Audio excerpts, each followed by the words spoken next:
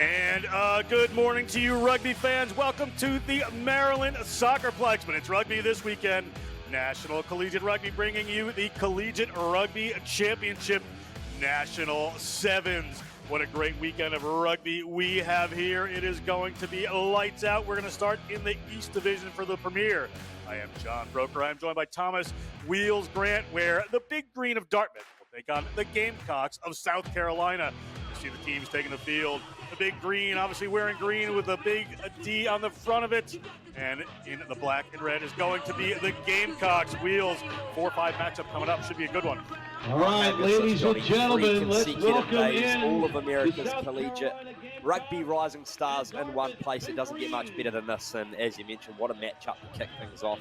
Had the pleasure of watching Dartmouth a couple of weekends ago at the Monumental Sevens qualifiers, and they have some absolute athletes right across the park. So what a game to get things started here in Maryland. It's going to be a biggie. They certainly have some good things going on, so we will get this underway.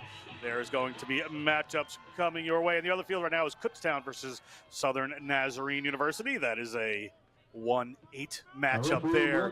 So this to get us going, the Big Green looks to be getting ready to kick off there. You see Luke Morrow ready to get us underway. Red captain! Red captain!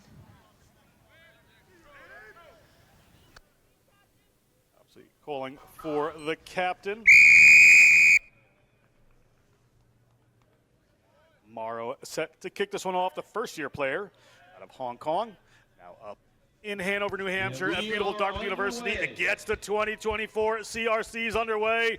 South Carolina bats it back, able to hang on to that one, but tight. Quick defense coming in as Grant Rulin takes that, passes it off, gets the ball to the ground. Strong defense here from the Big Green. Able to recycle that first ball. Here come the Gamecocks. A little bobble, a little early morning nerves here at the CRC. Straight up the middle coming in. It's Luke Wilson trying to get in and rip that one away, but not going to happen as Fraser Hart picks it up. Fraser Hart bounces one off. He's across the 50. He's across the 22. He's looking at those posts, and it is that man Fraser Hart shutting it down. The junior from Newbury in the UK touches down first point to South Carolina. Oh, Fraser Hart, a little bit of individual visualization to kick things off this morning. He just noticed there was a seam around the breakdown and took it upon himself just to take the pick and go and scooter all the way down for our first try. That is great from Fraser Hart. Great start for the Gamecocks. Kick to come here for the Gamecocks, up 5-0. This will put them at 7. It's pretty straightforward in front here, and it goes through. Now, Wheels, we talked about this before as we were preparing. This is a cascading tournament, which means you have to win every single game to get through this. So it's a slog, it's a fight. So, you know, loser of this game goes into a different bracket, a different direction. There's no pool, there's no point differential. It is win and stay in. That is an exciting way to play as we look at the replay of this try. Oh, I think it's a great way to play, and it really shows who the ultimate team's going to be, right? You've got to win to progress and win the ultimate championship. So, look, we spoke before going on here. I can't pick a winner in this year's Sevens. Yeah, this is a tough one. You know, because any game, you know, just one game can go as the ball's going to come into Kamara's hands. Abe Kamara holds, gets the pass out wide. Big Green looking to answer here. Big Green has won this tournament. They have gone far. Right now, they can only get about 5 meters out, but the ball stays alive. Gamecocks on their own 5-meter line, able to hang on to it through Daniel Golden, the grad student out of Huntington, New York. We have a battle going on. A referee coming in, spots a penalty right away. So it is going to be opportunity here for the Gamecocks to get out of trouble. Don't get much distance on that, but it looked for all money like Dartmouth was headed towards a try. Yeah, that kick for touch off the side wedge, a bit reminiscent of your golf game, Johnny Broker, and mine. But just a bit. The cover defense there from the Gamecocks, though. Hunter Binney, the man studying psychology for Big Green, almost all the way to the try line, but it was the cover defense there from the Gamecocks, saving an ultimate 5 points that looked for all money, really. Morgan Roberts handling this game from the Rugby Society in New England. New England Rugby Referee Society. Sorry to get my words right there. But the ball comes down here to the Big Green. Kamara holds, gets it out wide. They're looking for the try. Ball bobbles there. Did it go forward? Player hauled towards touch. Another big hit coming in from the Gamecocks. Gamecocks really pushing the physicality around that breakdown, trying to unsettle this Dartmouth team 4 minutes gone in this first half. Wrapping around the side there. That's Locasio, the captain. Gets the ball up, taken away by one of the Gamecocks players. Referee. Lots of knock on there. There's referee Roberts. We're going to come back. It's going to be a scrum inside their own 10-meter line for the South Carolina Gamecocks, but they are holding strong here. Yeah, fantastic defense there from South Carolina. Dartmouth did all the good work to get the stop on the line out defensively, and they managed to get possession of the ball, but the Gamecocks, just their scrambling defense and their ability to push from width to width and stop Big Green from piercing through was really impressive early on. Bit of work to do from here. They kicked one earlier. Crouch. Didn't gain much distance. Set. Referee whistles it up. Ball came straight out of the tunnel. And I was incorrect. This is actually Dartmouth ball here. It's a knock on by the Gamecocks. So we're going to have a scrum here to Big Green in a great attacking position. Crouch. I saw the hand from the referee go. I saw similar things, so Set. maybe we haven't had our early morning coffee. Yeah, just getting our coffees in here. It's going to be a long day. Big Green moves up all out to Kamara. Kamara, it's over his head, however. Comes down to Wilson. Wilson's looking to the corner. Now he straightens. Really? Looking for a runner. Good work there by Goldman getting in and over that ball, but cannot dislodge it. They're looking to go wide. They're cutting back in. It's in the try zone. Great work there. Luis DePortales, the freshman, scores for the Big Green. Kick to come would tie it up. Not always an easy kick in sevens. Certainly not. Not the man out of Oxford, United Kingdom, with the crucial score there. DePortales. Sure, we'll get a quick look at the replay. It just went in and out. It was really simple. I had my heart in my mouth for a minute there because he took contact there close to the post. But Red. just see here on the replay, in and out. It's a bit of a football-esque kind of. Yeah, a little bit football-esque. They're taking a look at DePortales here. And that kick goes wide. DePortales also a member of the Great Britain Alpine ski team. So he's a pretty good athlete. Very good on his feet. You can see that just there. So, no, that's great from Dartmouth again. That's the reply they needed. Gamecocks were holding pretty staunch on defense there, so it's good to get some reward for Dartmouth after a good amount of possession there early on. Kick to come here from Dartmouth. Dartmouth, that one skews off the boot there. It doesn't look like it's going to go 10. It will not. So a little mistake there. The coach killer creeping in. Score a try and then flub the kickoff. Always a frustration for coaches out there. So it'll be a free kick for the Gamecocks at the 50-meter line. Gamecocks up by 2. Under a minute to go in this first half. They've shown they can score. They've shown they've got runners and power. They hold that one and bring it back in. Awaiting Dartmouth defense, however. Good work by the ball carrier. Keeping that one alive there. Little delayed play here. Holding it on is Golden. Golden steps back in. He's still got a hold of it. Just a quick offload there. Another one. They're moving the ball wide. Good smart play here by the Gamecocks. They've got a runner on the end. Wherever they decide. Going up the middle probably is where they want to go. That one just handed off. Little flip off to the side. Keeping that ball alive are the Gamecocks. Brass gets in the way. Trips up this forward runner. That's Emch. Emch, however, may be about to get penalized. South Carolina from Patrick Emch. And it looks like a card. What the ref's calling here? Yeah, there's a double blow of the whistle, but they're celebrating like they've scored a try. So I thought it was going to be a penalty. I thought maybe there was a big collision here. We'll take a look what's happened. We see Dubois takes it in there. Dubois stays alive. Gets that ball up to Emch. And Emch, I thought they were calling like a slip arm to the face, but it wasn't. So they let the try go there. So it looks like Emch is going to get that 5 points. The senior from Frankfort, Illinois, No kick. studying neuroscience. pumped about it as well. Look at that. He's gone the 100-meter hurdles on the way back to halfway. But long weekend, my friend. Got to save some of that energy. Absolutely. But, this is 5 on the trot we have to go with here. We're at 12-5. We're at halftime. So we're going to step aside for just a second. This 4-5 matchup is certainly living up to its billing.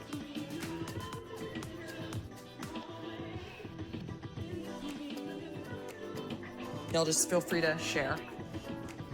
No. How do you know our customers will like it? Like it? They're gonna lick it. Go ahead, lick it, Bob. It has an antivirus. You gotta lick it to get the French fries, Bob. Come on, where's the Bob we saw last night at the hotel bar? Get a technology partner that knows your business and your consumers. Globant, technology that really dares to delight. We are here to make the fast food business faster. With just one generous lick. Sorry. There we go.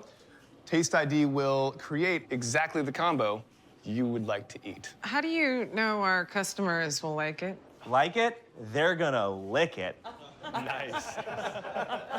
Get a technology partner that knows your business and your consumers. Globant, technology that really dares to delight.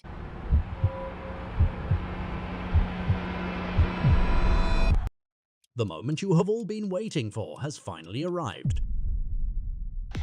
The first rugby game that allows you to play and get rewards is now live.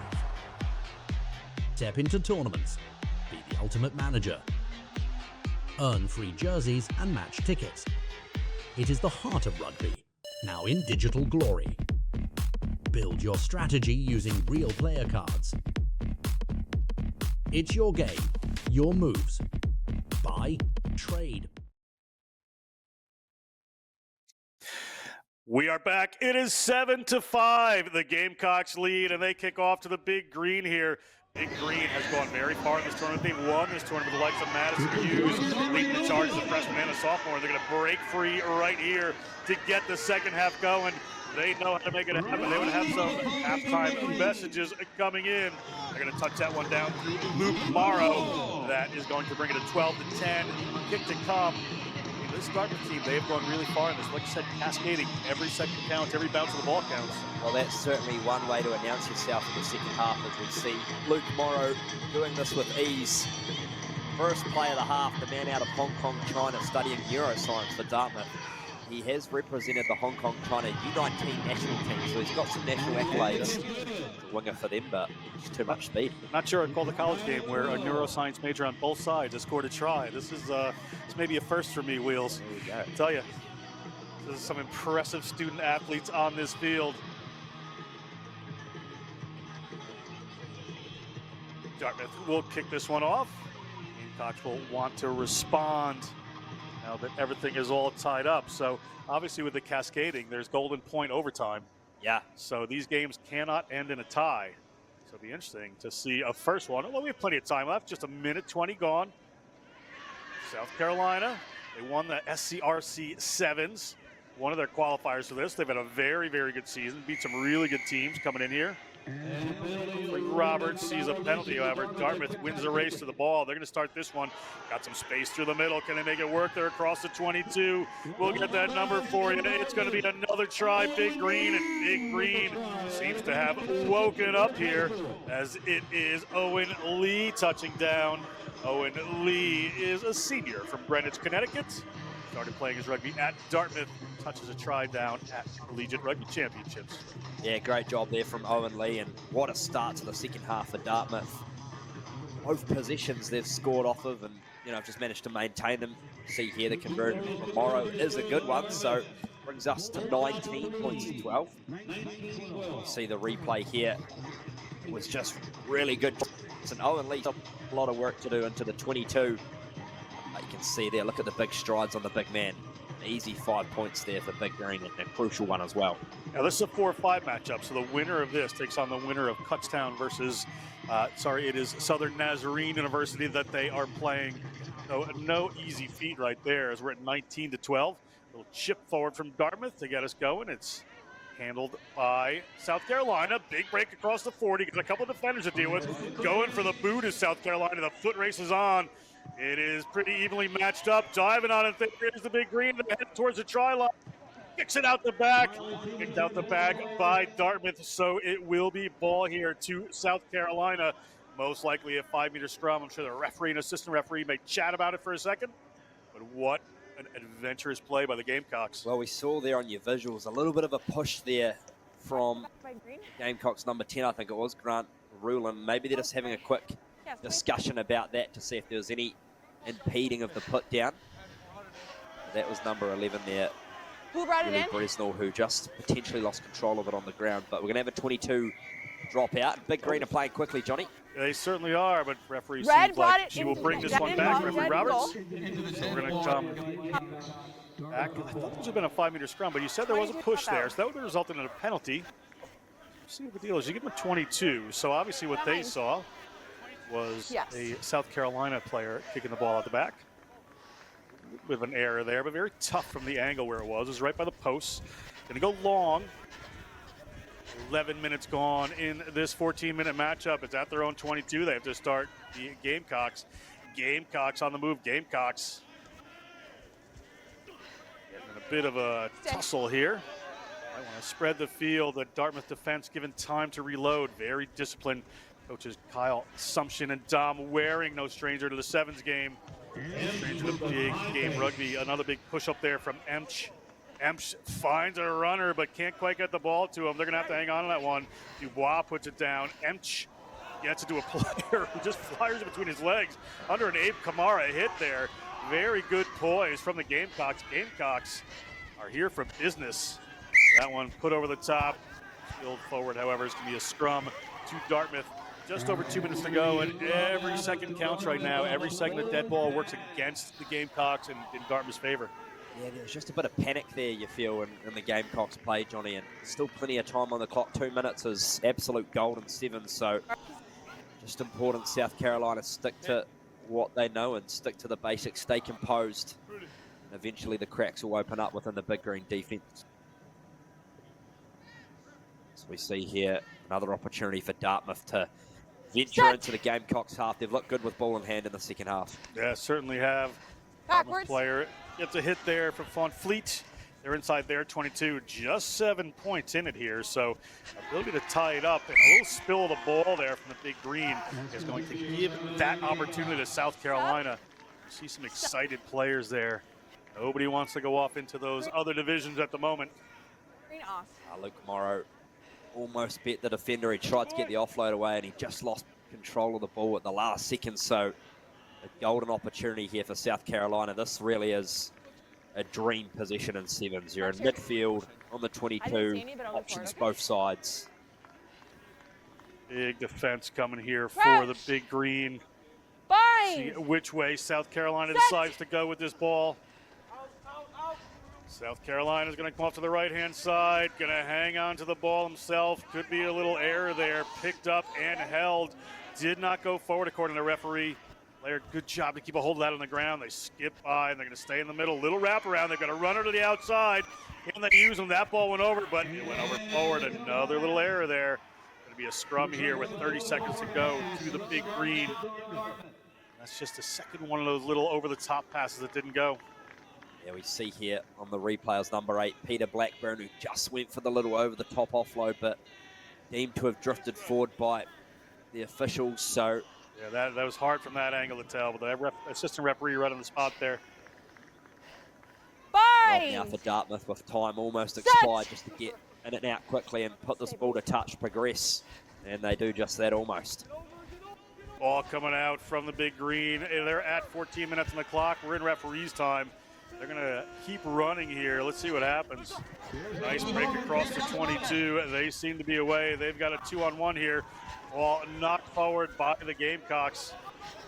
Dartmouth able to hang on to that one. They're going to have a knock-on in late there, but referee takes a look at her watch, and that's it. Advancing is Dartmouth. Going the other direction are the Gamecocks, 19-12.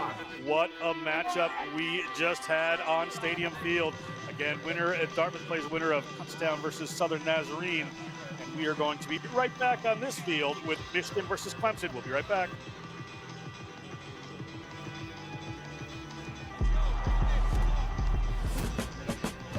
We got the hits. We got the kicks. Oh God, that looks way too good. The passes, the athletes, and the fans. We got the pride and the passion.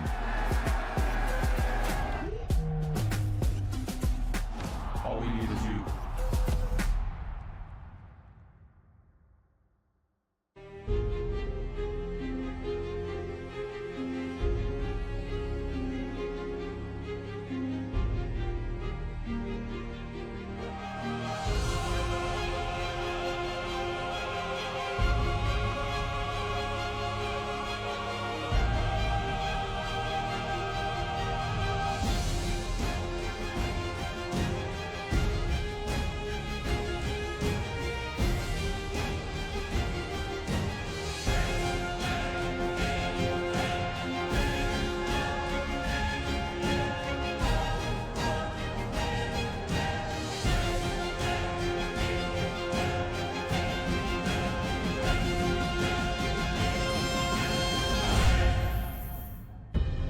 In our game, we play with our hearts. We don't play with sticks, bats, or gloves. We don't wear shoulder pads or helmets. We keep playing when it hurts. And we leave everything on the field. What we wear must be built for our game.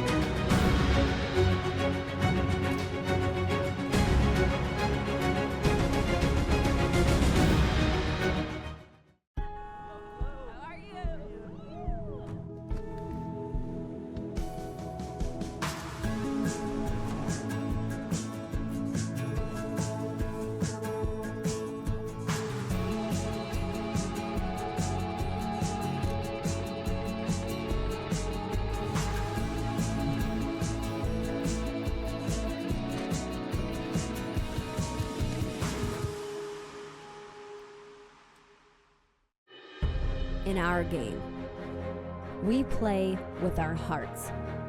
We don't play with sticks, bats, or gloves. We don't wear shoulder pads or helmets. We keep playing when it hurts. And we leave everything on the field. What we wear must be built for our game.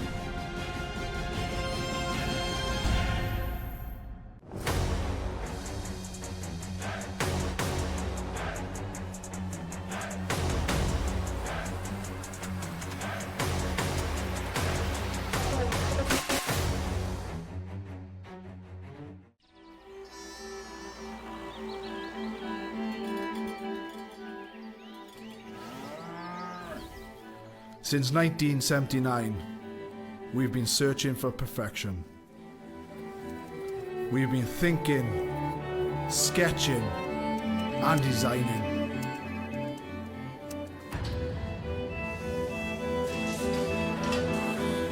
We've been building, assembling, and strengthening.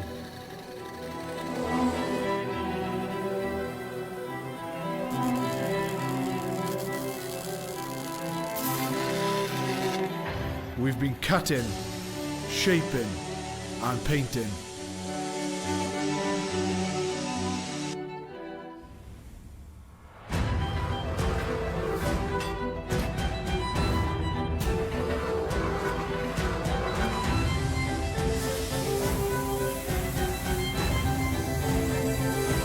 We've created strength and beauty time and again. Our machines are made for one thing.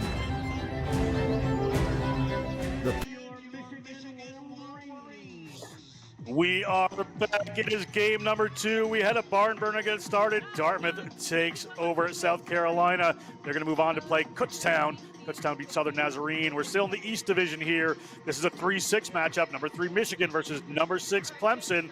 Winner plays the winner of Principia AIC. That match also taking place at the moment. You look at Clemson, the Tigers right there in their orange. Clemson Tigers, they are coached by Troy Hall, managed by Cole Frank. The Wolverines of the University of Michigan. Coach Christian Mentor with Matt Trenery and George Janke working with him. Good matchup here. This is number 3 Michigan in the blue, just waiting to get started against Clemson. John Broker again with Thomas Wheels. Grant Wheels, another good matchup here. See if it lives up to the excitement of the first one. Yeah, the first one was certainly a good standard setter for the whole competition, right? Big Green, just so good in that second half. I've had the pleasure of watching Michigan recently, and again, they're a team that's sprinkled with some upcoming talent. So looking forward to seeing what their playmakers can do. That man there, number 15, Joe Elmsley, certainly is a good player. So We await this game. Here we are. We are ready to get underway here. The Wolverines have kicked off to the Clemson Tigers. Down by the 22. Early knock on there. Referee says ball went back. This time he spots a knock on. So we are going to come back to me early scrum here for Michigan. Those nerves in the early morning here at the Maryland Soccerplex, hosting this National Collegiate Rugby Championships. Creeps into Clemson, so early opportunity here for the Wolverines. Yeah, great set-piece opportunity here for the Wolverines. And just see Clemson, how critical restarts are going to be across this whole tournament. There's a bit of a messy one there. That one spills forward as well, so anything that you can do, I can do better applies to knock-on sometimes as well. So we're going to work our way back downfield. It'll be an attacking ball for Clemson. As you mentioned, maybe a little bit of nerves between both camps. It's a big occasion, this, isn't it? This is probably the pinnacle for some of these lads in their collegiate careers. So such an awesome advertisement for collegiate rugby and a great opportunity for these lads to play on the big stage. They'll be happy today after last year's nor'easter. It's Justin Wade. Justin Wade slides through a couple, gets across halfway, but he is hauled down eventually. And the Tigers work the ball across. Little step, looking for some room. Good defense here by the Wolverines. Ball into the hands, going to go down right around the 5-meter line there. Coming across, it is Clemson. They've lost a bit of ground here. Little break. They've got a couple of runners. To the outside, staying in. Telly that took that one in. Ball moving away. Wade makes that pass. They're in the middle of the field. Good pressure coming here from the Wolverines, really holding them. That one looked like it slipped forward, and it has. Just a little excitement there on the part of Rusty Todd. So we're going to go back here for a scrum to the Wolverines again. Yeah, good spot there by the referee, that one. Definitely drifting forward, and you can see Clemson really want to try and move the ball from width to width. We see here on the replay. It was the second pass here, just caught in front of his man, so correct decision. Set. Wolverines bring this one in from Connor McNabney, excuse me. And chipping forward, using the boot, spotting some space in behind. The foot races on. Will the bounce get there? Clemson able to push that one back, but they're under pressure. Will Parrott takes it in. Ball's in the try zone. It looks like it was touched down by Michigan, and indeed it was. After a bit of a back and forth stuttered battle, the Wolverines will be the first to touch down. 2.5 minutes left in this first half. 5-0. Well, it all started with the number 15 for the Wolverines, Joe Ounsley. It was McNabney who scored the try, but Joe Ounsley did a fantastic job here to identify that there was no sweeper in backfield, and you can see it was the pressurised chase from the Wolverines that ultimately made Clemson just cough up possession of the ball. We see here it's a little bit of to and fro, but in the end there's downward pressure. And that kick, find out. Looked like it was any good there. So it is 5-0 Wolverines. They will kick off. Clemson going to need to regather here. Time winding down in this half.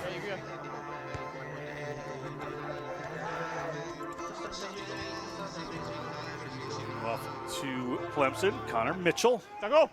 Back up. Back up. Into the contact. Ball recycled. Down 22. Plenty of time left in this half. Now it's Clemson that goes for the kick. They rate their outside speed to these teams, but Wolverine's going to be able to get back on that one. Player just piling across there. Michigan, good defense this time from Clemson, holding the ball in the middle. Ball out there. Vartanian takes that one in. Players just getting the ball to stand a little bit still here. Good pressure coming from the defense. They need to get a little go forward. And speaking of which, they get it through Lake Zena. Zena, he's in. He keeps that ball alive, but it comes off the Michigan player. So it's Clemson ball, turning the corner, across the 50-meter line. It's a one-on-one. Little step back in from Wade.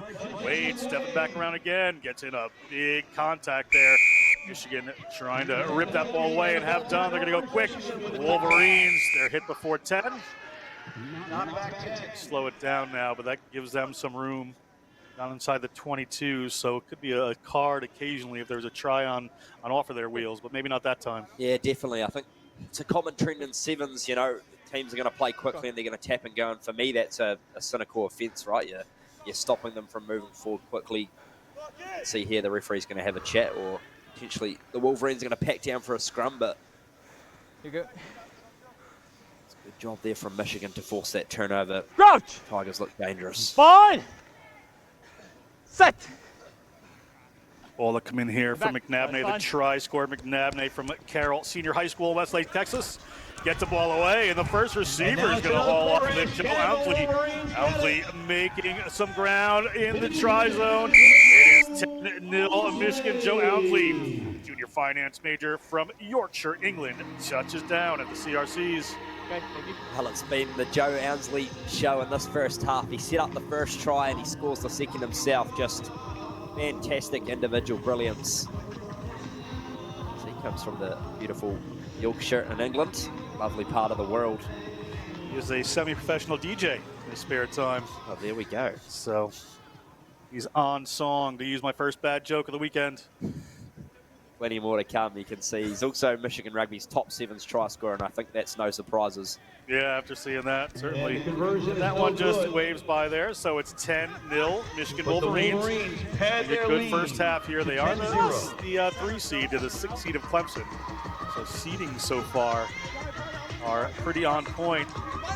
Look at that man right there. Ounsley is determined to win this game, but right there he gets into a bit of it. Didn't roll away there and came over from Clemson, but penalized the Wolverines for not releasing.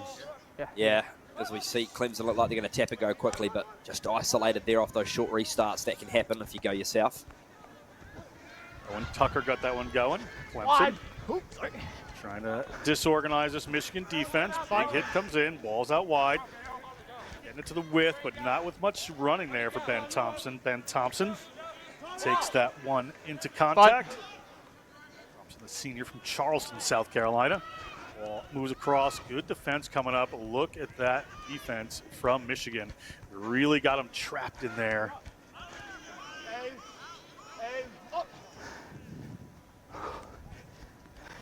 Cross come Clemson, looking for more ground this time. There's a little space in between these defenders. Get it out wide. A little head of steam this time for Thompson. Back across. Good defense from the Wolverines, just pushing up, keeping that runner out wide there, keeping that defender out wide for Gicks. Cover any breaks. He's able to get back on this one is Ounsley. Chips that one out at 7.5 minutes. Going to take us to halftime. Smart play. 10-0 Wolverines halftime. We're going to step away for a second. We'll be back with this 3-6 matchup in just a minute. Perfect hit.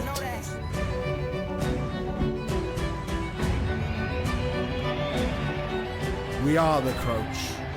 We are the bind. We are the set. We are the squeeze. We are the hit. We are Rhino, home of the scrum. Moving fast, already gone. Yeah, but you bringing me back. Try to double cross me, dog. Just let me relax. Stop assuming what we doing. Keep it moving. What we doing. I chose to take Thorne supplements over another brand because they're sports backed. The products are also top of the line and they also taste great.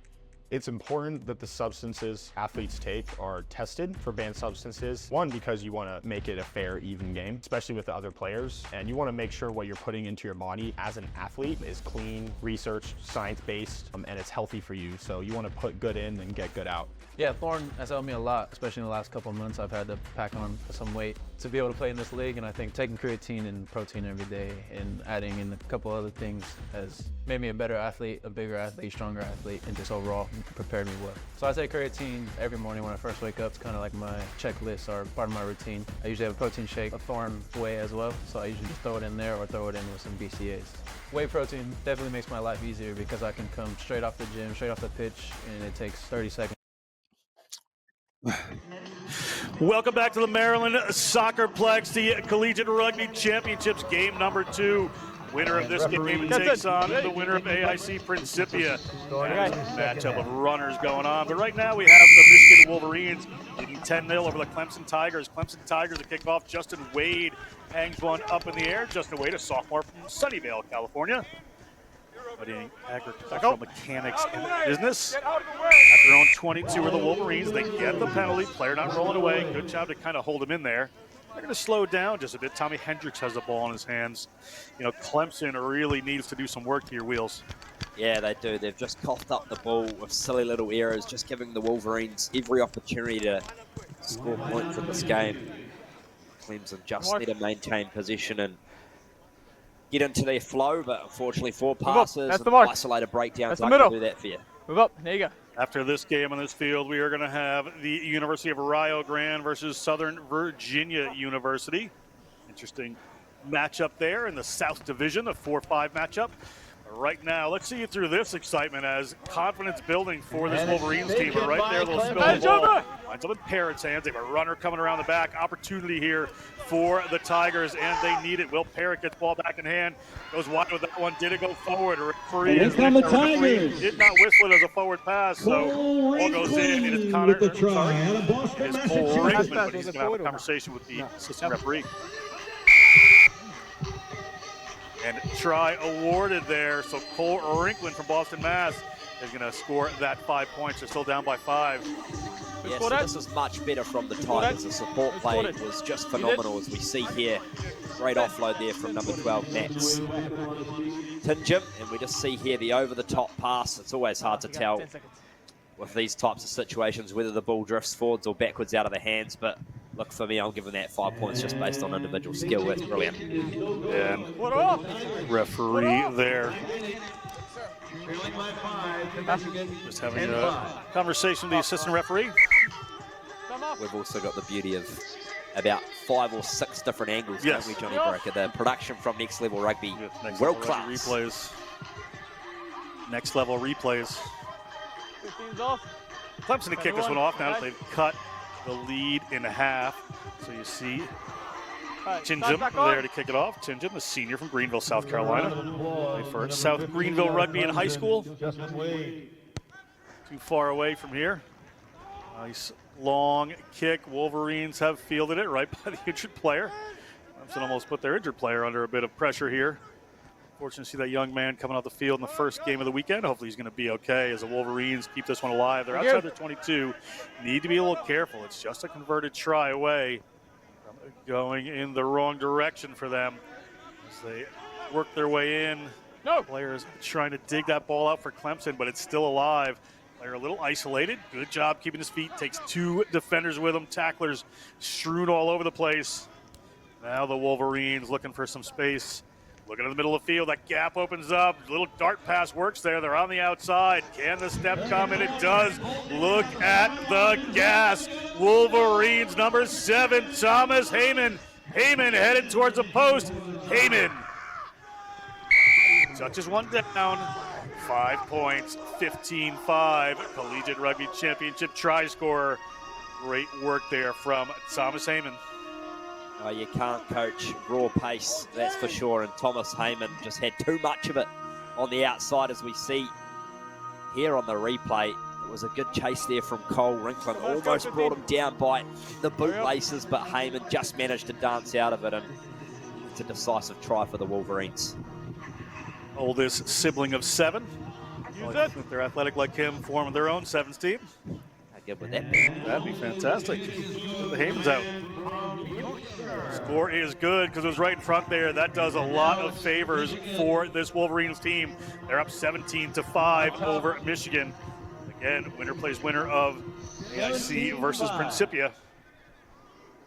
An interesting matchup here.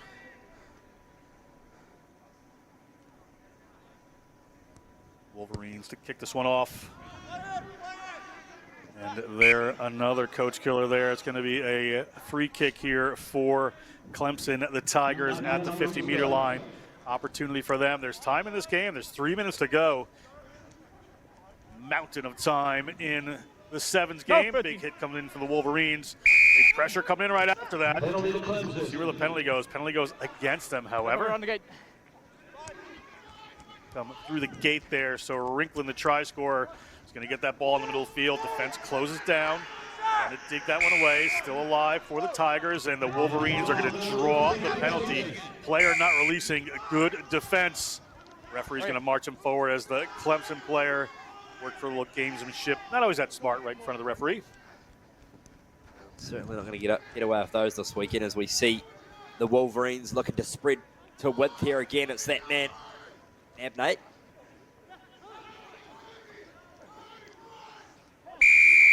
Clemson coming in, drawing the penalty there.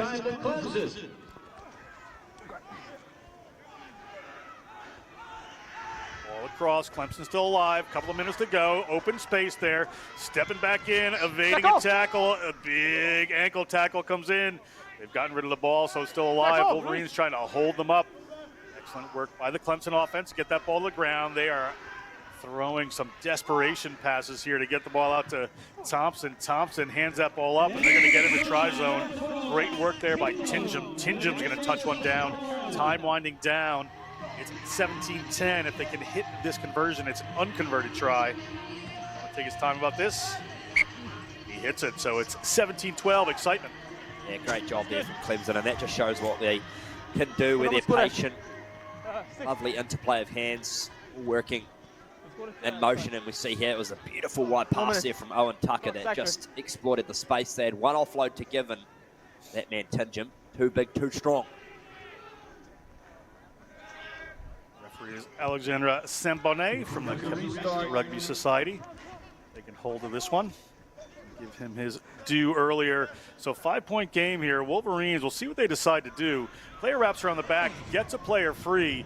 He is probably not a 90-meter runner, but he's going to get that ball alive and get it back in the hands of one of his teammates.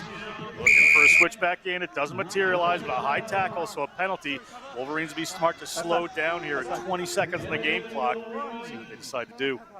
Absolutely milk the clock, and I'm not surprised who's got the ball in his hands. That man, number 15, Joe Ounsley. Certainly been my player of the game, Johnny, and he does the final justice. Referee says that's time, and that is time. So Michigan is going to move forward, 17-12 over Clemson. We'll play the winner of AIC versus Principia. Stay with us. We are going to come back with that next matchup, University of Rio Grande versus Southern Virginia. Be right back.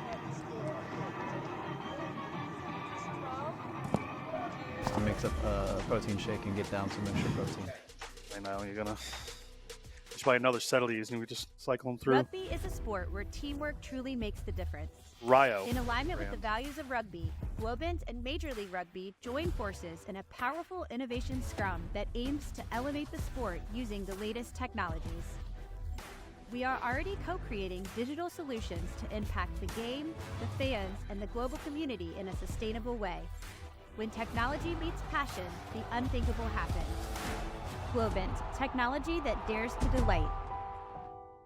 Folks, we are here to make the fast food business faster.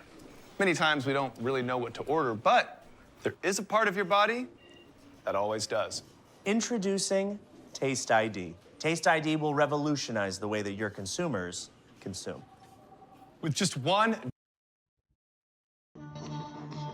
And the next set of Warriors take the field. Southern Virginia University gets set to take on the Red Storm of the University of Rio Grande. What a matchup we have, 4-5 in the South Division. Tremendous work here as we move into the South Division. Other field is Brown versus Maryland at the moment. On field 12. Let's get a look at our competitors for this matchup. Chris Micheletti is going to take care of this one. Waiting for the team. Here's Rio Grande in red. Just going to have to double check that. Red Storm versus the Knights. John Broker with Thomas Wheels. Grant. Get that ball underway. We are off here. Ball inside. Slips across the front. Early break here.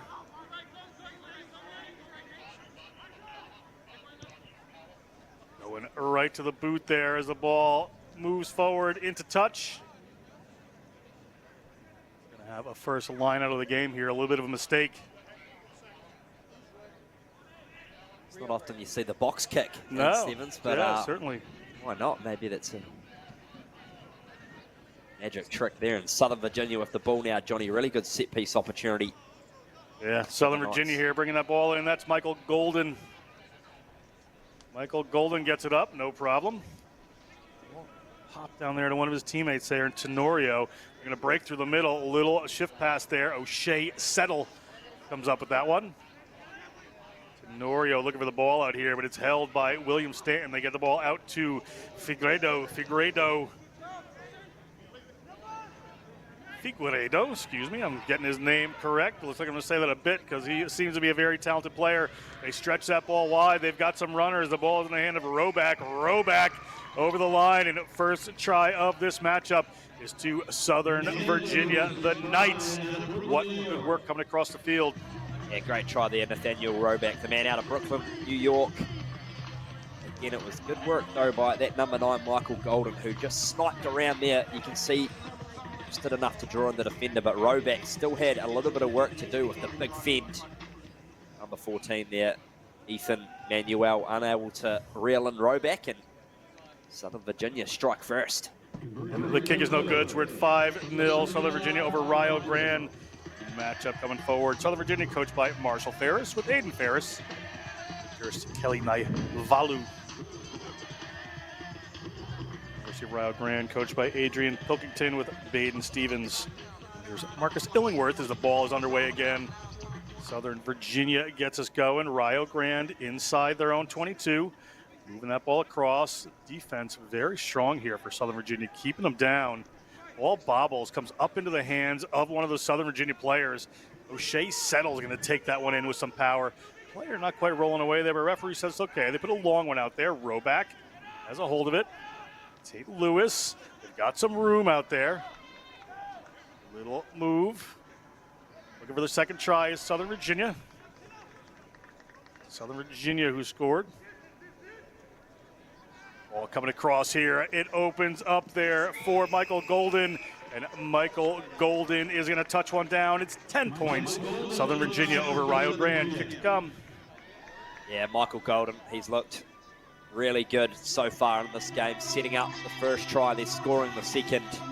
Seems to be the playmaker role for them. We see here the replay. Golden just able to show and go through the gap. Still had to put the big don't argue out, but manages to do enough just to get over the line there. Southern Virginia really just keeping Rio Grande inside their own 22, really kind of choking this team down there. It's been very difficult for them. Yeah, this restart critical for Rio Grande. I'm going to take it cleanly. As you mentioned, Johnny, they haven't been inside Southern Virginia's half yet, so pretty hard to score. Hanging kick. Has some room there. Looking for the bat back is Rio Grande, but it hits the ground. They're still alive. Ha'i takes a hold of that one, and they're going to kick it again. It's some territory game here. They have a defender streaking down on this ball. Let's see if he can hang on to it. It's going to be an intercept there. It's going to be the hands of Lucas Hutton, and they're going to go in under the sticks. A little inconsistency and an error there from Southern Virginia after a long raking kick. And it's going to be a try for the Rio Grande Red Storm. Just what the Red Storm need, and shout out to Lucas Hutton, one of my fellow natives from New Zealand, out of Taupo, Roseville College. Fantastic to see him playing rugby over here in America, but he just read it like a book in the end. He stayed true to his man and put the old big one arm out, managed to reel the ball in, and it's a great reply there for Rio Grande. Yeah, that's exactly what they need, is get that 5 points in there right in front of the posts. See if that conversion went. We'll get that news for you. Ball up there into the hands of Southern Virginia. Southern Virginia want to make amends for that little mistake there. They've had much a better run of it. Nice work to fill the gap between two defenders, and the ball just spills back. It looked like it was knocked on there. Referee right on the spot. Letty, so we're going to come back here. It is going to be a scrum to Rio Grande. Just under 2 minutes to go in this first half. Opportunity for Rio Grande to tie this one up. Yeah, number 5 there for the Knights. Ty Tenorio tried to probably get a little bit too fancy with it. The back inside offload and didn't find its man. Unfortunately, messy stuff there from the Knights. So good opportunity for Red Storm to land a 1-2 punch. Back in this game, here it is. Little breakaway out the back there. That's Thibaut Carrere. Cross here for Rio Grande. Spencer has a hold of it. They get it out wide. They've got a big runner there. Nahoya. Now they work it outside to Manuel. Manuel chips ahead. He's looking for it, but Southern Virginia trying to get back onto it. Ball slipped. Where's the ball? Is it in touch? Is it over the try line? A referee and assistant referee will have a discussion. It's going to be a knock-on from Rio Grande. So after a great first 5 minutes, down in the other half, it's been a Rio Grande ball in this 4-5 matchup. It looked like everything was going Southern Virginia's way. Right here, they're having to defend their own line. There's that man, Ethan Manuel. Just lost control of it, I think, on the second attempt. He see here, fantastic angles by our next level rugby crew. It's the number 10 there, William Stanton, who just does enough. Rock and roll it backward.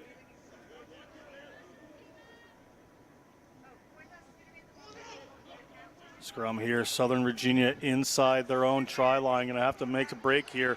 They have found some room, and they are across the 22. And there's a foot race on here, and it is Nathaniel Roback, and he accelerates off of a player with a stiff arm there. Roback headed for the line. Roback, a sophomore from Brooklyn, played for the Raleigh Redhawks, touches down a try, and Southern Virginia does make amends eventually.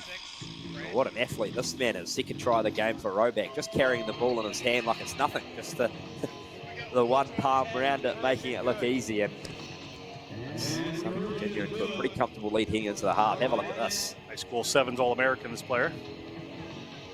The ball there in one hand. That for me is an absolute heart and mouth coach killer. Ball in two hands, son.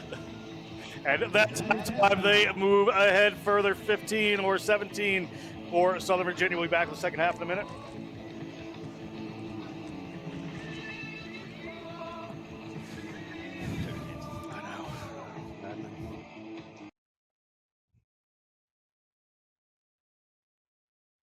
Let's get ready. Major League Rugby is now. This is the moment we waited for. Everything you want is right here. We gon' give them what they came for. We gon' take it up from last year. The Rugby Network is giving you all the free MLR content you want, live and on demand. Never miss a hit, never miss a try, never miss your team. MLR on TRN. Never miss a match. It's here and it's right for you, the rugby fans. It is the Fantasy League game for Major League Rugby. The only exclusive Fantasy League game for Major League Rugby globally. Getting started is easy. Just log into the platform, head to the play section, and you're in the game. But there's an important step, connecting your wallet. That's right. To collect player cards, you need to fund your wallet. Oval E offers various options like Ramp, Taurus, MetaMask, each with its own advantages. This process is just a straightforward way to buy in-game tokens, enhancing your gaming experience by allowing you to access different features and player cards within the game. Once you're set up, explore the play section to see available tournaments. It's where all the action happens. Looking for new cards? Head to the primary marketplace. And we are back for the second half of this 4-5 matchup in the South Division. Winner plays a winner of Brown versus Maryland. Getting us underway is a Red Storm of Rio Grande. Hangs it over the head of Southern Virginia, who is in the lead 17-5. But they come back with that ball and get the ball to Roback. Good person to have after we saw his work in the first half. Little work around the side here. Big break coming in. That's Amon Key. Amon Key gets across halfway. Big body there, takes some power to the ground. Ball back to Roback. They're coming across field. Got it to the width. Good work here by the Southern Virginia Knights team. Very talented, but another ball winds up in the hands of Rio Grande. And Chase Piatti. He's going to make a break, but gets hauled into touch eventually. Great work there. A little bobble. Chase Piatti, the junior from Charlotte, played for the Charlotte Tigers. Nearly away with that one. Yeah, see here, Chase Piatti. It was just a messy old pass, went behind the back of Golden, and Spiotti almost away, but it was a fantastic cover tackle there from William Stanton. Let's go, Seven. Saved an almost certain try. There you are. Southern Virginia. Let's go, gentlemen, please. Ready to get this going again. They get it up, and it's fine. Ball, a little lackadaisical there. So, first receiver getting a tackler and the ball at the same time. So, they're going to have to do a little bit of work to get a start here. Southern Virginia, but smart play. Across, ball is out to the wing. He again. Hands up, Brock. The first-year player out of Independence, Missouri, played Genesis rugby in high school. Little chip forward there from Stanton. There's some space in. Is it going to get turned over? It seemed like a player was hit without the ball, and indeed they were. There was a mistake there from Roback. I think penalty. Just a penalty, however, according to the referee. So it's going to be ball here with just 2 minutes gone in the second half for the Rio Grande Red Storm. And they are underway. Rio Grande, all in the middle of the field, looking to own that space, and has done. That's William Spencer. He's been very good for this team. Eventually, he gets hauled down, gets the ball up to Hutton. Hutton's been in the try zone. Another big tackle coming in. Chase Spiotti gets the ball away to Carrera. Carrera gets another ball away. Chase Spiotti has it now. He's across the line with 3 minutes gone in the second half. It is 10 points now for Rio Grande. Looking for a comeback. Great try, great offloads. Yeah, that's just wonderful rugby sevens there from the Red Storm. As you said, great offloads, just keeping the ball alive, and really impressed with the work rate of this man, number 11, Chase Spiotti. We see here, just able to collect that last offload and had some open pasture in front of him to get that crucial score for Red Storm to get back into this game. Still plenty of time left on the clock. I will do, sorry. The kick, though, equally as important. Kick is up, and it is good. It is 12 points, so a converted try wins it for Rio Grande in the second half. Who scored the try? Very, very exciting stuff here. Who scored the try? See here, 4 minutes to go. Plenty of time in the game of sevens. Scrum perhaps scored the try. You can see his number 12.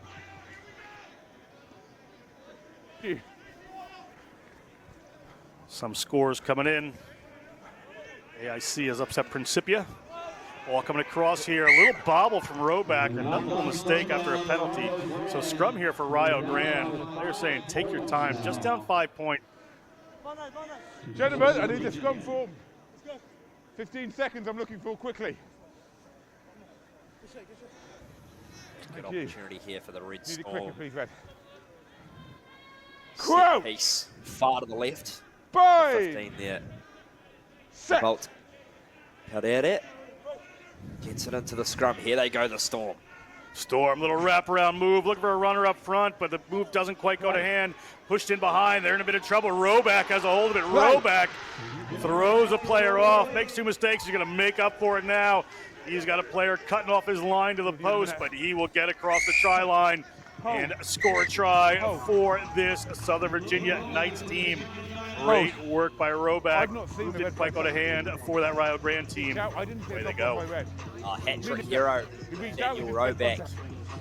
Try scored. In high school, as you mentioned, high school All-American 7, so certainly has some accolades in this game, but he's just too powerful and strong. Look at that. It's a WWE shrug off that. Just fantastic. We have a bracket buster to report. American International has beaten Principia, a 7 beating a 2 seed in the East Division. So they will move on and play Michigan, game we just called here. So interesting start. I did pick that. It's not why I'm talking about it. I'm just being a honest commentator here. That is a bit of a bracket buster. 2 hard-running teams. And that kick is good from Southern Virginia. Thanks, I appreciate it, mate. And the winner of this game plays the winner of Brown versus Maryland. Also taking place right now on field 12. This is Stadium Field. We'll be in all day. Nice high kick there. 2 minutes to go in this second half. 12-point lead for Southern Virginia. Ball gets slipped around a couple of different ways, but knocked on first by Southern Virginia, the Knights. So it's going to be a scrum for Rio Grande. You need to calm down. Your scrum advantage will knock on, yes? I've not seen one. I don't want to talk about it anymore. You need to calm down. Scrum advantage, black. Scrum advantage, black. Knock on in the air. Referee Micheletti having a word there with Thibaut Carrera. A little overexcited, the young man from Rio Grande. Let's go. Understandable. Yeah, calm down was the 2 words I heard. Selena Gomez's top hit. Don't know if you've heard it. Calm down, one of the great tunes. But obviously emotions are high. First-year player from Dax, France, playing at Southern Virginia. Ball out here from Rio Grande. Going to go for a cross kick. Interesting tactic here. With this time going down, that ball is going to work its way towards the touchline.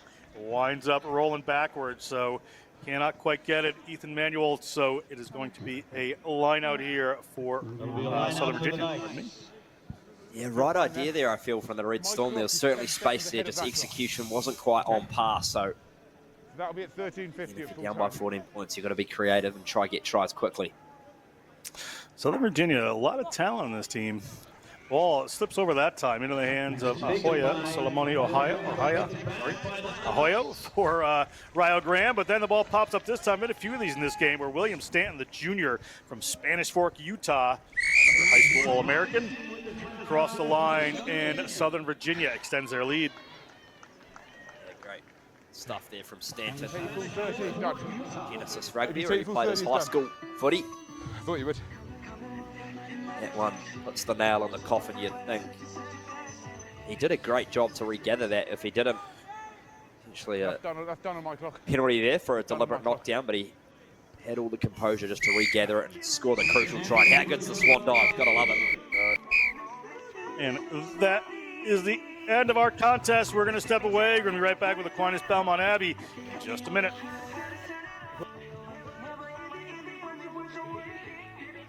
Offers various options like ramp, Taurus, MetaMask, each with its own advantages.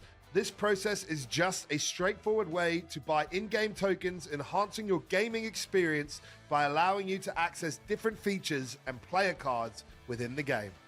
Once you're set up, explore the play section. To see available tournaments, it's where all the action happens. Looking for new cards? Head to the primary marketplace. And if you're into trading, the secondary marketplace is your playground to sell and swap cards. Ooh, Overley is not just a game, Corbs, it's a rugby community and an experience. Whether you're competing in tournaments or trading cards, there's something for every rugby fan.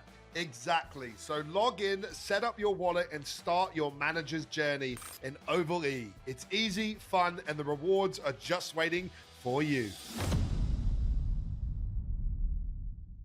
Whey protein is my favorite product. Best part about it is I can have it straight after a workout or a training session. My favorite product is vitamin D. Back in DC, we practice a lot indoors, especially in the winter, don't get a lot of sunlight, so having some vitamin D is important. We select Thorn because we know it's tested and it's safe to use.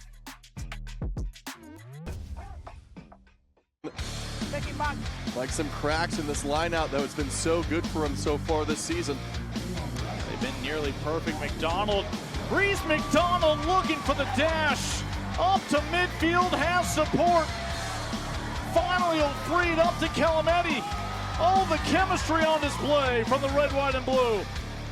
Free Jacks. Is it a knock on? No, playing advantage. And an absolute clinic on display with the road show from New England.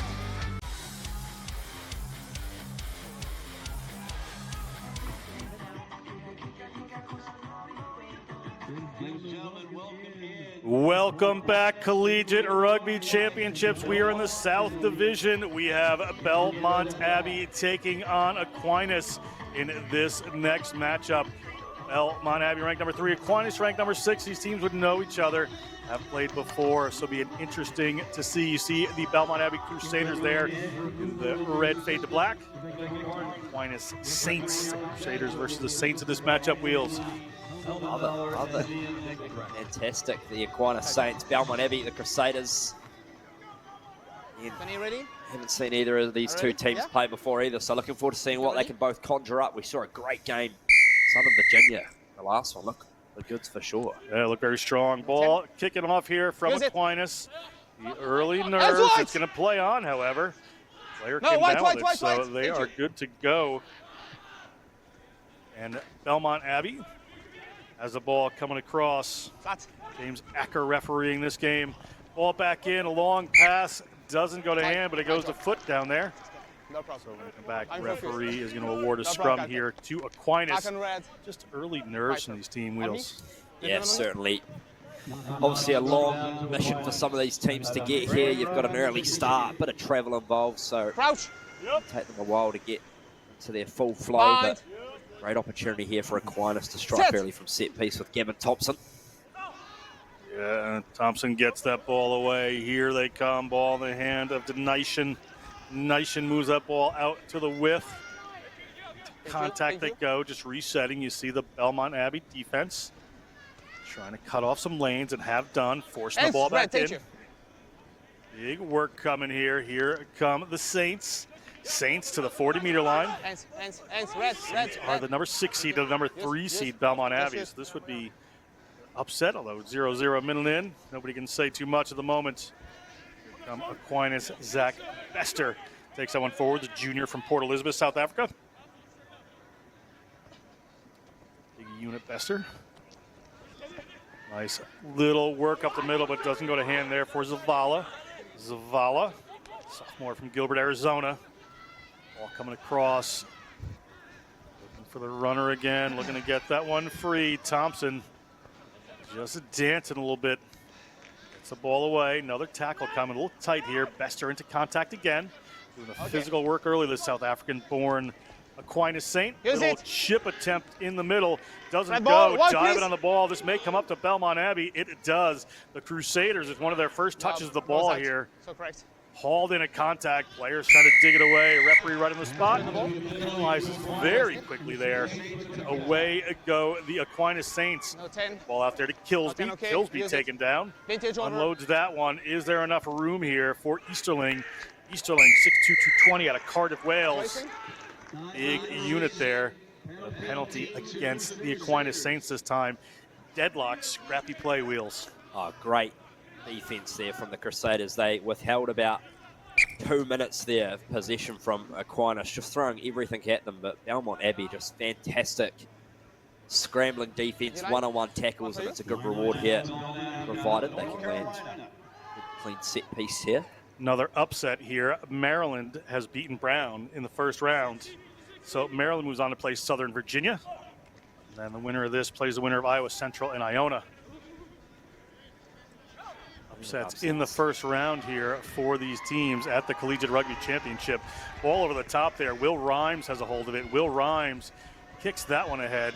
Brown, a number 1 ranked team. That is going to upset a lot of brackets out there. You're on the bracket challenge. And if you're on the National Collegiate Rugby app, you get tremendous box scores and stats and a lot more. So make sure you're going to the App Store, downloading that National Collegiate Rugby app. It's very, very informative, very easy to navigate. Ball comes across here for the Saints. Still 0-0. The Saints are on their line. Coming from their own 5-meter line, Archie Fleming takes it in. A lot of room to go here. They're playing to a bit of a standstill and a big break to the side. Did that ball go forward? No. It is Bester. Bester.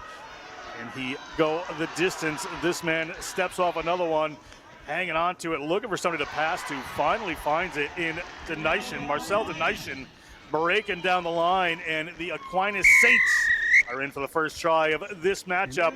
5-0 over Belmont Abbey. Yeah, the man out of Pretoria, South Africa, Denishan. Yep, studying geography. That is a fantastic try. Again, I love the work from Zach Bester there, just staying in the fight and the tackle, ability to free his arms and get the offload away. We can see here is that man, Bester just sticks out the big palm and beats one. Fantastic support play there on the inside from Denishan, who just snipes down the left-hand touchline for the first try. Took over 4 minutes to get there, but try awarded to the Aquinas Saints. Try to take the early lead.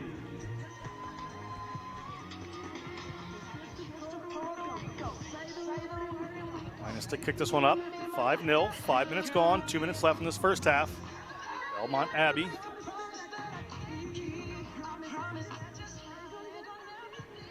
Want to come back at this here. They haven't had too much possession. Another kick skews off. They want to just let this one go and take the free kick.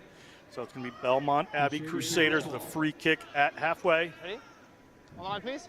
New attack here. Should go quickly, and they do. They've got 3 runners down the side, showing the ball, moving it back. Bester doing a lot of work as Zach Bester there. The number 7 comes in very physical. Hard to keep up in a 5 game slog, so see what he can do as the day goes on, as the tournament goes on. Nice little break there from Belmont Abbey. Ball up now. Belmont Abbey tosses one long. And ball coming around. Little footwork there from Rhymes. Rhymes eventually gets caught. Ball is slipped out to that side. They've got multiple runners out here. If they can get the ball there. Have done, but defense has a little time. You hear the referee says ball's going back there. And he's happy with the direction it went, so we're going to keep going. It's in the hands of Ali Fussell. Fussell looking for somebody to get that ball to for the Crusaders. Powers his way forward. A couple of tackles in there. They got some defense in close here. Housen moves that ball across. Eventually they get it out. Step back in, looking for the try line. Gonna find it. Will Rhymes touches down for Belmont Abbey. 5 points from Will Rhymes, a sophomore from Belgrade, Florida. Great footwork there from Will Rhymes to give a pretty decent reply there from the Belmont Abbey Crusaders as 15. Get ready for the crucial kick. But look here, they just were able to move it to width. Beautiful, lovely cutout pass there from Joseph Housen, and Rhymes still had a lot of work to do. Look at that. Brilliant footwork there from Will Rhymes.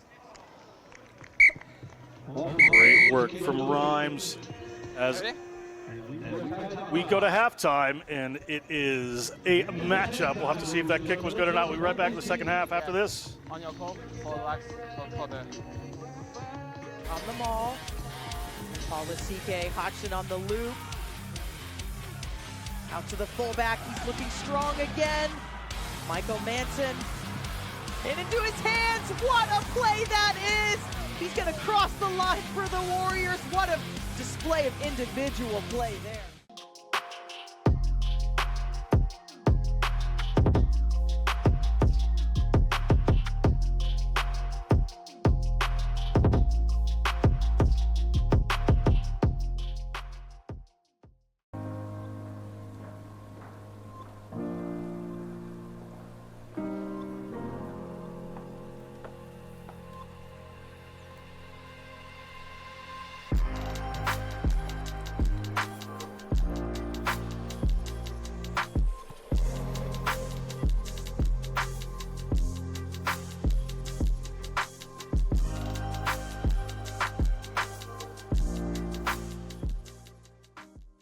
It's time to hit.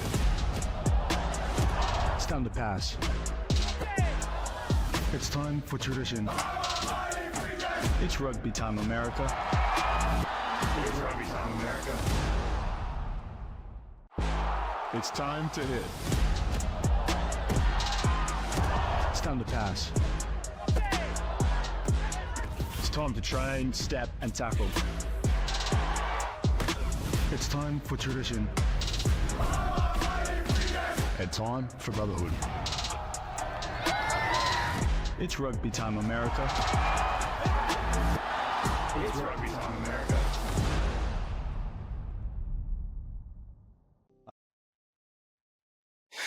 We are underway. The Belmont Abbey Crusaders getting us going in this second half, taking on the Aquinas Saints. Ron Young takes that one, but it comes back up to the Saints, but knocked on to the referee, so it's going to be a scrum here for the Crusaders. Ron Young, a little tender there, getting up 5-5, all tied up here. 7 minutes to go. Winner of this plays the winner of Iowa Central and Iona. On me, please, gentlemen. Going on currently on field 12. Anthony, you're inside. Wayne. Coming. Crouch. Yep. Bind. Yep. Set. Come on, guys. No. Just focus. Ball there okay? to. Clean. Okay? Clean contact. Just reset. Crouch. Yep. Bind. Yep. Set. Belmont putting it from the tight head side here. Sorry, just checking something. Use it. Red ball. After this game, it's Fairfield versus Mount St. Mary's. Belmont comes down with this one. Mount St. Mary's versus Fairfield. In 10. I take on number 10. Number 10. West bracket. Sorry, just getting some info here. Belmont gets a penalty. High tackle there against Aquinas. We're back fully with this game all tied up. Belmont's looking a little bit stronger in these first couple minutes of the second half. Little wraparound, got a player out wide. They're sending him through. Karan Young flips that one back into Fussell. Fussell's in the try zone. Ali Fussell under the post. 5 more points. Crusaders starting to gel and come together here. As great work there from Fussell. Yeah, we see here on the replay. Will Rhymes did a good job. Quick hands, Fussell out to the left there. Karon Young, who gave the back inside ball back to Fussell, who did all that initial good work. So, as you mentioned, they're starting to gel, starting to look against the Crusaders. Ready? Kick seems it was good there, so it's going to be 12-5. Belmont Abbey leads Aquinas right here. Fairfield Mount St. Mary's on Stadium Field after this. We move to the west bracket. Ball bobbled there, knocked forward eventually by Aquinas. A little bit of hard luck. So we should come back and have a scrum here for the Belmont Abbey Crusaders. Coached by Gennaro Fessia, managed by Jacob Dodson. Aquinas. Head coach Lance Haya. Matt Finley and Scott Brown joining him. Yeah, you got to mark. Inside. Right, please, inside. Crouch. Bite! Belmont Abbey again from set piece to extend their lead. Referee James Acker taking hold of this one. Boss out, use it. Comes back to Aquinas, however, just down 7 points. They're going to go for the chip. Going to come to Karan Young. Karan Young gets hit as the ball is coming into his hands. Ball tossed over there. Referee's going to come back, has a penalty. Fine. Just for you, just side tackle. Thank you. Yeah. It was a tackle off the ball against Karan Young. It was pretty close, but it's going to come back to Belmont Abbey. They have a player just down for the moment. Yeah. Time off. Okay. Injured player down there on the field, and squad rotation will be key, as you mentioned, Johnny. It's a long tournament. It's going to test how much you've got in the tank for each team, and rotation will be key throughout today and tomorrow. Yeah, the players come with a squad of 15, so they have a little bit more to choose from here. So because of this cascading bracket as it goes, players up seems to be okay. Players are telling them actually to get off the field, so they want Kenneth Bird if they move forward, the junior from Pretoria, South Africa. Almost pursued a cricket career, but here he is at the CRCs. You know a bit about cricket. Wheels? They do, not that I'm any good at it, but Ends, thank you. Favorite sport. No, white. Ball coming back here from Belmont Abbey. And Belmont Abbey dives in the ball. It's going to be another penalty. On me. No, it's not so good. It's my bad. Okay. We are coming to a scrum here for Belmont Abbey. A little bit of a slow go in some of this game. But it's working in the favor of Belmont Abbey at the moment. Time ticks away. Ready? It hasn't quite kicked into its full potential yet, but a nice tight game of sevens. You can see 3 minutes left in this, and the Crusaders with possession of the ball with the lead. They get the penalty as well. Another scrum time there. Things not going to plan for Aquinas at the moment, but just up 7 points. 3 minutes to go are Belmont, and that big hit comes in. Ball launched back. It was intended to go that way. It was Reardon Sweet comes in. Players trying to dig away from Aquinas. Ball slips behind Karan Young. A little bit of panic here from the Crusaders at times. Just got to settle in their game. Nice little flip back from Rhymes. Rhymes gets the ball back. Rhymes has a bunch of defenders on him. Can't get rid of that one. So it's going to be a line out here to Aquinas inside the 40-meter line of Belmont Abbey. So opportunity for them to tie this one up. Yeah, great defense there by the Saints. The Crusaders did everything they could to try and keep the ball alive, but Aquinas just able to push them into touch. So Red, please. Gavin Thompson Yes, thank you. the throw into the line out. What can they conjure up here? 2 minutes on the clock. Flip back, then to the front, then the mistake creeps in. Dance moves, trying to do just a little too much there. Sorry, yeah. Sure, on the line, back, please. Yeah, not so great. Yeah, unfortunate there from Thompson. Just unable to collect it cleanly off the top of the line out. They look for the little short play move, but Belmont Abbey, this is a really crucial position for them. Put this game to bed. Sweet. I think wait for some substitutions. Johnny? Aquinas just making a couple of subs here, so time will be off. So we'll have a little bit of referees time once to get going. Aquinas look for somebody to bring a little bit of energy on here. Again, they're just down a converted try. Very good game for them. Belmont stop and start at times. Good matchup here. Ball comes in. Coming in from the tight end side again are Belmont Abbey. Rhymes gets that ball away in the middle of the field. Go to the width with this. Look for Young. He's going to try to wrap around. Ball doesn't get back there. It's spilled. Penalty against Aquinas. Looked like somebody hit a player in the head there, even though he was down. They get a yellow card, so trouble for the Saints. Yeah, I think the correct call there. Obviously, so protective of the head and neck area in today's modern game, so Crusaders will be very happy to slow time down here as much as possible and eat up those final seconds on the clock and go for touch. Penalty is going to go for touch. We'll take another look at this big shot, Mr. Wheels. Oh, we may not, because the ball might be in. Now we do indeed. Here we go. We see here my next level rugby replay. Yeah, that was there's a dump tackle there. So I thought it was actually that contact there on the ground that the yellow card was for. But yeah, the dump tackle, I guess, on the horizontal or just above. Such a fine margin. Penalty, last action. Yellow ball, red ball. Penalty kick, red ball. Yeah. Chamel, thank you.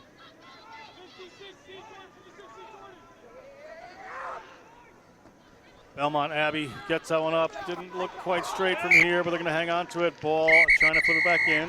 But a referee is going to whistle for the end of this matchup. And the Belmont Abbey Crusaders are going to beat the Aquinas Saints to move forward and play the winner of Iona versus Iowa Central Community College, taking place on the field right now.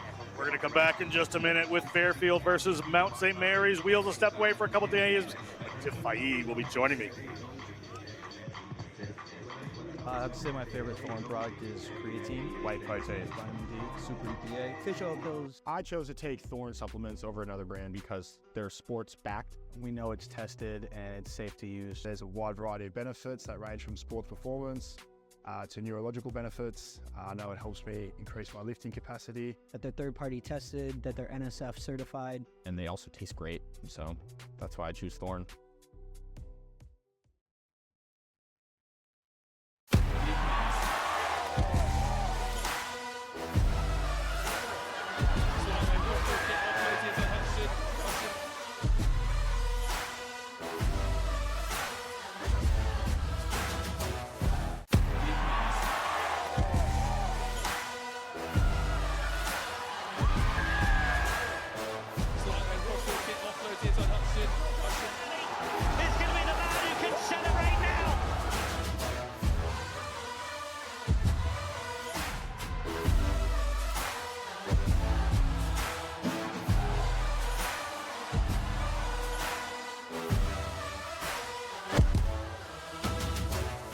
Welcome to the Rugby Rundown on the Rugby Network, as we bring you your weekly rugby fix. With the big news, special guests, and unparalleled access, this is your rugby show. Watch exclusively on the Rugby Network. Welcome to the Rugby Rundown on the Rugby Network. Join myself, Alex Corbacero, and Will Hooley as we bring you your weekly rugby fix. With the big news, special guests, and unparalleled access, this is your rugby show. From college rugby, premiership women's rugby, MLR, and more, we've got you covered. Watch exclusively on the Rugby Network. Come along for the ride as we bring you the Rugby Rundown. We got the hits. Welcome back to National Collegiate Rugby's Collegiate Rugby Championship. It is the Fairfield Stags in red taking on Mount St. Mary's, last year's champion, in this 4-5 matchup in the West. Fairfield ranked number 4, Mount St. Mary's ranked number 5. Big matchup coming for the Stags. You see getting ready, coached by Austin Ryan and by Aaron Ginty. Mount St. Mary's coached by Jay Miles, with Kyle Powers and Chet Rockwood. And I am so lucky I have Tiff Faid joining me for these next couple of games. Tiff, exciting matchup coming here between the Fairfield Stags and the Mount St. Mary's Mountaineers. Good morning. Yes, thank you so much for having me. I'm so excited to be involved this year. Can y'all hear me okay? Gotcha, Tiff. The Mountaineers set to kick off here. Sebastian Brunello to kick off for the Mountaineers as we're getting ready to get this one underway. Chris Huff refereeing this. Mountaineers hang a high one up over the Fairfield Stags. Fairfield Stags can't handle that one. It comes down to the Mountaineers. They're ranked number 5, but they would love to go all the way again. That's what they came here for. Brunello gets a hold of it. Brunello coming down, ball up into the hands of Xavier Locke. They're looking quick at the beginning here, are the Mount St. Mary's Mountaineers. Moving the ball quickly across the field. The Stags trying to get in on this one. Can't get it. Ball coming across into the hands of Stelluti. Sorry, that was Wild that had it. Gets the ball up there to Evan Corbett. Corbett pops one over the top. Good interplay coming here from Mount St. Mary's. Just bounce some players off. Looking to go wide. Stelluti again. Puts the ball into the backfield. A little slip that time, so a little tougher that time. Xavier Locke having to deal with that. Good defense there from the Stags. Holding tight so far. Looking to go for the corner there is Jude Fangmeyer. Fangmeyer gets to the 22. Coming across are the Mount St. Mary's Mountaineers. Xavier Locke again. Switches it back in. Corbett has it. They are doing some good work with the ball, are these Mount St. Mary's Mountaineers. And Logan Wild winding his way towards the try line. And they get across. Plenty of ball and penalty against the Fairfield Stags. So Mount St. Mary's opportunity, get the ball wide. They've got another runner. They've got the corner. Can he get it in? Referees conferring. Are you happy with touch and grounding? Having a conversation here. And it is a try for Mount St. Mary's. Tiff, I've been talking quite a bit there. What a passage of play from these Mountaineers. Yeah, really good patience on defense as well. Just unfortunate, I think probably a slip of awareness to the position in the field, you know, bringing that line speed towards the end. But good attack, good ball movement. One side or the other. And yeah, really setting the tone with the collisions here. Long, tough angle on the kick. And it is no good. We're at 5-0 Mountaineers. Fairfield want to recover here. It's going to be a kickoff from the Mountaineers. If a lot of defense there for Fairfield. They need to get a little ball in hand time here. Yeah, we know what sevens is like. It's all about possession, you know, so definitely they get to complement their efforts here by just having a few more aggressions and more bodies in the ruck. Player hit in the air. We may have a card coming here. And indeed we do. Player going to go off for the Mountaineers. Fairfield Stags really first time ball in hand at their own 22. Just working the way around. That's Patrick McHale. Hale gets it away. They're going to get that ball to the ground through Junta. Hale from a good rugby family. Father Tom. Coaches at Georgetown Prep. Great guy, Tom McHale. The ball comes back across here. It's in the hands of, number 7, Jude Minnick. Now a winding run coming in from McHale here. McHale gets it to the wing. A little bit of a running time here for these Fairfield Stags. Move that one into the middle of the field. They're at halfway. Opportunity to tie this up here. 3.5 minutes gone in this first half. This little break here. Winds up with it again. I'm really enjoying the flow from Fairfield here. Good ball movement, some good width on the passes. And both teams are just really looking for that opportunity to change the pace here. Yeah, some good patience coming from them, as you said, as Fairfield works their way on. Now they're outside the 22. Pressure coming on around the breakdown. Ball slips, however. Unlucky for James Malvey. Be a scrum here to Mount St. Mary's. But yeah, Tiff, great offensive work from both of these teams. Able to play patiently and hang on to the ball. Yeah, it would be nice to see who gets to dominate this set piece, our first scrum of the game.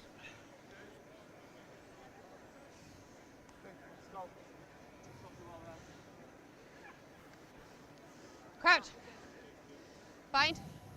And the winner of this game plays the winner of Wheeling versus Fordham, a 1-8 matchup going on field 12 in this West Division. Let's not have it again. Big division here. Other teams are St. Bonaventure, Marian, Indiana, and Virginia Tech. They've been calling this the pool of death. Some very good teams, and this 4-5 matchup certainly showing it. Yeah, I'm enjoying this knockout vibe that this tournament brings in. It really has the players step up from the first go, you know, playing every game as if it's their last. Just brings that intensity up.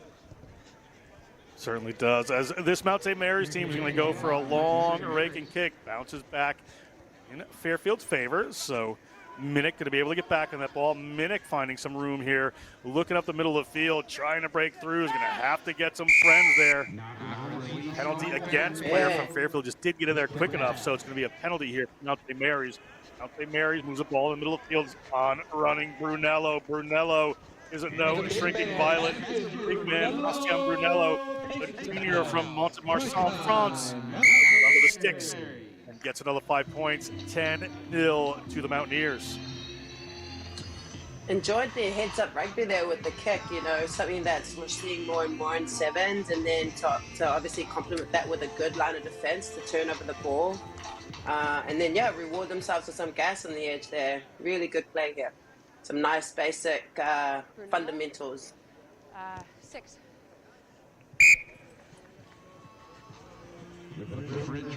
Kick was good, so we are going to continue to move along here. Mount St. Mary's looking strong.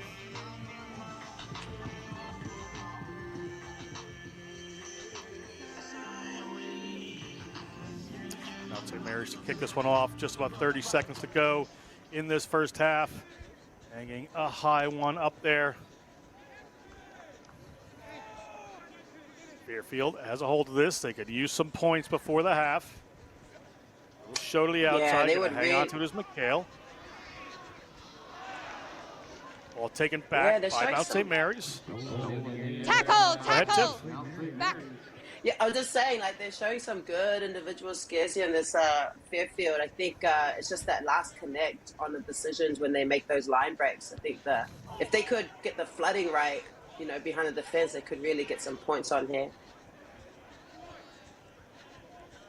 Fairfield going to have to work from their own 5-meter line. We're at time here. McHale hands on the ball quite a lot here as they move it across to the other side of the field, looking to see if there's room there. There is not. There's a little bit of trouble coming. Gavin O'Hara gets that one away. O'Hara gets it back. O'Hara moves it. Ball just slips in behind. Little tired miscues here at the end of the half for Fairfield. They're going to want to regather. Move the ball across to that right-hand side. Fairfield looking for some room in the middle there. Ball gets popped up to Junta. Junta, key player here for the Stags. Very composed. Keeps a hold of that one. Coming across there from Minnick. Can they make it work here? Ball bounces. McHale once again. McHale goes for the boot. He's going to wind up in Mount St. Mary's hands. Possibly not what you wanted there as Kia Horan comes in. He's across the 50, across the 40. Kia Horan is headed towards the line, and just at halftime, 8 minutes gone on the clock. For that matter, the senior from Samoa, New Zealand, touches down for another 5 points for Mount St. Mary's. Great effort there from Fairfield. You know, I think maybe there were about 1 or 2 passes off the continuity that could really allow them to, you know, just start playing in the other end. The defense as well from the Mountaineers, the patience that they're showing, not giving any evidence holes, I think is putting pressure on their attack as well. And that is halftime. We're going to step away for just a second. Come back to the second half, see who is going to move forward and play the winner of Wheeling versus Fordham. We'll be right back. We got the kicks. Oh, God, that looked way too good. The passes. The athletes. And the fans. We got the pride. And the passion.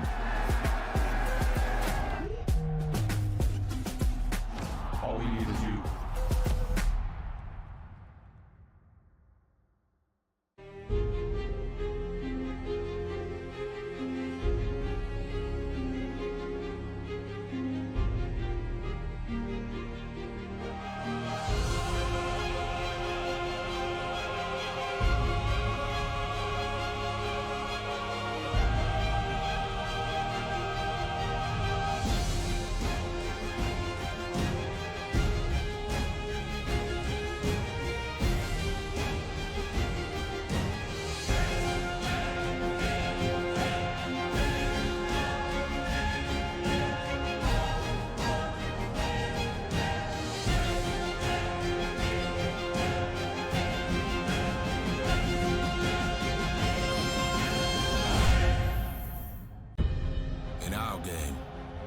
play with our hearts. We don't play with sticks, bats, or gloves. We don't wear shoulder pads or helmets. We keep playing when it hurts. And we leave everything on the field. What we wear must be built for our game.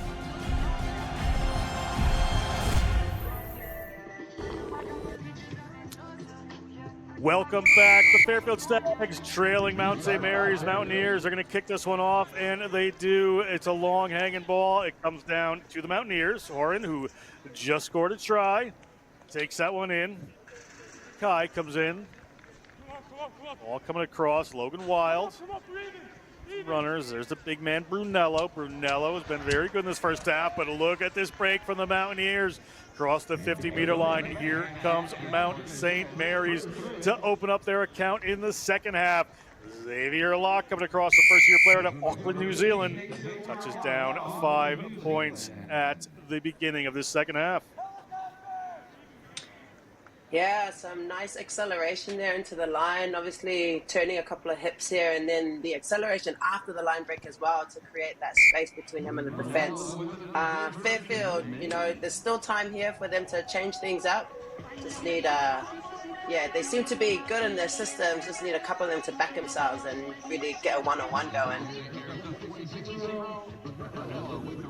Whenever you're ready. Yeah, they do certainly have the time, but time's going to start working against them soon. As we pointed out, this is the knockout cascading tournament. Makes it a little more difficult. And Mount St. Mary's hangs one long, so having to work from their own try zone. Down 26-0 are the Fairfield Stags. Fairfield Stags looking up the middle of the field, defending champions here. Mount St. Mary's looking strong, want to make another deep run at this, and playing the winner of Wheeling versus Fordham next. Junta comes off his boot, but right into the hands of one of the Mountaineers players. Locke, try scorer there. Ball up to Horan, another try scorer for this team. Little handoff, finding some room. The space is opening up. Double tackle comes in. Can he get the pass away? Has done. Little step inside. It's going to be a try this time for Logan Wild, the first-year player. Massey High School, Auckland, New Zealand. Popular town for these Mount St. Mary's boys. Yeah, the Mountaineers are definitely finding their groove here. They're doing, you know, backwards passes. They're really starting to express themselves.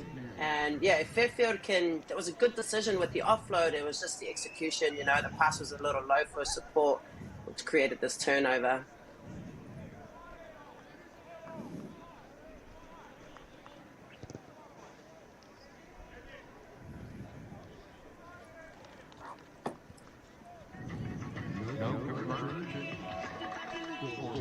Mount St. Mary's extends their lead to 31. They're going to kick this one off.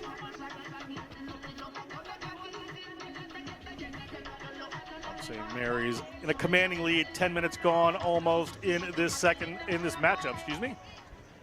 4 minutes of the second half. It's going to come down to the Fairfield Stags. Fairfield Stags chip ahead there from Junta. Spot some space in behind. Ball is going to stay in. The foot race is on. The red jersey appears. Junta is going to look for some teammates there, able to wriggle free. Junta, very talented player. Coach Austin Ryan celebrating a birthday this week. Speaks very highly of Junta as one of his more kind of composed players, but ball slips away. It's in Hayden Mackay's hands. Mackay, a 15's U20 for the USA. A big break coming up there for Finn Hughes. Finn Hughes, Mount St. Mary's looking dominant and strong. Try awarded the Mountaineers. Great work for Finn Hughes to finish that one off. Yeah, the support play from the Mountaineers is really not being matched by the Fairfield's defense. Fairfield again with a nice decision there, kick behind, even to be able to regather, and then it was just that support line, you know, having to get the continuity. Otherwise, Mountaineers obviously able to exploit, and then it seems all cylinders are firing up with the support lines.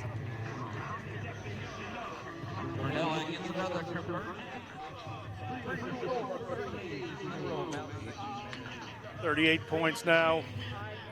Ready to kick off again are the Mountaineers. Mountaineers, very much like the first place team of last year, looking to repeat. Lost one player. Now playing for Kutztown. just fine without him, looking good, and a mistake there from Fairfield as they spill that one forward. It's going to be a scrum for Mount St. Mary's, so the mistakes not making things better for the Stags. Going to have to put up some stiff defense here. Go, John. Yeah, if I were in the Stags, it would be about finishing strong, seeing how we can really make a statement with our defense, and just trying to hold out these Mountaineers. Really owning those tackles too to slow down the support momentum they've got. Fellas, you have to bind. Set! Stay tuned on this field. We're going to have the Bonnies of St. Bonaventure with the Marian Knights after this one. Bind. 2, you have to bind. We work our way through the West Division here. Yes, I saw. Ball coming here from the Mountaineers, Logan Wild. I'm sure the coaches of Mount St. Mary's will be happy for this time to wind down. Set! Right here. You. Take him down. Free kick coming for the Mountaineers. Ball moving away into the hands of Brunello. Brunello thought about a kick there for a second, but hands the ball down to a waiting teammate. Long pass out. They've got a couple of runners here. They go straight to the wing. DJ Johnson's across the line. DJ Johnson stays in, touches down, 5 more points. It is the Mountaineers just pouring it on here. Yeah, great job. But DJ, I think, did he just come on in the second half? Because, yeah, already 2 touches, getting points, just doing their job, coming off the bench and, you know, seeing what else they can create in the time they have. So I don't want to see your arm turn. Okay? Kick there, under a minute to go in this game. 41-0 Mount St. Mary's. Doesn't look like they're going to extend that anymore.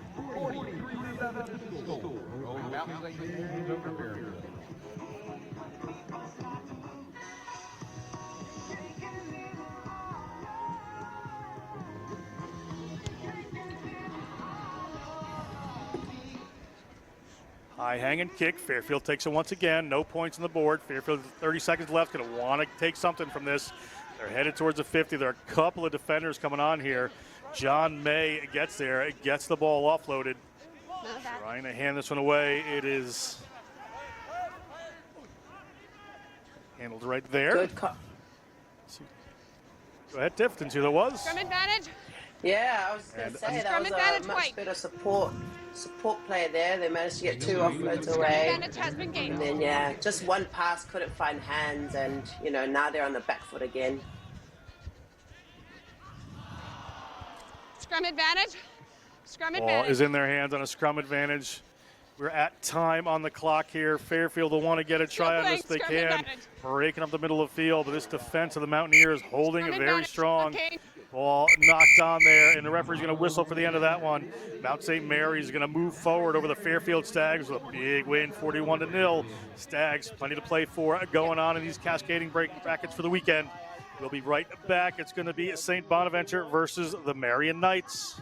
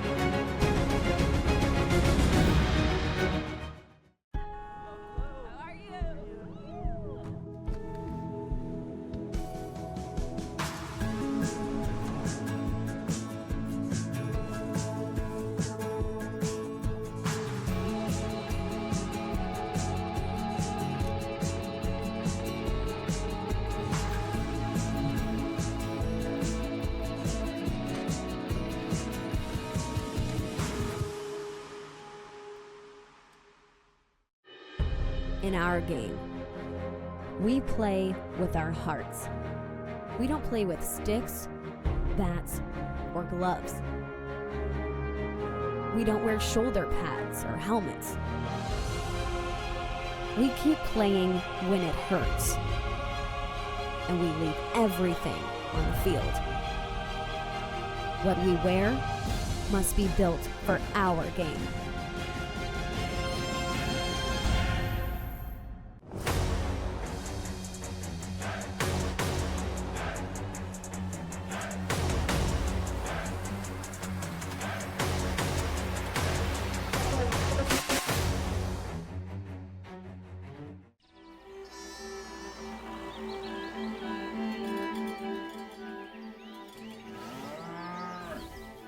Since 1979, we've been searching for perfection.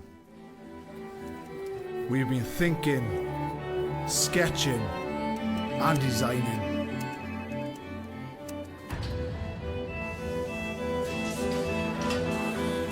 We've been building, assembling, and strengthening.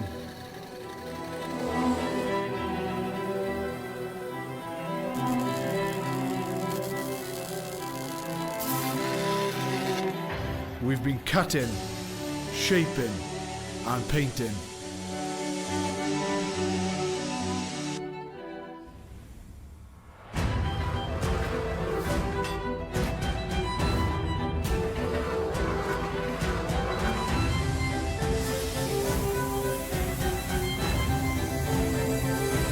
We've created strength and beauty time and again. Our machines are made for one thing: the perfect hit.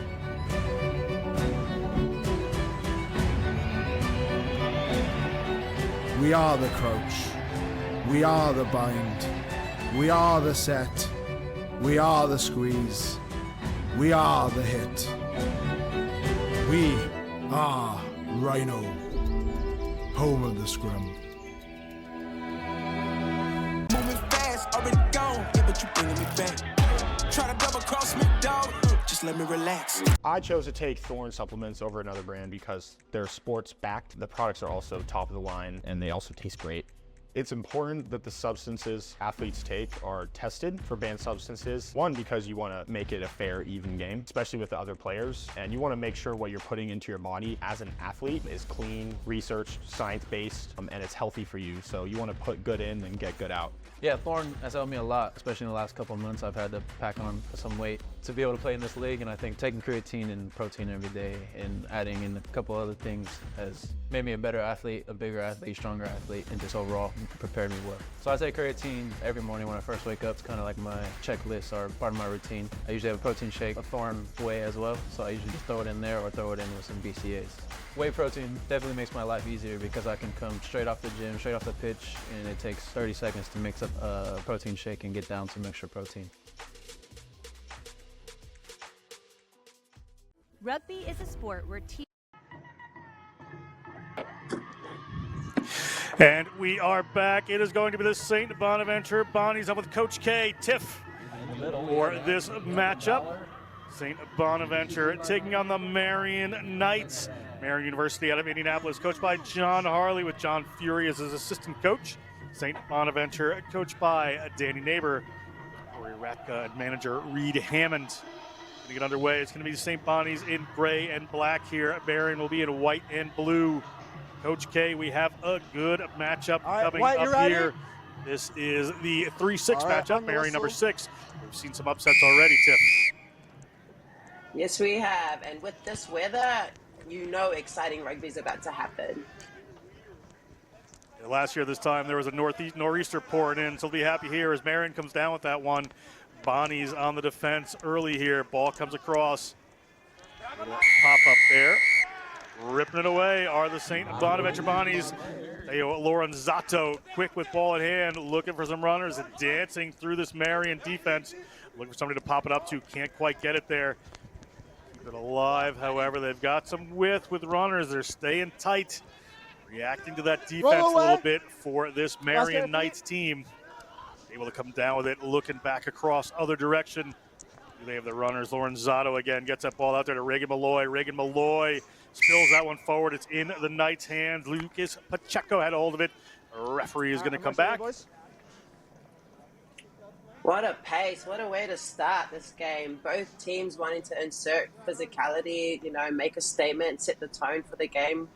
Really exciting collisions. The support plays there. Obviously, both teams trying to go for that breakdown area as well. So really they're probably trying to suss out the referee as well early in the game.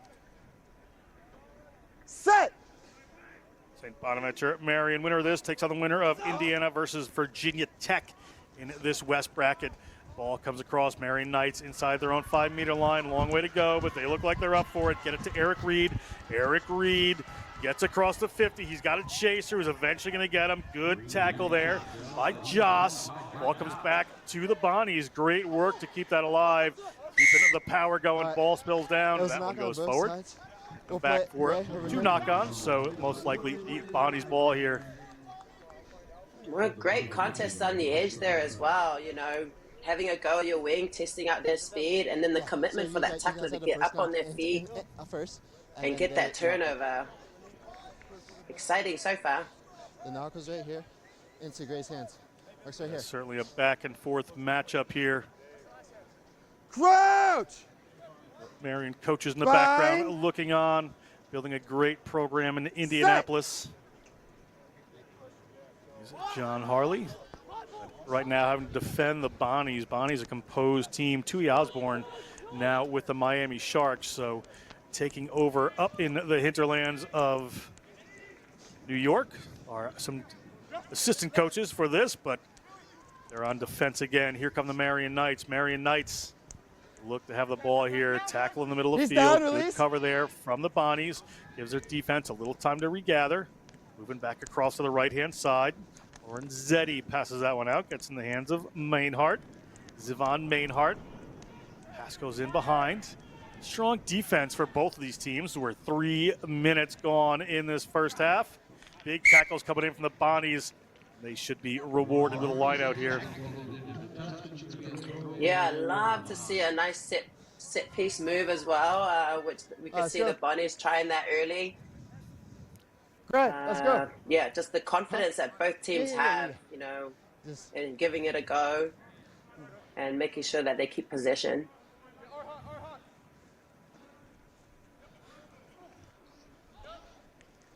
Ball up for the Bonnies in the middle field at the 22, regathered. Nice kick. Where's it going to bounce? Bounces into the hands of the Marian Knights. Bonnies right at midfield trying to rip that one away. Referee in. See who's going to be penalized here. It's going to be St. Bonaventure. So Marian with 3 minutes to go in this first half. Look to put this one downfield. Take the set piece further down. Yeah, pretty even match so far. Both teams showing strengths in the set pieces as well with the lineouts, and now we get to have a look at how the Marians get their throw in. Good heads up footy so far. Certainly is. After this, we're going to have Sienna, Notre Dame on this field, and Alabama, Notre Dame College to round out the first round of this cascading bracket knockout tournament. Marian, a little trickery there. Doesn't fool the Bonnies, but they just get a boot to it. Another line out here for Marian. An interesting decision there, Tiff. Yeah, I mean, you know, those reflexes, they get the best of you sometimes, but they seem to work in terms of territory, at least for the St. Bonaventure.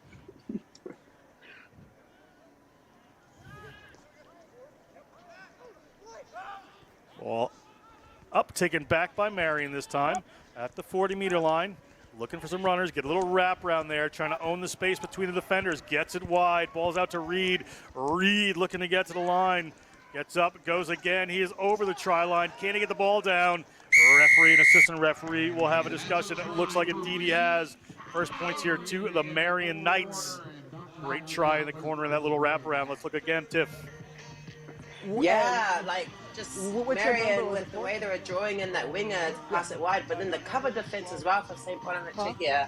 And this tackle right here, to just the smarts of knowing to hold him up because the line's so close. Some very impressive decision making under pressure, both sides here. Again, showing great fundamentals. Tough angle on the kick. Assistant referee on the spot is going to say that is not a try, so we are going to have kick to come here, 5-0, some time in the first half for the St. Bonaventure Bonnies to come back. Certainly have the players to do it. Also, Lorenzetti gets set to put this one in. Lorenzetti, annual engineering major out of Rovigo, Italy.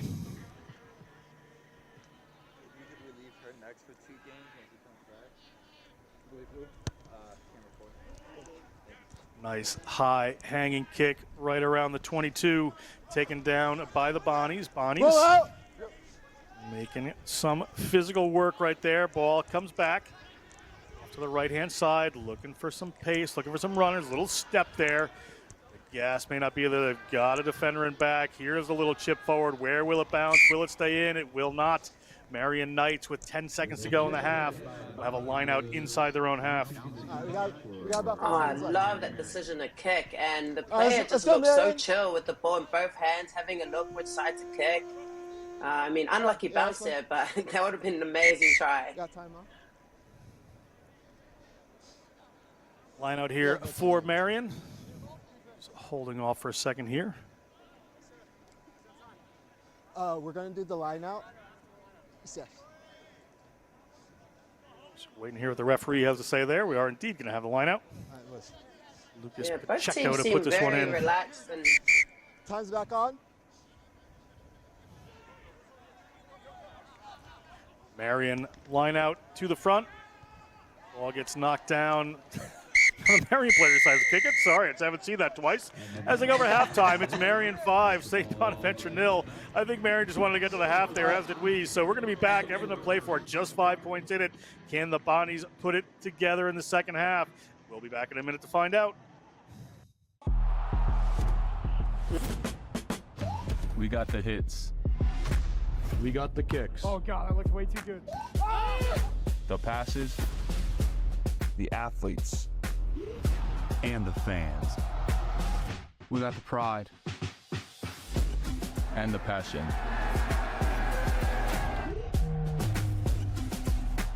All we need is you.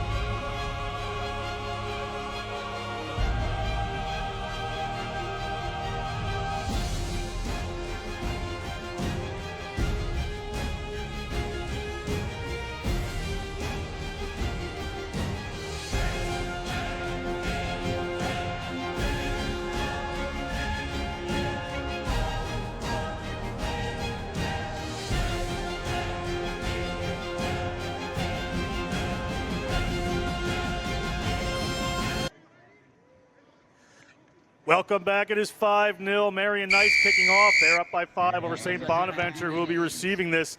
Everything to play for in these knockout cascading brackets here at the CRC's Collegiate Rugby Championships put on by the National Collegiate Rugby. Going down into their own end are the Bonnies. Bonnies a break now. Big runner. Does he have the gas in him to go the distance? Gonna have to get the big fend out here, and he does, but taken down is Noah Edwards. Players coming in. Will there be a penalty? Referee is right on the spot. Great work by Marian to get back there and poach that ball.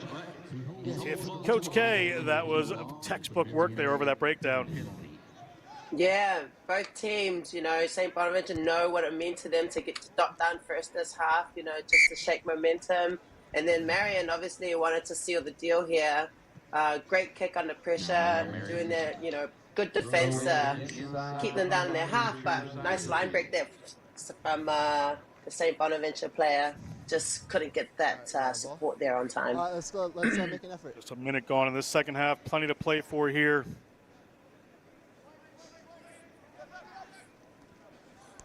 Ball up, winds up in Marian hands. Marian gets a hold of it with Blake Fincher.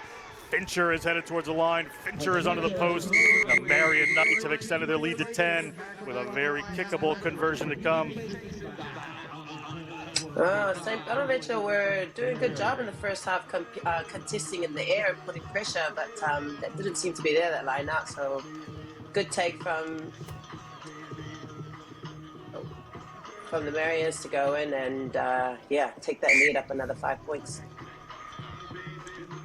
And kick good, so we're at 12-0 right now. St. Bonaventure, a bit of work to do. Need a couple of tries, need them quick. 10.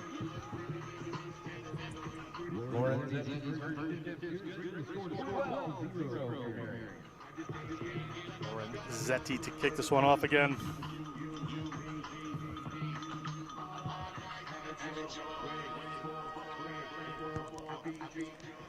Lorenzetti hangs another high one, a little shorter this time to contest. Backwards. St. Bonaventure goes up. It does wind up in their hands after a bounce of the ball. A little messy pass gets knocked on there. Not what the Bonnies needed. It's going to be a scrum for Marian.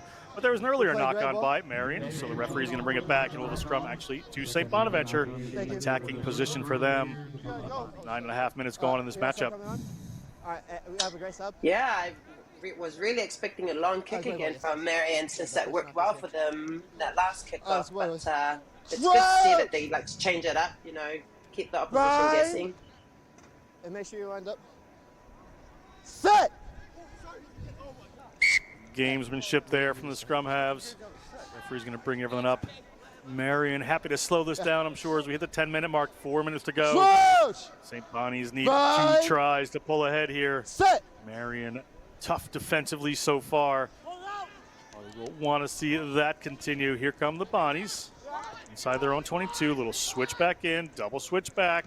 Looking for the runner, can't find the width. Ball pops up, still alive.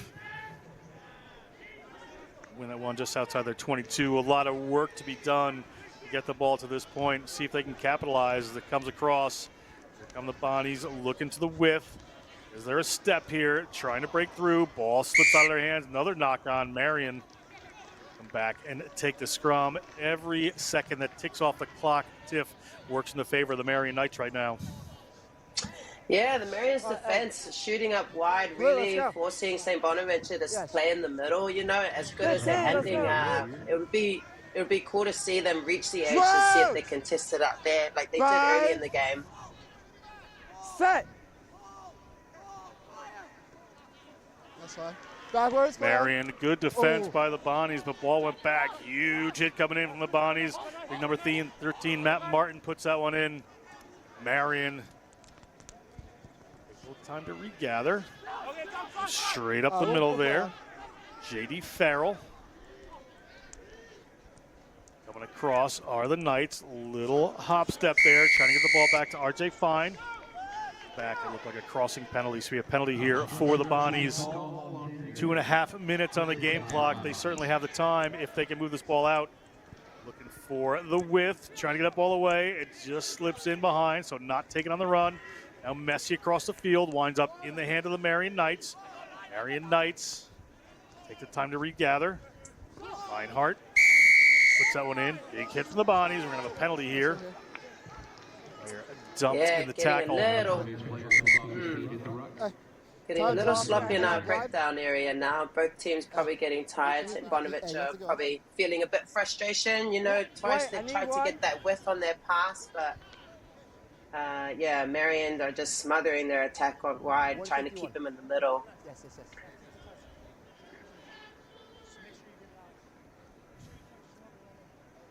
Time off here, about 2 minutes to go in this matchup. Said, stay with us. I'm going to step aside after this one. Thomas Wheels Grant is going to come on with Coach K. We're going to see next up University of Notre Dame versus Sienna, followed by Notre Dame College versus Alabama. We'll round out that first knockout round of this men's premier. Across the stadium and the fields, we have men's premier, D1, D2 small college. Women's premier starts tomorrow. Men's wraps up tomorrow. Have a line out right around midfield for the Marian Knights. Yeah, if St. Bonaventure contest this, there's a chance they could get this turnover. Not straight. Referee says not straight, so it's a choice here for the Bonnies. As you said, they are running down on time, just a minute and a half here. Need 2 quick tries, not impossible, certainly not easy. Hey boys, a minute. Mark's right here. Crouch! Bind! Referee certainly with a nice loud call there as the ball's going to come in for the Bonnies. 1 minute on the game clock here. Bonnies, no points on the board yet. Looking a little wrap around there. The move comes. Can they get the speed on here? We will find out. It's a contact goes Kai Terry. Soft pass there, but strong defense from Marian on the outside. And have to try to power their way through. Have done. Ball spills forward. It's in Marian's hands. Billy Ryder has it. Ryder 20 seconds. moves it across. Little step there. All right, no scrum advantage. Play on. Flipped up in the air. Referee says there's no advantage, but Marian still has a hold of it. 20 seconds on the game clock. See what they decide to do with this. Ship the ball back, or ship the ball back, excuse me. I go into touch here. You got 3 Referee seconds left. Mark's right here is great. says there's 3 seconds left in this matchup, so it looks like the Marian Knights will be heading through. Marian Knights will face the winner of Indiana versus Virginia Tech. Yeah, solid defense here from Marian, both on the edges and in the middle, just applying pressure to the runners and then the breakdown. So Bonaventure had some really good ideas, just, yeah, missing a little bit of probably explosiveness in the middle here, just to apply pressure on this defense that Marian put together. We want to make up for it as the rounds go on there. But that is going to be the end of that matchup. Marian will move on. St. Bonaventure going in the other direction. We're going to step aside. I am going to turn it over to Thomas Beals Grant, who's going to come on with Coach K. Tiff after these messages. Hang on.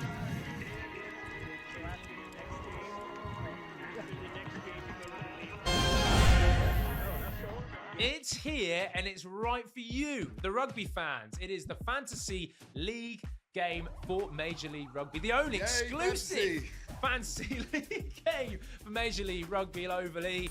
Getting started is easy. Just log into the platform, head to the play section, and you're in the game. But there's an important step, connecting your wallet. That's right. To collect player cards, you need to fund your wallet. Oval E offers various options like Ramp, Taurus, MetaMask, each with its own advantages. This process is just a straightforward way to buy in-game tokens, enhancing your gaming experience by allowing you to access different features and player cards within the game. Once you're set up, explore the play section to see available tournaments. It's where all the action happens. Looking for new cards? Head to the primary marketplace. And if you're into trading, the secondary marketplace is your playground to sell and swap cards. Ooh, Oval E is not just a game, Corbs, it's a rugby community and an experience. Whether you're competing in tournaments or trading cards, there's something for every rugby fan. Exactly. So log in, set up your wallet, and start your manager's journey in Oval E. It's easy, fun, and the rewards.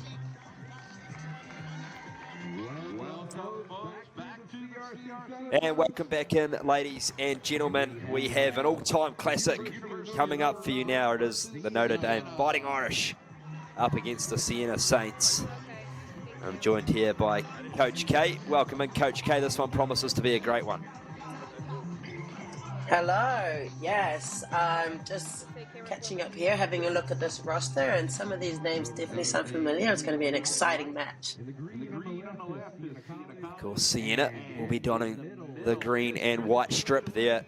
We see the Fighting Irish, the navy and yellow. Sienna coached by Jaco Visser, assistant coach Greg Matthew.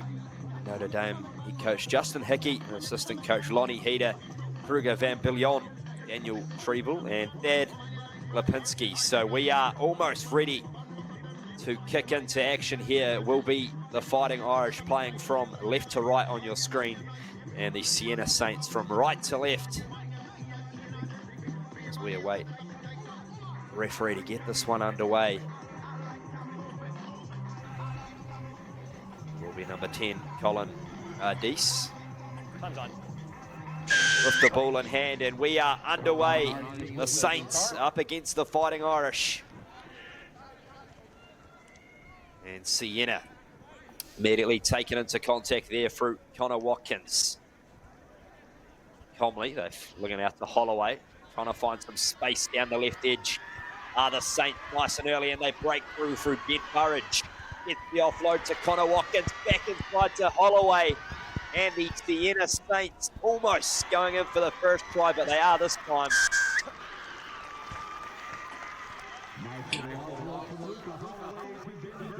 Wow, what a statement. and 38 seconds. Again, this tournament, all teams are just showing up, wanting to make a statement in the first half. So good pace here, and the support play is so impressive.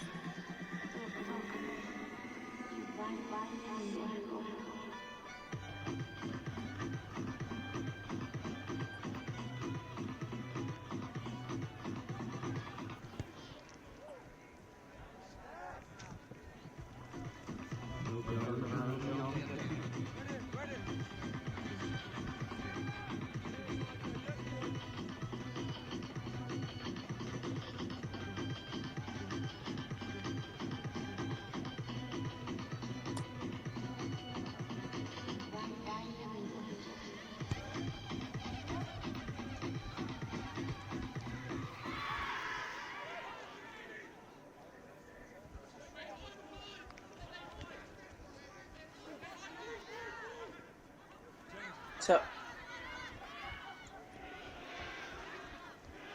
can you hear me okay? Oh, great. Yeah. No, second attempt. Second attempt. Hands. So here we are with Sienna up 5 points and Notre Dame wanting to look to even it up now. Nice penalty play here from the edge.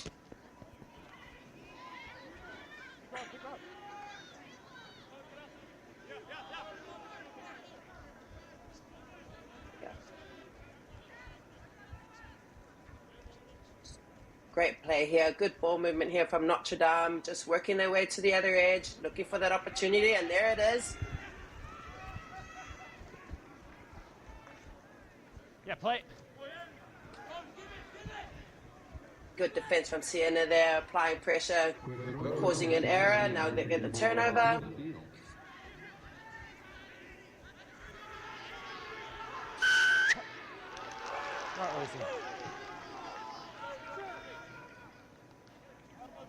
So Notre Dame with another opportunity here to see if they can even up the score. So it's the exact same position, right on the edge with another penalty.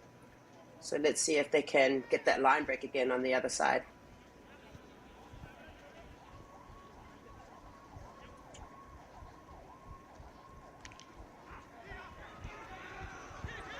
And number 7 with the line break. Good strong fin and dots down for Notre Dame, bringing the game to an even 5-all.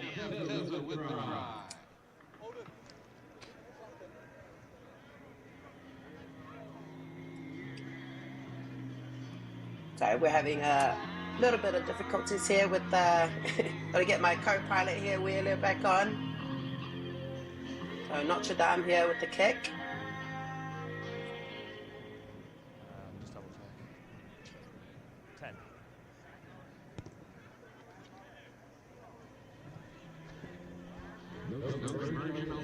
And a bit of a floater there, so the score remains 5-all.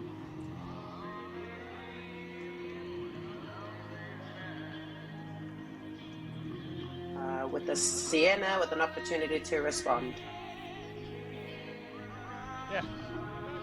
Well, they get the equaliser there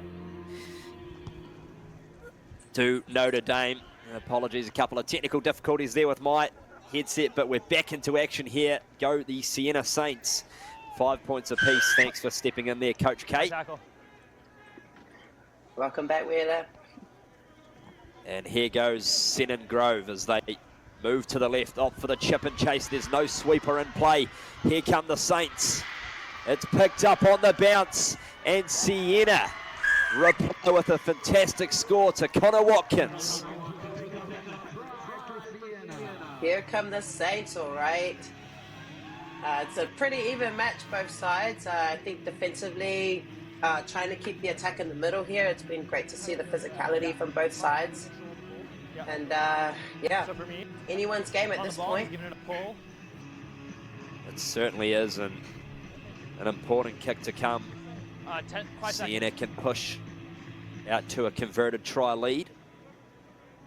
This one far left of the touchline has got the distance. What's the accuracy like? Not quite on target, so it'll remain 10 points to 5 as we see The Sienna women's side there cheering on the men's team in the stands. Great to see all of the collegiate teams out here in Maryland. A fantastic day for Sevens rugby. You couldn't ask for much better, could you, Coach K? No, not at all. Not for a sevens tournament. And then I love seeing, you know, both teams from the same club cheering each other on. Yeah, I wish I was out there, to be fair. But, you know, my apartment here in New York works too. It's good weather Exactly, we get the luxury of the reclining chairs. As Senate Grove goes quickly. Sienna Saints looking to go bang, bang. In the hands here of Rory Wood down the right side, and he dances through. Rory Wood and Sienna extend their lead before half-time. Great try. 14. Great try. Nice footwork there. Yeah, kind of stooped the defense on the winger. They caught him flat-footed and then took the opportunity with those turned hips. Sienna really finding their momentum here.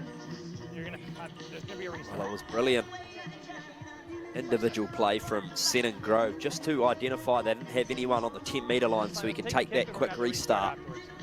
He was able to regather the ball, and the conversion is good this time. So have a look here. This is Senna Grove. Beautiful cutout pass. That's just Scoreboard's accurate. We'll just have the restart. quality. And Rory Wood dances through. Brilliant try.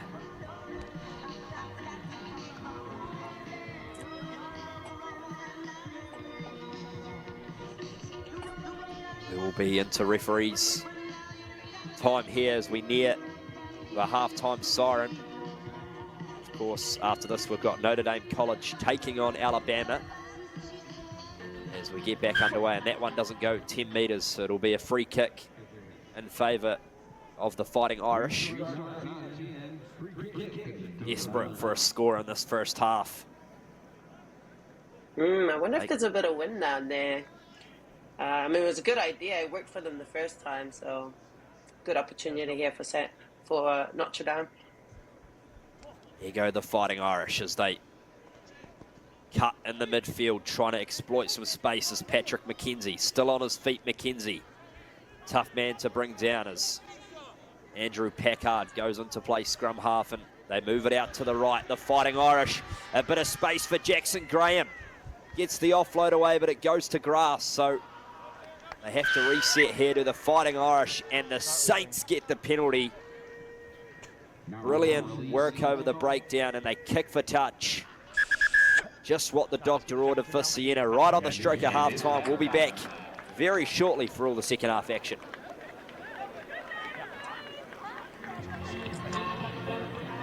Just waiting for you. Record.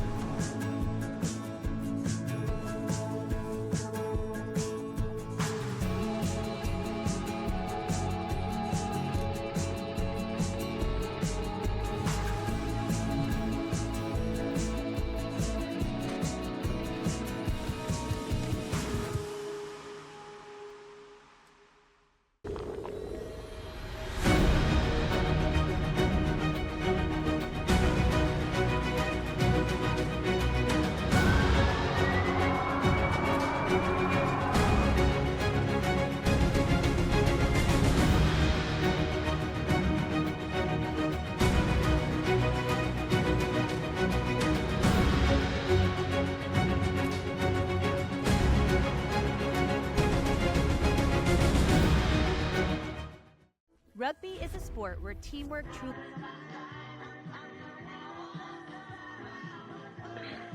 Yeah, I got you. Yeah, I got the message in. And welcome back.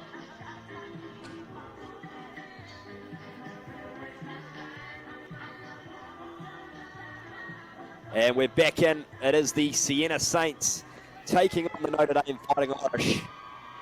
Sienna Saints with a crucial turnover on the stroke of half-time, just while the Fighting Irish were looking threatening. Coach K, important for Fighting Irish to get position here.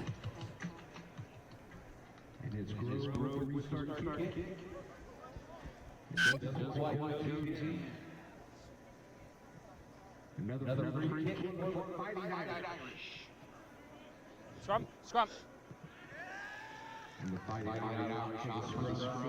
Marks on center. Exactly right, and Notre Dame will get a dream opportunity with a scrum on halfway. That kick not going 10 for the Saints, so let's see what the Fighting Irish can cook up from a midfield set piece opportunity. Set. Thank you. Give him space, 9. Give him space. As Andrew Packard gets it in, strong shove by the Saints. Packard whips it out to the right. Here goes the Fighting Irish with Cam Teaser. Teaser takes it to ground and they play through Patrick McKenzie. A bit of space to the left if they can find it.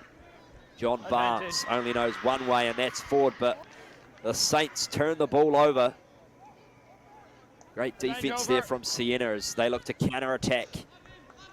Out to the left.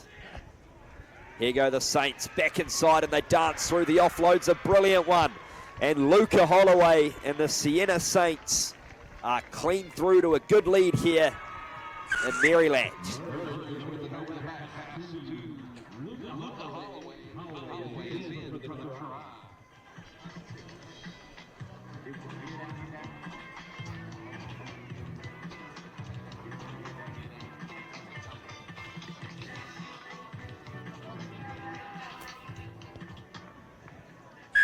Always. Give me a sec. 10.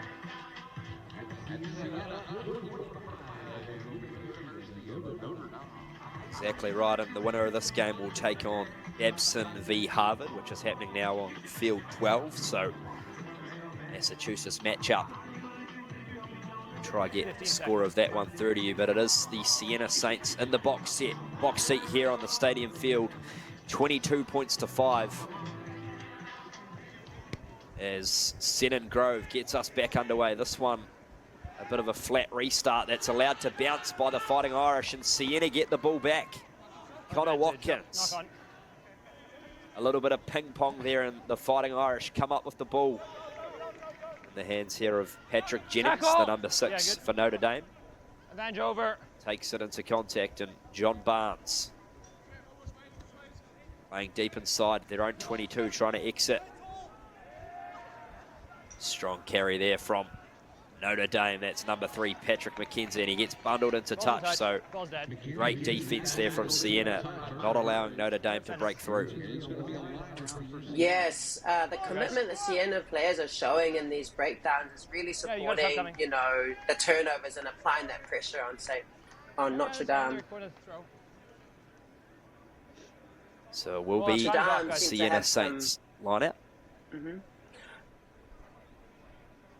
Number 9. Senan Grove hands the ball off to Eddie Pearce, who will take in the playmaker responsibilities for the final 3.5 minutes of this game. Here goes Pearce. A bit of a wobbly old pass, finds grass, but it's in the hands here of Luca Holloway, who has been exciting to watch so far in this game. And they break through here. Ben Burridge. Burridge into the 22. Here comes Sienna knocking on the door again. 5 metres shy of the line. Can they get a quick recycled ball? Holloway. Holloway with space. Goes himself. Luca Holloway under the post. And you'd think that's all she wrote in this one. Again, yes. You know, once a team gets this level of momentum, it takes a commitment from a whole squad to really try and burn that out. I feel the urgency from this team, Sienna, is also benefiting just the way that they're supporting and trusting each other. 10 on the conversion. Absolutely, and that man, Luca Holloway, out of London, England, London Irish Academy captain, Middlesex rugby captain, so he has represented Surrey and Middlesex in cricket as well, so certainly a multi-sport talented athlete. It's rugby that he's doing the business in today for Sienna. Sienna's one short. You're going to 6. Okay, no problem. Let's play.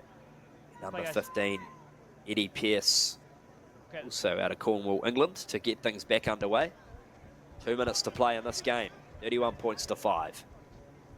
As here comes John Barnes for the Fighting Irish.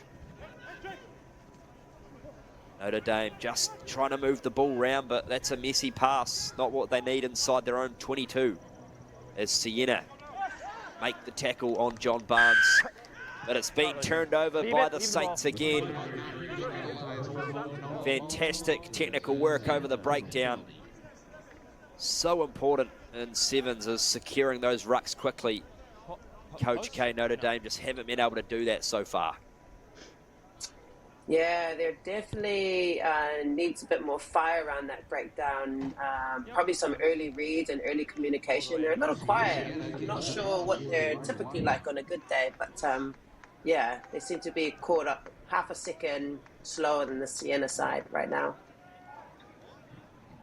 You saw the two teams there just a moment ago waiting the next game. It is Notre Dame College and Alabama. We will have up next as Sienna College look to put the final stamp on this game, 31-5. The lineouts taken rather messily, but they managed to still maintain position as it flings to the right here for the Saints.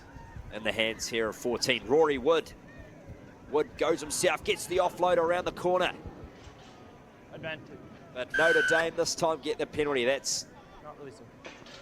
good reward for a great isolation poach over the breakdown. Here come the Fighting Irish, trying to get a consolation try in this game. There's Tom Bowman, they fling it out. Here's Colin Ardis. Drake Schaffner. Schaffner breaks through near the 22. Notre Dame not giving up in this one. Andrew Packard gets the pass away down the left. Here come Notre Dame. Speed to burn. But it's a fantastic tackle there from Sienna. And that is all we have time for. It is Sienna 31. Fighting Irish 5. We'll be back very shortly. Makes the difference. In alignment with the values of rugby, Globant and Major League Rugby join forces in a powerful innovation scrum that aims to elevate the sport using the latest technologies. We are already co-creating digital solutions to impact the game, the fans, and the global community in a sustainable way. When technology meets passion, the unthinkable happens. Globant, technology that dares to delight. In our game, we play with our hearts. We don't play with sticks, bats, or gloves. We don't wear shoulder pads or helmets. We keep playing when it hurts. And we leave everything on the field. What we wear must be built for our game. I chose to take Thorne supplements over another brand because they're sports backed. The products are also top of the line and they also taste great. It's important that the substances athletes take are tested for banned substances. One, because you want to make it a fair, even game, especially with the other players. And you want to make sure what you're putting into your body as an athlete is clean, researched, science-based, and it's healthy for you. So you want to put good in and get good out. Yeah, Thorne has helped me a lot, especially in the last couple of months. I've had to pack on some weight to be able to play in this league, and I think taking creatine and protein every day and adding in a couple other things has made me a better athlete, a bigger athlete, stronger athlete, and just overall prepared me well. So I take creatine every. And welcome back in, ladies and gentlemen. This is Next Level Rugby's live coverage of the Collegiate Rugby Championship National Sevens here on the Rugby Network, and we have an all-time matchup coming for you now. It is the Alabama Crimson Tide up against the Notre Dame College Falcons. Thomas Grant with the call alongside me, Coach K with the expert comments. Welcome in, Coach K. Hello, yes. Hi, Wheeler. Hello again. Exciting matches so far. The last, we've seen matches where teams are winning 41-0, and the last two have been pretty even. So very excited to see what we get next. And we are underway. It will be the Falcons in the blue up against Alabama Crimson Tide in the red. And the Crimson Tide are getting into their work really fast in this opening minute. As is played there by Sean Sullivan. They whip it out to the left, trying to exploit some early holes as Tom Kendall, the playmaker for the Crimson Tide. That one goes back in. The Falcons applying some pressure inside the 22 of the Crimson Tide. Alabama, though, still keeping the ball alive, and that is a monstrous hit from Notre Dame. But here comes Chase Travis. Travis still going for Alabama. This is fantastic, exciting sevens. Here comes the Crimson Tide. The 10-metre line on screen. That's with Mason. And they get the penalty to Alabama. They tap and go quickly. Just shy of the halfway. Yeah. Here come the Crimson Tide down the right through Jacob Floresca. And the assistant referee's got his flag up, but play on says the main referee, or not quite anymore. So we're going to bring it back, but that was an exhilarating opening 60 seconds, Coach K. Yes, it was. I don't know if anyone's counting the passes here, but that's probably the most passes I've seen in a minute. Which, you know, shows how exciting, how confident they are, especially when they're on their line, this Alabama side. And then the hits coming from, you know, Notre Dame College as well, applying that pressure. Definitely a product, some exciting rugby. Absolutely, as the Falcons get the clean ball off the line out through Ollie Buckton. Now with Tadiwa Kainga. And that one's drifted forward, so not what the Falcons needed there, and they will take on the winner of Air Force and Mary Washington, which is happening over on field 12 as we speak. So we're rounding out our first round matches here. We've seen some seeding upsets and some pretty heavy blowouts as well. So Coach, tough to pick a winner in this competition, Coach K, that's for sure. Yeah, and if the weather keeps up like this, you know, these players are just going to thrive off of it, allowing them to showcase all of their skills. And they tap and go quickly, do the Crimson Tide. Knock on, advantage wanting to over. showcase their skills indeed, but the Falcons have turned it over. Here comes the men in blue. Halfway line on screen. Notre Dame just unable to get that ball out of the ruck cleanly, so the Crimson Tide intercept. Sean Sullivan gets it off to Kendall. Kendall down the right for Alabama. High tackle. And we'll come back for the penalty advantage. That one just catching the neck. You've got to be so careful, of course, around that area. And they tap and go quickly to Alabama. Breaks through Jacob Floresca. Floresca gets the offload away to Henry Shepherd. Still alive for Alabama. We'll have another penalty here for off feet, so tap and go through Sean Fernandez. Fernandez close to the line. Advantage. Just short. This time, Alabama. They go through number 7, Jacob Floresca, but it's good defense from Notre Dame. The Crimson Tide doing everything to get the ball over the line. That one looks to have been a high tackle again. Got to be very careful here. To the Falcons, and I think we're going to see a yellow card, which I think is very justified. We had about 6 ill disciplines there in a row. Oh, yeah. It's a good call, but it's tough when those, you know, when the ball carrier is also coming so low. They just got to get lower and go for those legs. Here come Alabama, searching for the first score in this game, but it's a monstrous tackle again from Christian Dickens of the Falcons. They play quickly. Crimson Tide get it out to the right, but unable to quite secure the pass. So Notre Dame go in and enforce a turnover. This is wonderful work at the breakdown for the Falcons. Remy Thompson with the ball now. Tries to conjure up a little bit of magic inside his own 5-metre channel. Notre Dame playing with a little bit of fire here, but it's working at the moment. Got a lot of work to do to get down the other end of the field. Here come the Falcons. It's through number two Christian Dickens again. Play down the left, wide cutout pass. That's a money ball there from the Falcons as they break away, looking for the inside pass, and it is successful. Number 10, Marcus Janssen van Vuren, gets the first try on this one against the runner play. Wow. You know, it shows a lot of character in a team to go down one player, and then, you know, the patience that they show in the corner and the trust that they have in each other, because they really slowed it down to a standstill. And then, yeah, to move it back in the middle and then have that cutout pass and, yeah, have the speed to support to finish. Good stuff here from the Falcons. And the conversion kick is upcoming, and that one doesn't quite get the connection that it required, so it'll remain 5-0 in favour of Notre Dame after the Crimson Tide have dominated possession in this opening 6 minutes. Ball!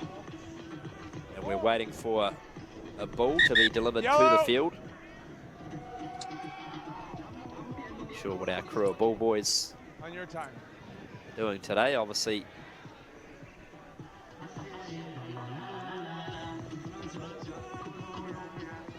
Notre Dame College. Notre Dame College.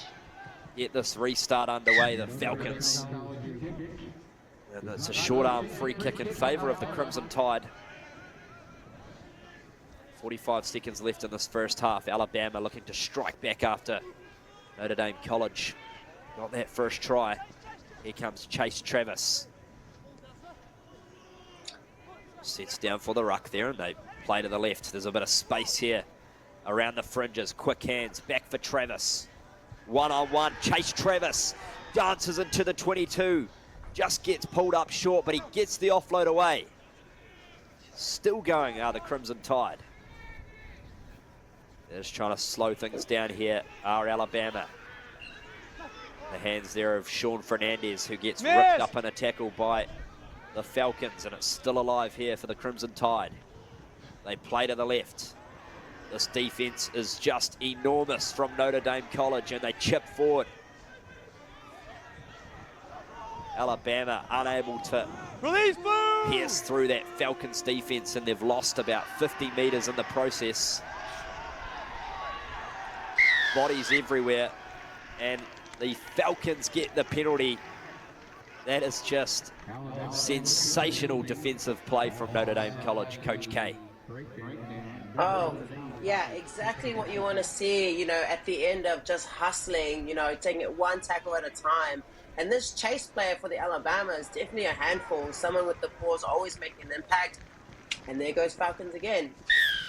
Exactly right. There goes the Falcons again. At number 4, Remy Thompson, turning all of that hard work on defense into a reward on offense. That is just what the game of sevens is all about. And they take a potential 12-point lead into the halftime buzzer. It'll stay at 10 because I'll put the curse on them. So we'll see you back very shortly for the second half. He's got to shut down the whole program.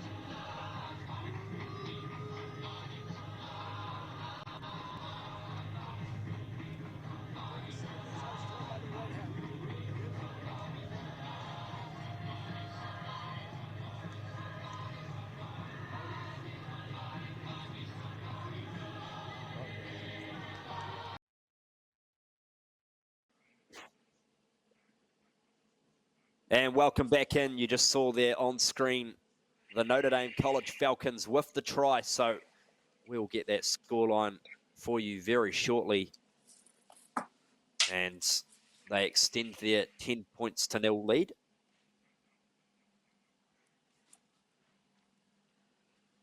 And it will be a free kick in favour of the Crimson Tide. So that's just what they needed, Coach K. It is 15-0 in favour of Notre Dame. Yeah, Alabama will really get to see what they can do to get behind this defense. The Crimson are very, very physical. And if they can get 2 supporters, you know, they could get behind there and see what happens there. Here goes Chase Travis, gets the basketball pass away. Back! Crimson Tide trying to punch through the Notre Dame College Falcons defensive line, but it's just too good at the moment. Knocked in the tackle. We'll come back for the penalty advantage. Says the referee. Could be a scrum to Bama. It will be a scrum in favour of the Crimson Tide, so good opportunity for them to try and get first points in the match for them. Yeah, and they deserve the points. They've been doing all the right things. You know, again, just Notre Dame College with this defense applying a good amount of pressure. So it's really going to force them to get pretty and get creative, which I'm sure will show up now. Well, let's see what they can do. They get the penalty, so that certainly helps their cause, and they tap and go quickly here. Travis in the hands here. Now with the big number 15. 16 rather, Jake Morrison, who bulldozes his way through to the 5-meter line. Travis almost breaks through, but he gets the offload to Sean Sullivan, and Chase Travis somehow ends up with the ball again and gets a penalty advantage. Offsides from around at the breakdown is the call. Bama gets the penalty. Here goes Senan Fernandez. Fernandez gets wrapped up in a good tackle there. The 5-meter line on screen. That's great job by Notre Dame College to turn the ball over. So the Falcons deep inside their own half, trying to break through. Playing on now. Big contact there. They get the offload away and it bounces back in favor of Notre Dame still, so play on. Here goes the Falcons in the hands here of Christian Yadika. Yadika still going, gets the pass back inside to Lachlan McDonald. McDonald into the 22, still going. Lachlan McDonald with the dummy and score. Wow, this team are just relentless. Again, I really thought that penalty Chase got for the Falcons on the other end could spark something up, but this team, the Notre Dame College, just keep coming through with the defense, turning it into offense, and then showing their skills to finish as well. Like, really good support play here. Exactly right. They are certainly turning their defensive stands into some good offensive opportunities. And that kick does not quite go over the upright, so it will be 20 points to 0 in favor of the Notre Dame College Falcons. Around about 3 minutes to play in this one, and we look forward to a big match coming up next. It will be Kutztown taking on Dartmouth. That'll be a great match. I'll have the great John Broker joining me for that one. But we've still got plenty of sevens to get through in this game as the Crimson Tide get the short arm free kick. They tap and go here through Mason Palalima. As Robbie Barnes breaks through here for the Crimson Tide, halfway on screen. There's that man again, Jake Morrison, who put in a monstrous carry moments ago. Robbie Barnes. Jacob Floresca trying to get the offload away, doesn't manage to do so, and Alabama still with the ball. However, Notre Dame College just so staunch in defense, they'd love to keep their opponent to 0 here. As we swing it out to the left, here come the Crimson Tide. And that pass has gone to the assistant referee, so not quite what we needed there for the Crimson Tide. And Chase was ready for that too, so unfortunate error there by the Crimson Tide after all that effort. It's just the way the game goes, so let's see what the Falcon can put together with the scrum.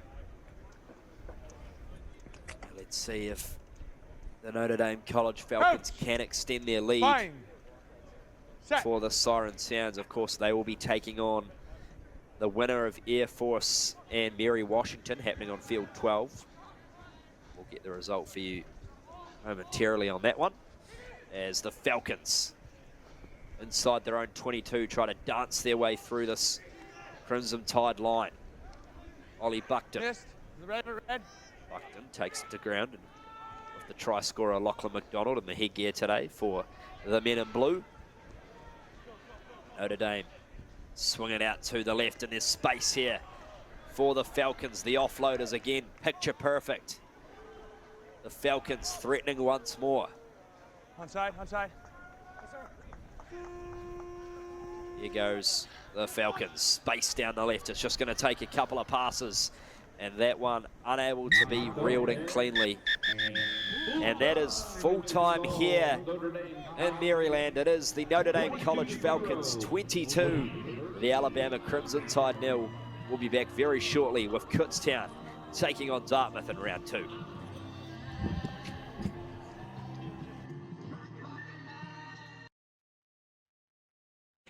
Y'all just feel free to share.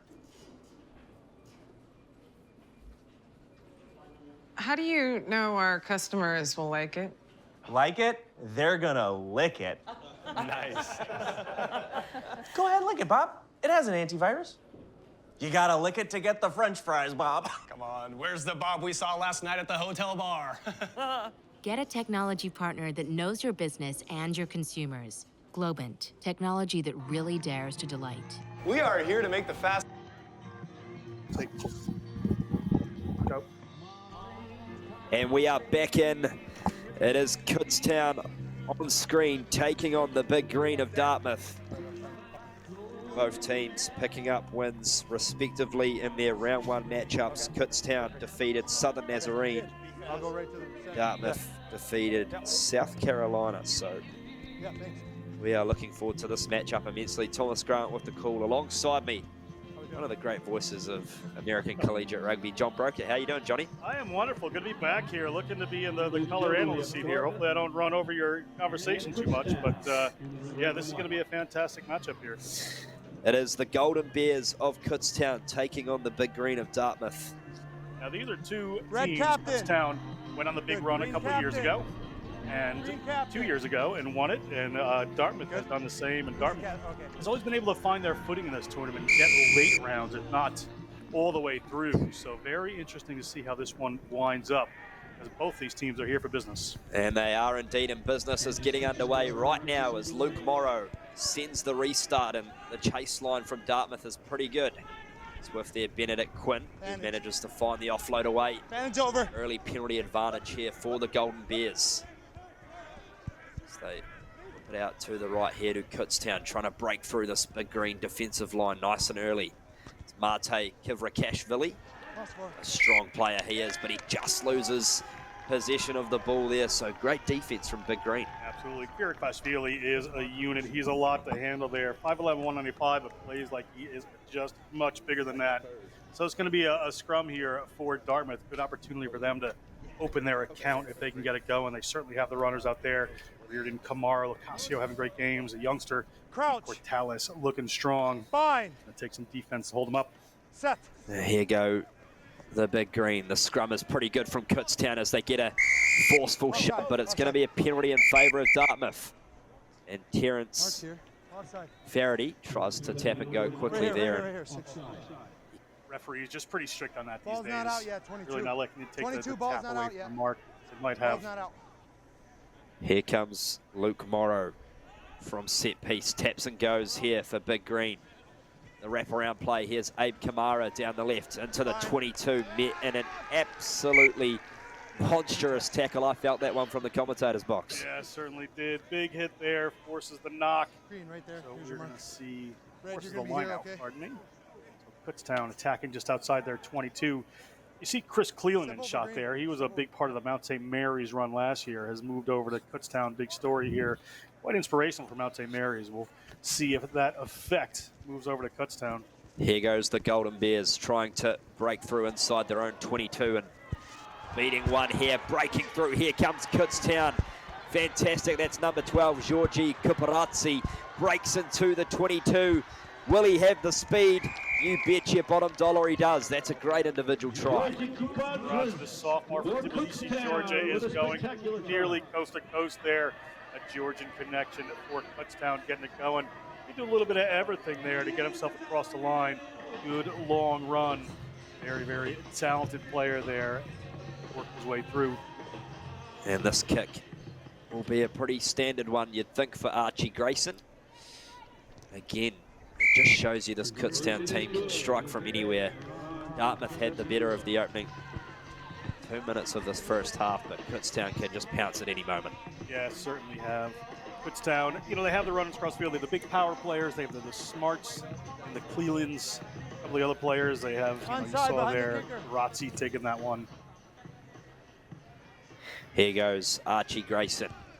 Gets this one back underway, and it's going to not find 10 metres, unfortunately, so it'll be a short arm penalty in favour of Big Green. We've called that the coach killer all day, Wheels. That is certainly tough for a coach. You see your team score a try and then come back around and have to work against a free kick. Luke Morrow gets it off to Abe Kamara. They whip it out to the left. Back to Morrow again. A bit of space here for Luke Morrow. Offload is sublime. Abe Kamara goes down to seal the ruck, and Big Green looking to really up the tempo here. Morrow goes himself again. Into the 22 here are the Big Green. Terence Faraday. Faraday almost breaks through. That's fine. That is sensational again there from Kivrakashvili on defense as they break away to the left. Morrow dances through. Kamara. Exciting sevens to watch here from the Big Green. Unable to dance through one there is Locasio, and almost gets it in, does the captain, but the Golden Bears have retained possession through Archie Grayson.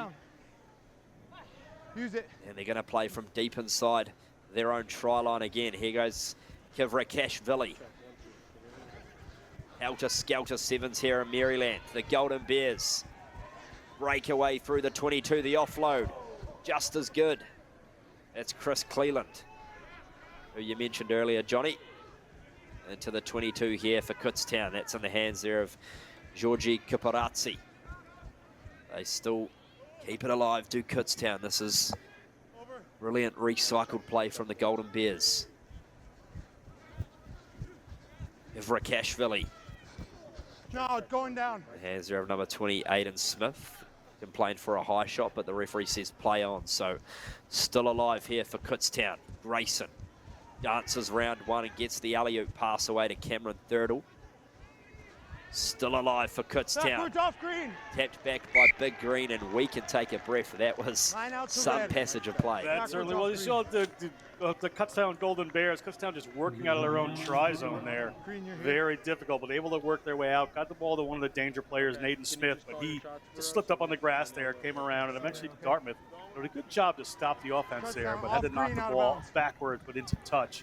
So good opportunity here for Kutztown to attack the set piece a little bit closer in. That man on screen, Benedict Quinn, walking across, was the MVP of the qualifiers held in Quincy, Mass. So Kutztown looking to extend their one-try lead here with Grayson as they play down the left. Good tackle there from Abe Kamara of Dartmouth as they pounce down the left again through Kuparazzi. Still going, Kuparazzi gets it back to Grayson. Grayson still with the ball. Cleland dances just shy of the 22. Kutztown doing a great job here just to recycle possession as they shift it to the right. Kivrakashvili gets it in, and Mate Kivrakashvili gets the try. This guy is some athlete. He can find the room wherever he needs it and just patiently waited right there. Had a couple of runners on the outside, saw that space on the inside and just turned it back in. Great work by Kivrakashvili. The man out of Kutaisi. And Georgia sends the conversion over, and that is halftime here. 14 points to 0. Kutztown in the box seat over Dartmouth.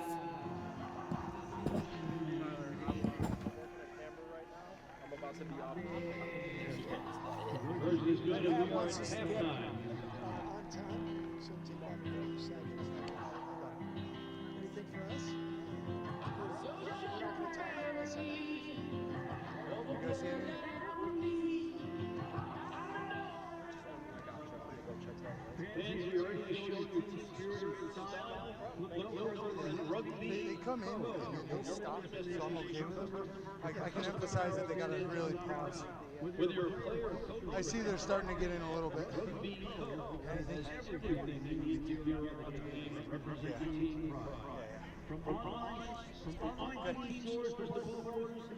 Thanks, boys. Thank you. Visit rugby.co. today to explore their services and elevate your game-day experience.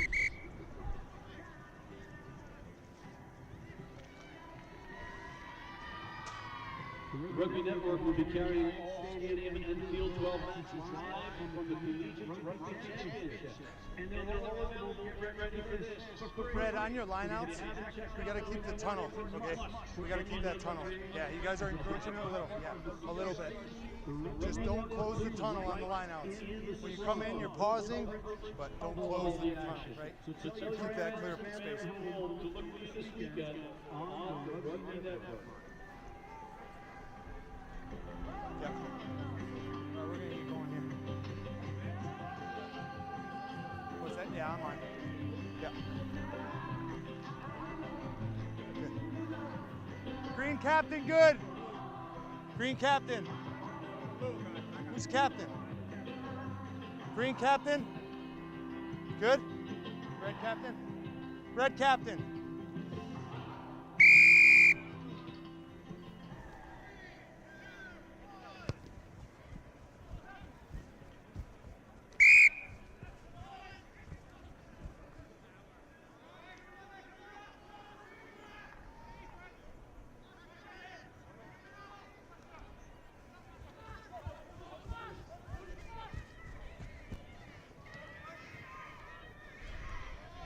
It's fine. My bad.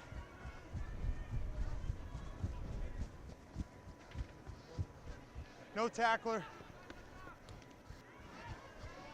Roll red. Leave it, leave it, leave it.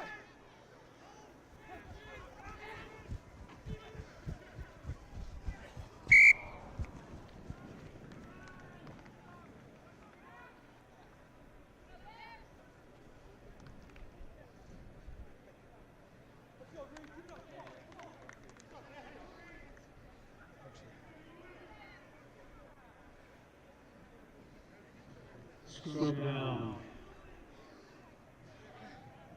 Crouch. Bind. Set. Their own 22. It's fine. Here comes Cleland. They work it to the left. That pass hasn't found the required target, so it's Archie Grayson who has to go back and dance around to find some space. A little bit messy here from Kutztown, but Benedict Quinn breaks down the left. Benedict Quinn, he has got open pastures in front of him. How fast is he? He is fast enough for Kutztown, and they extend their lead 19 points to 0. Thought he was going to get caught for a minute. Yeah, I thought he was going to get caught there too, but he's certainly the Englishman from York, England. Just took his time, got there. He's a sophomore communication major at Kutztown, scoring a nice try. And they, you know, I was thinking when they're down the other end of the field, that's just a bit of messing around in your own try zone, but certainly just took it around the corner, found the space. Great work, Kutztown. Extend that lead. Looking difficult for Dartmouth at the moment. As you mentioned, 21 points to 0. They do extend, so a long way back for Big Green now, but there is plenty of time. Gathering this restart, so critical for them. Winner of this plays winner of Michigan AIC, which will be our next game. Here comes the Golden Bears. Archie Grayson hasn't been able to execute his last 2 restarts. Let's see how this one goes. This one is spot on the money, and Big Green managed to retain possession through Brenzel. It's brought to ground eventually, and Luke Wilson goes into play. Scrum half, Morrow off to Riordan. No scrum half in play. They need to get this out quickly to Dartmouth, and they do just that. Here come the Big Green through Wilson again. Riordan. And it just to shrug off one. Looks for an offload, but no one there in support. So they break down the right here. Do Big Green through Wilson. Gets wrapped up in a tackle, but it's adjudicated to be high, says the referee. So Dartmouth looking to punch one back here. As they whip it out to the left. Morrow, chip and chase. Luke Morrow. How's the bounce? The bounce is good, but gets wrapped up in a fantastic cover tackle. Offside 10. The Golden Bears just on the money. However, that time, I think, legally so. So tap and go they do. Here comes Dartmouth, and the try, finally through Lucas Strazzolini, is a good one. They got one. They definitely needed that try right there. The junior out of Buenos Aires, Argentina, touched it down after a good passage of play. They have 3 minutes to go. Hit this kick, they can certainly pour it on, but they're going to need to do some work very, very fast after this. Good passage there from the Big Green. 21 points to 5, as you mentioned. This kick an important one for Dartmouth. Let's see how it is. The strike just shaves below the post, so it'll remain 21-5, just over 2 minutes to go.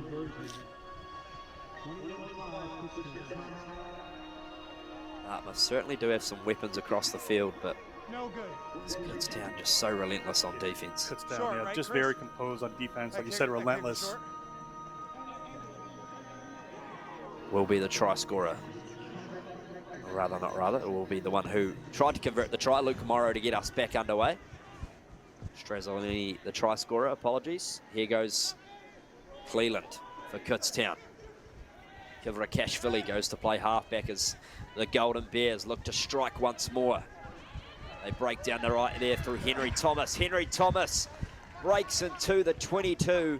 And John Broker, you'd say that's the nail in the coffin. I would have to say the White Kirk Scotland-born Henry Thomas, a first-year player here at Kutztown, definitely did put the nail in the coffin. And looking like Kutztown is going to continue to move on into the next part of the cascading bracket, like we said, against the winner of Michigan AIC. Still 15.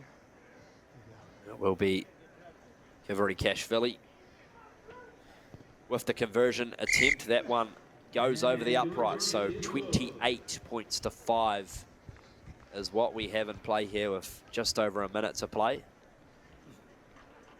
Yeah, tough here for Dartmouth. Dartmouth really, you know, like I said, has performed well at this tournament every year, typically going on further than this stop this year. I'm sure they're going to continue to work hard as they go the other way in the brackets after this.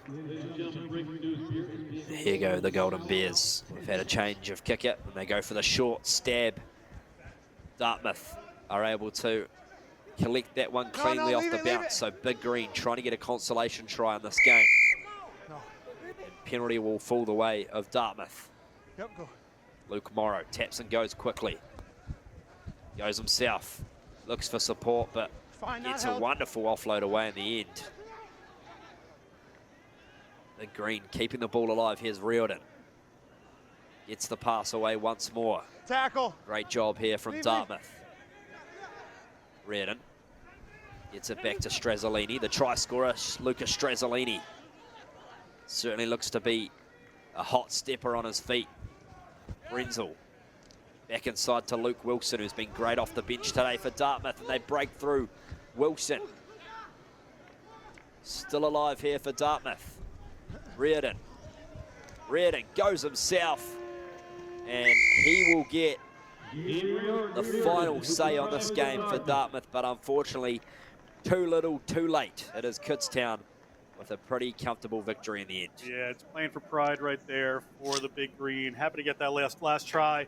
Not going to be moving forward, as we said, but, you know, I need to still play for. And Kutztown really looking like one of the stronger teams coming through so far. Yeah, they certainly are, as we see the replay here. Luke Wilson did a good job just to get that offload off the ground, and Riordan able to beat 2 tackles there and force his way over the line. We'll be back very shortly with another exciting matchup. It will be Michigan taking on AIC with a kick to come here. And the kick is a goodie. 28-12, Kutztown do the job over Big Green. And Kutztown advances. Let's hear it from both sides, folks.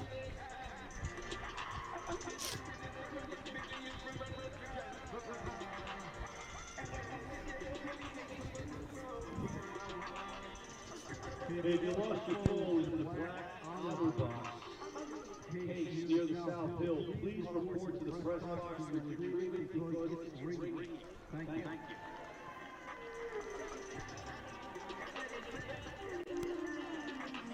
And this is when you have your AAA card in the press box.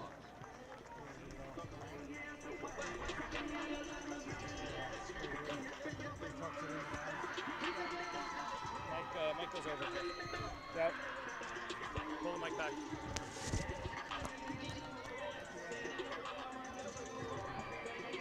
And welcome back in. We have just witnessed an emphatic victory from Kutztown over Dartmouth, 28 points to 12. And we have another exciting matchup in store for you here in the second round. It is the AIC Yellow Jackets taking on the Michigan Wolverines. There's AIC on screen there, donning the yellow and black confetti jersey, I'd call it. It's a bit of an interesting looking jersey, but I like it. The Yellow Jackets certainly have some talent right across the field. The Michigan Wolverines certainly looked really promising in their opening game. Izzy, you gonna let me know when we're ready to go? As the AIC Yellow Jackets get ready to get this party started. Thomas Grant with the call alongside me, John Broker. Johnny, this one really exciting. Very exciting. American International College out of Springfield, Massachusetts. They were ranked number 7. They beat a number 2 in Principia in that first round. That was a big bracket buster right there. Now they're coming on to Michigan, so we'll see how we go here. Both those two hot-stepping teams. Michigan plays with a little more control. See how it goes. Not a good start. Yeah, not the start that the Wolverines needed at all. Referee Tara Roberts will be in the middle for this one out of the New England Rugby Referee Society, and they will get the first roll of the dice, AIC. Scrum. As they just decide what they're going to do, and they're going to pack down for a scrum, says number 5, Mateo Castro, the man out of Canelones in Uruguay. Just some fantastic international stars right across this competition. Oh, there certainly are a lot of schools, a lot of players coming in from overseas to play rugby in America. Really, lifting the level here. Schools large and small. You have Michigan, traditionally big sports school, and a smaller school here in the Yellow Jackets from AIC, but they've really embraced sports and rugby in particular as one of their ways forward. Coach T. Fletcher doing some great things with that program as AIC look to try and break away early on. It's in the hands there of Demetrius Ta'ape for the Yellow Jackets. Here's Mateo Castro again. Tries to get the pass away. That one deemed to have gone backwards, and AIC break through. They will draw first blood in this match. Number 15, Philemoni Manu. Rather 16, Patrick Macklin with the try. Looked to have drifted forward, I thought there, Johnny, but... Yeah, referee in a better spot than us, of course. Referee Roberts here, so... But looked like it might have spilled forward, but it winds up in AIC hands, and they're good to go.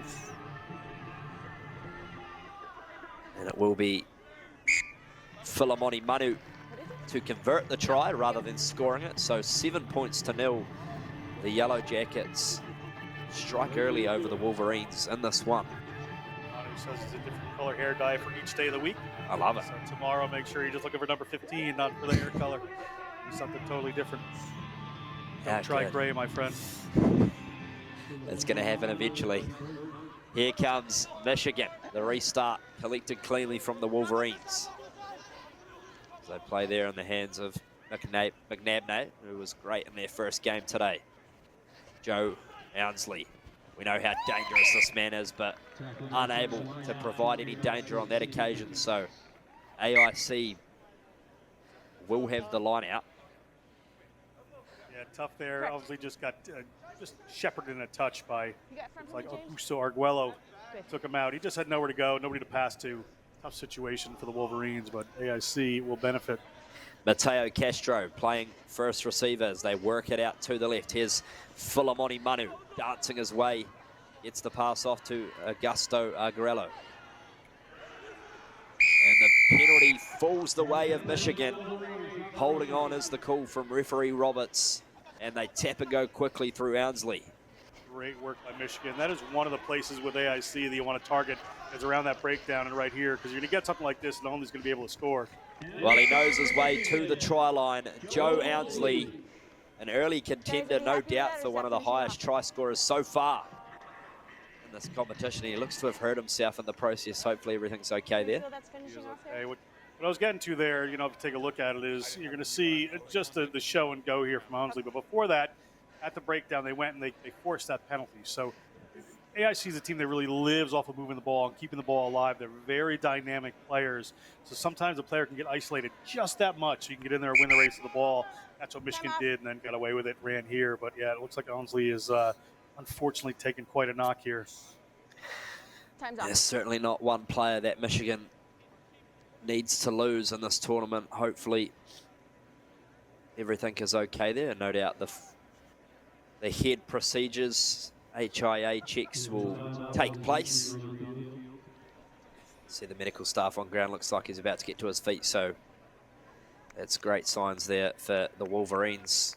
They'll go and have a drink of water, no doubt. Sorry, I didn't hear it, Izzy. 7 points to 5. The Yellow Jackets in the box seat. I still didn't get it, Izzy. As we wait the conversion to happen down the other end of the field, and it is a good one. So 7 points apiece. Michigan and AIC are level. The expense of Onsley, though, he's an important person with this Michigan team. His teammates will all pick it up around him, but he had a great first game, looking strong still. And back underway here for Michigan as they get a deep restart off to AIC. Hands there of Augusto Aguelo. And Philemoni Manu now with the ball. Manu gets the pass back inside to Afa Sant. They play here down the left.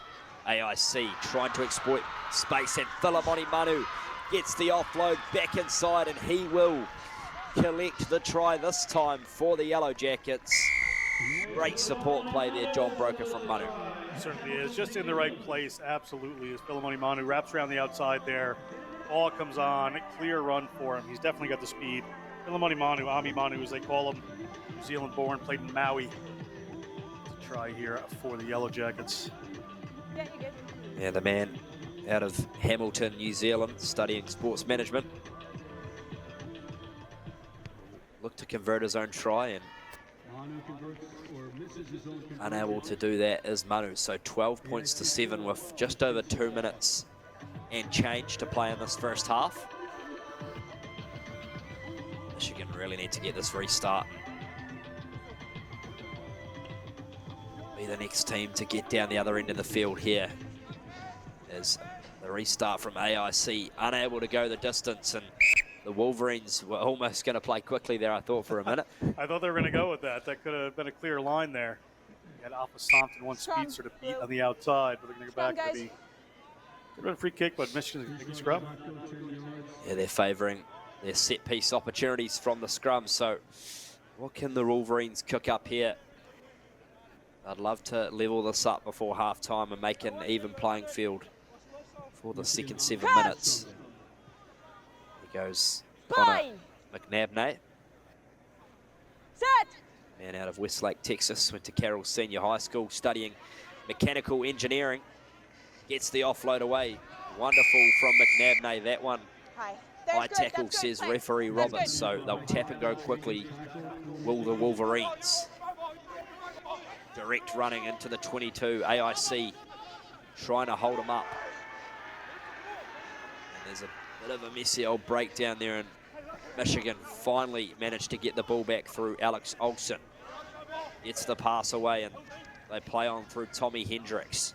This one's a pass to the ground, but it works in favour for Michigan. Space here for Thomas Hammond. Hammond down the left, he goes in. That is just what they needed. That space just did open up the outside. You can see it there, this defense pulling in for AIC.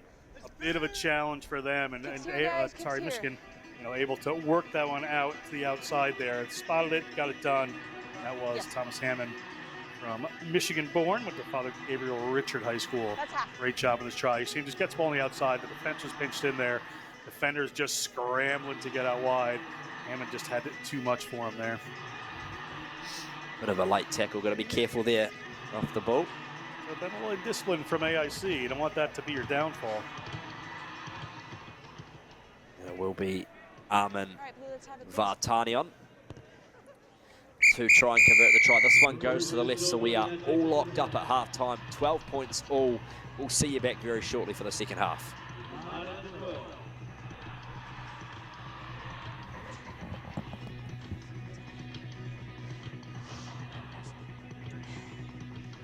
Thanks, Izzy. Is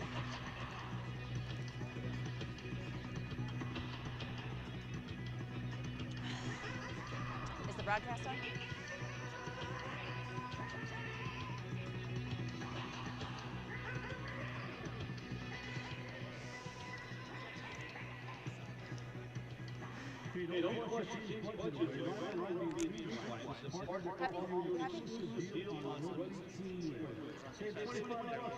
Tell me. Okay. What's that? Is he? All right.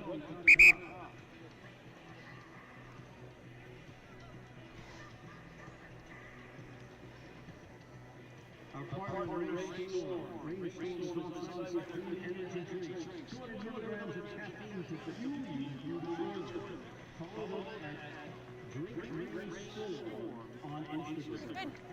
Yeah, make sure you keep your backs on side at 10 piece, okay? That's the one thing.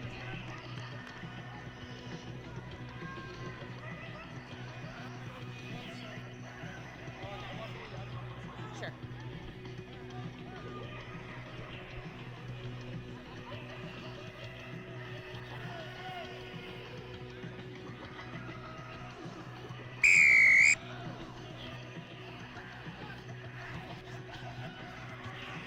And welcome back in. It is second half action between the AIC Yellow Jackets and the Michigan Wolverines. 12-all in this game. It is set up for an exciting second half as the Wolverines try to break out here through Tommy Hendricks. AIC piling into the ruck and they give away the penalty. You mentioned their discipline for AIC. Sometimes a common theme. Yeah, that's something that they really got to work on here. As we see referee Roberts signaling for the scrum, so Michigan happy to go from set piece again here. Michigan Crouch! Yeah, we'll see how they do here. Going to be on defense, our AIC, so Michigan want to play a little structured play against them. See if they can crack that defense. Here goes the Wolverines. That's our man Joe Unsley's back on the field, which is great to see, and he makes an impact immediately. Here's the try scorer, Hammond, to the right. Leave it! You're off your feet! AIC almost poached the turnover, but Michigan with space to the left. The pass goes to no one, but they go back to collect the scraps. Here come the Wolverines. AIC do a good job just to diffuse the situation for now, or do they? Matthew Daines. He is a large boy. Ounsley dummies and goes to the left. Joe Ounsley, he is in for the try. He can't have been that injured because he's come on and looks superb.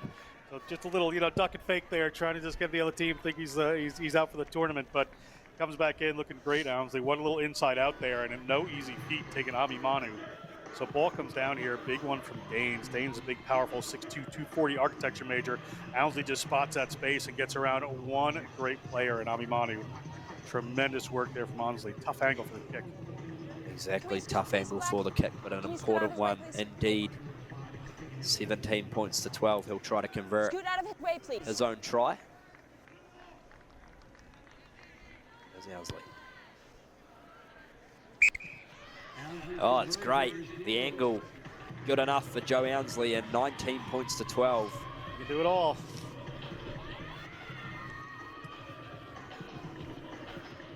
AIC want to be the next team to score here. You can just see Manu just caught a little bit off guard there down the right edge.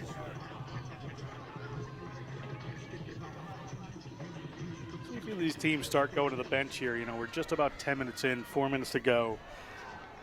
Obviously, next score is going to be huge for either team. No, just a scrum. But some stringent defense for Michigan is going to be very important. Yeah, it was lost forward there. Michigan went up to contest the ball. It was a lovely weighted restart. Yellow Jackets will get the put into the scrum. Will be Mateo Castro. With the ball in his hand now, what can Philemoni Manu do? That excitement machine. You see the coach T. Fletcher in the background there drawing up Some master plays, John Broker, no doubt. Certainly an intelligent coach, Steve Fletcher. Director of rugby for both the men's and the women's teams there. Both teams here in the Premier Division. Here come AIC, that one. Unable to be collected cleanly by number 16, Patrick Macklin, so it will be back to Michigan. Macklin played in Penn High School. You could see if he got that ball, he would have had some room to run, and he is a quick boy. So Here's a mark, guys. Yeah. Going to bring it back here. Unfortunately for them, Michigan be very happy with this result. Here go the Wolverines with the scrum. I'm not going to call the next step till we're stable, okay? Winding down on the clock. It's with Connor McNabney, who complements Joe Ounsley so well. Set. For this Wolverines side. McNabney gets it into Ounsley. Ounsley off the chip and chase. He goes after it, but it's back there for Patrick Macklin. Able to collect it cleanly. AIC looking to go coast to coast. A bit of space here if they can get the pass away. That's Terry Jayaguru. Breaks down here for AIC, and Castro goes in with the ball out there to number 11, Demetrius Ta'ape. Philemoni Manu puts the space in. There's no sweeper. How's the speed here for Macklin? Macklin gets pushed off the ball, but play on, says the referee. Yeah, referee says it gets kicked out there. Just looking to the assistant referee to make sure of it. Time's off, sub. And time's off, so looks like we're going to have some substitutions happen now. And it will be a Michigan Wolverines line-out, so. Wolverines get the better at that. And we're going to take a look around the grounds now very shortly for some other scores, but we're playing on here with Michigan. It's Joe Ounsley gets the ball out to the try scorer, Thomas Hammond. Gets met in an ankle-breaking tackle. And penalty falls the way of the Wolverines. That's a discipline right there. Macklin gets caught in there. Good work by Michigan to sort of keep him in there. You know, a little bit of gamesmanship, but he had to roll away from that ball. And I've said it in a lot of games so far. At this point, every second works in the favor of Michigan. As we see a quadruple view of our other four fields today at the Soccerplex. What a great facility it is. Yeah, I can't tell you exactly who's playing out there, but there are games going on all over the place. Just some tremendous rugby. 144 teams here this weekend, Wheels. So plenty of rugby being played in Maryland. These premier fields, this stadium field will be rocking tomorrow for the men's finals versus Sunday for the women's. Certainly is an impressive game of Tetris for NCR to pull this together, so I'm glad I'm not doing it, and I guess you are as well. A little bit happier here in the broadcast booth, to be honest. So it's going to be a scrum here for AIC. They're just down by 7, a minute in the game clock. So very important for them to get a good run here. Mateo Castro with the ball here. We're going to see some more substitutions. You mentioned earlier, Johnny, about when these teams might go to the bench, and with a minute to play, they might be looking for the superstar subs. Yeah, they need a game breaker here. Now this would go into extra time because this is cascading. You got to win every one, so eventually there's going to be a tie somewhere along the way. It's Augusto Arguello with the ball in hand now. What can he cook up from the back of the scrum? He gets the ball almost out cleanly, but it's completely messy in the end. But AIC still break away. It's here there with Demetrius Ta'ape. They break through to AIC. In the hands there of Juan Mateo Carazana. Ta'ape still going into the 22. Arguello under all sorts of pressure. What? The ball gets... I thought that player was okay there. I thought they were onside, but referee Roberts much closer than I. It was nearly a great defensive play, but let's see what they cook up here. Space here down the right for ARC. It's Jayaguru. Gets wrapped up, though, there by Thomas Hammond and taken into touch. And Michigan Wolverines, you can see the jubilation. They get the job done over AIC, 19 points to 12. We'll be back very shortly. John Broker and Wheels Grant.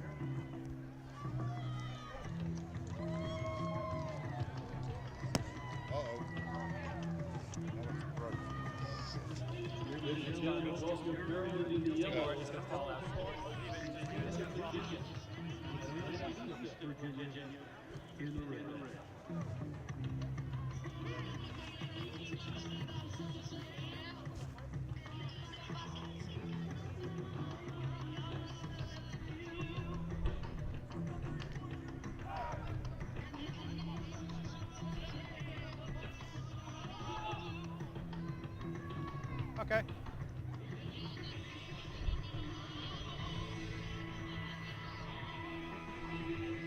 Yellow ready? Yes.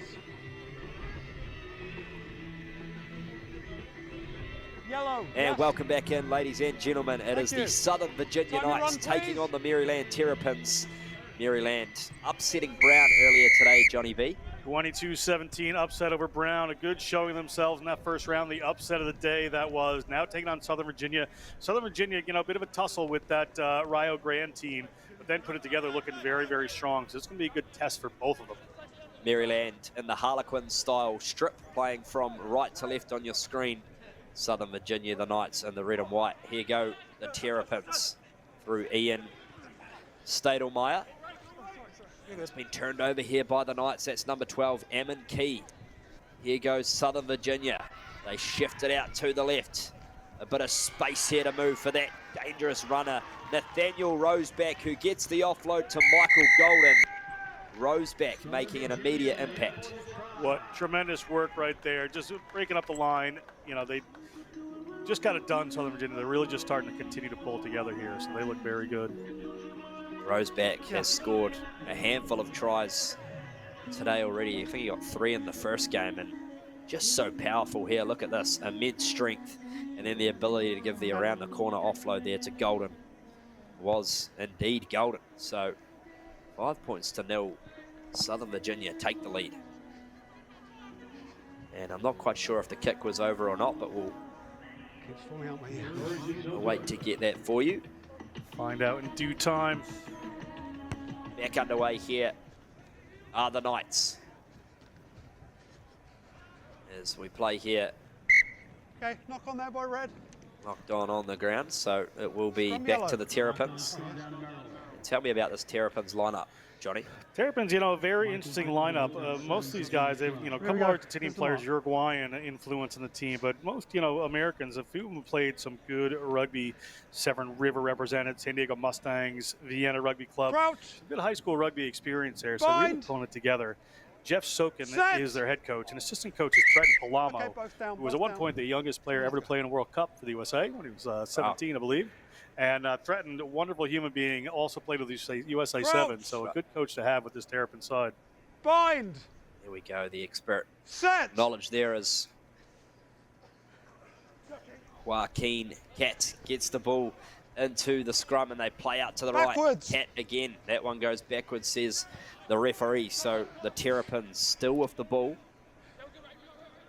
as they play here just shy of their own 22, a bit of space for Maryland, but Southern Virginia Knights able to diffuse that situation. Strong tackle there on Patrick Fenn with Ian Stadelmeyer. Gets it out to Douglas Jatronic. Released and went on. Take it just shy of halfway are the Terrapins. Just staying patient in their attack. No need to rush things. Breaks down the left here. Stadelmeyer once more beyond halfway as Southern Virginia need to be careful around the ruck that they don't give away any silly penalties. There goes Cat. Gets it off once more. Gregory Conley. Conley spots a bit of space. Gregory Conley into the 22 for Maryland. Great tackle and defensive work there from Stanton. That was tremendous. He may be about to get penalized, but I thought that had been a really good play by him. They play quickly. Here's Jatronic. Gets the pass away. Still going. Here now with Aiden Joyce. Dances into one. And the penalty falls the way of the Knights. Great work over the breakdown. And Stanton taps and goes quickly. Still going Stanton. William Stanton. How much pace has he got? Gets it off to Golden. He's got plenty. Michael Golden into the 22. Looking for the offload on the ground, but the Terrapins almost get the poach. Off feet, says the referee, so we tap and go quickly, and there is acres of space here for Roseback if he can get it through. He manages to finally get the offload, just short, and the try is scored by Tate Lewis. Catch your breath. Absolutely. Good coast to coast there from this Southern Virginia Knights team. Great work, great interplay. Roback involved as ever. He's going to be a key player as they continue through this tournament. Maryland Terrapins was really impressed for a while. Very, very calm, very poised, going through their phases, worked their way all the way downfield, drew a penalty, and eventually turned over in the 5-meter line. Tough for them after all that good work. But Southern Virginia able to pounce on that. A couple of breakdown rucks along the way. Eventually get the ball out into a try scorer's hands, no problem. Absolutely, as we see the conversion about to be taken. Okay. Just waiting. This one, the strike's pretty good. How is the accuracy? Not quite as good, so we'll see. That one just go just shy. Up next on the stadium field, we will see Belmont Abbey taking on Iowa Central. Iowa Central Tritons. A good game. As Southern Virginia get this one back underway. 12 points to 0. Backwards. As we just wait the camera to shift onto the ball. There we go. As we play here through Maryland. They break through. Ben Molinari gets the offload away for the Terrapins. Molinari goes into play scrum half after his great carry, and dancing through one. Here come the Terrapins, looking to announce themselves back into this game. Ian Stadelmeyer in for the try, and Johnny B, that's just what they needed.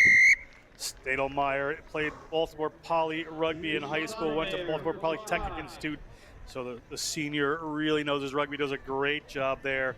Also a national chess champion. So certainly understands the strategy of this game. Able to take it around the end. Great work by Stadelmeyer as he's taking a look here. Just had O'Shea settle to beat, which is no easy feat in itself. Roback knew he couldn't quite get there. So across the line he goes. Maryland sticking with it here.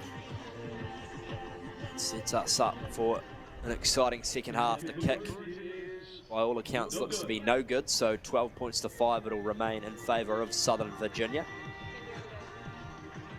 Maryland, still time on the clock for them to try and equalise before the break. That'd be a dream for the coaching staff. Jeff Zokin and Threadin Palamo, as you mentioned earlier today. Play, guys. And the kick's found some open grass, so that's a lovely kick there from Maryland, but that will be all we have time for in the first half. 12 points to 5, it is the Knights in control of this one so far.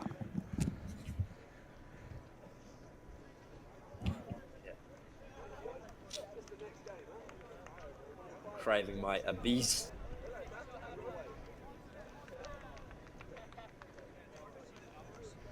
Yeah, sorry. I need you to just tell me right away. Gotcha. Or just when somebody, they burn, whatever. Just, 'cause it happened. These guys are taking score so fast.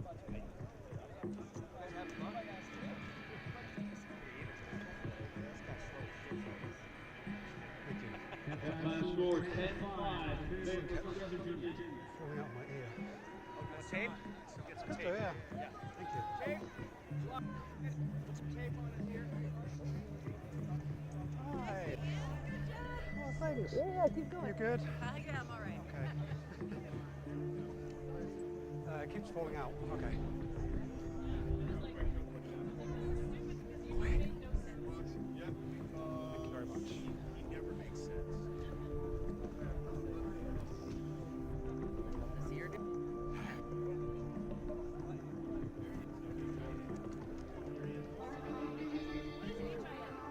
Head injury assessment.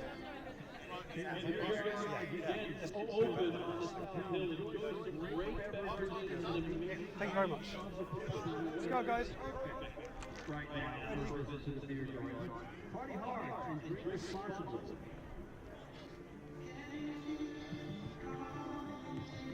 It's the same brewing tradition since 1873. Made 100% Rocky Mountain water and brewed. And welcome back in. It is the Southern Virginia Knights holding a 12 points to 5 lead over the Maryland Terrapins in this one. Thomas Grant with John Broker alongside me. The Terrapins, crucial with the short restart here. Johnny B, they go quickly. The Terrapins straight onto attack. It's with Bo Molinari. And it's still down the right here for Ian Stadelmeyer. He scored the try for them earlier, just before half time. And the Terrapins hot on attack here in the second half. That one whips out to the right, but it's fallen into touch, so. Hard luck. What a good start for the Terrapins there. Just trying to catch him asleep, and did. Very surprising for Southern Virginia. I'm sure it'd be frustrating for Marshall Ferris to see that. Away, please. No, Will meter, be please. the Knights with possession of the line out. 3, we're good. As this one goes in off the top there for Michael Golden. Whips it out to O'Shea Settle. Here with William Stanton. Stanton dances through one. Stanton past the halfway. Looks for support. Doesn't quite get the offload away. Goes for it on the second attempt, and he gets the ball back himself. So Southern Virginia with a bit of fortune there. Back line. Advantage. Here goes Roseback. Beats 5, one. offside. Offside is the call, so we'll come back for the penalty advantage. But playing on here, Johnny B, and that one's been lost forward eventually. Yeah, a bit hard there. You know, Southern Virginia just a little casual at times, you know, just kind of working through this, and they can just turn it on and explode. You saw it there, some good breaks. Players just take it, turn the run of play, and do very well with that. But just a little casual at times, and then the Terrapins certainly taking advantage of that by playing some pressure defense. There's number 1, Patrick Fenn with the ball in hand, gets it off to Douglas Jutronich, who is out Bind. scrum half for this one. Yep. Just over 5 minutes to play. 12 points to 5. Yeah, it's on top, right over. Thanks, guys. Terrapins get ready Bind. to get things Set. back underway from set piece. Penalty falls the way of the Knights, however. Unsure what the call is there, but an infraction at scrum time, and that is Hand on the ground. play.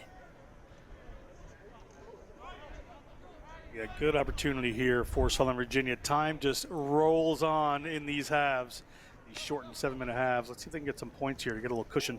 Here goes Stanton. Stanton breaks one, gets the offload away. Golden's waiting for it.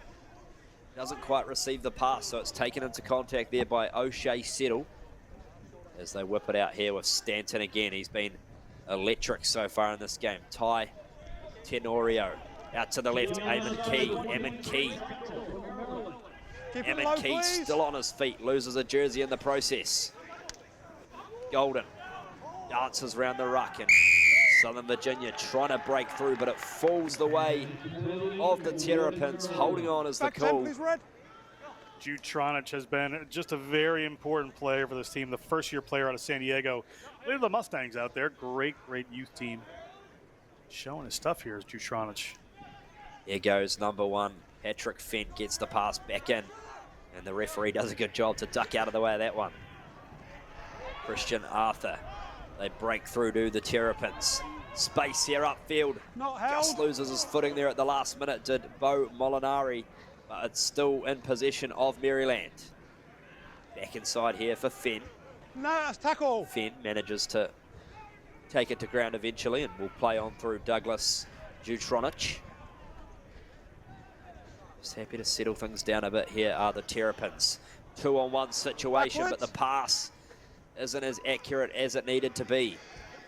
Still playing here are the Terrapins, and they break through finally. Aiden Joyce turns nothing into something rather. How good. That time just a touch of casual defense from Southern Virginia. Just let the players run around, let them have just a little too much space there. And all credit to that player right there. He deserves to put those gigantic guns up. This is Aston Jorgensen, the first-year player to Mesa, Arizona, played for the Red Mountain Knights. And just spotted the space here, you see, making the break. Had a runner coming on there in Michael Golden, so had to beat him, but just had a straight run to the line. All credit to him. Gets the ball under the post there, and that's huge for the Terrapins. Are the Terrapins on a dream run here, Wheels? Well, as you mentioned, There are no ties in this game with the cascading bracket, so the kick is good.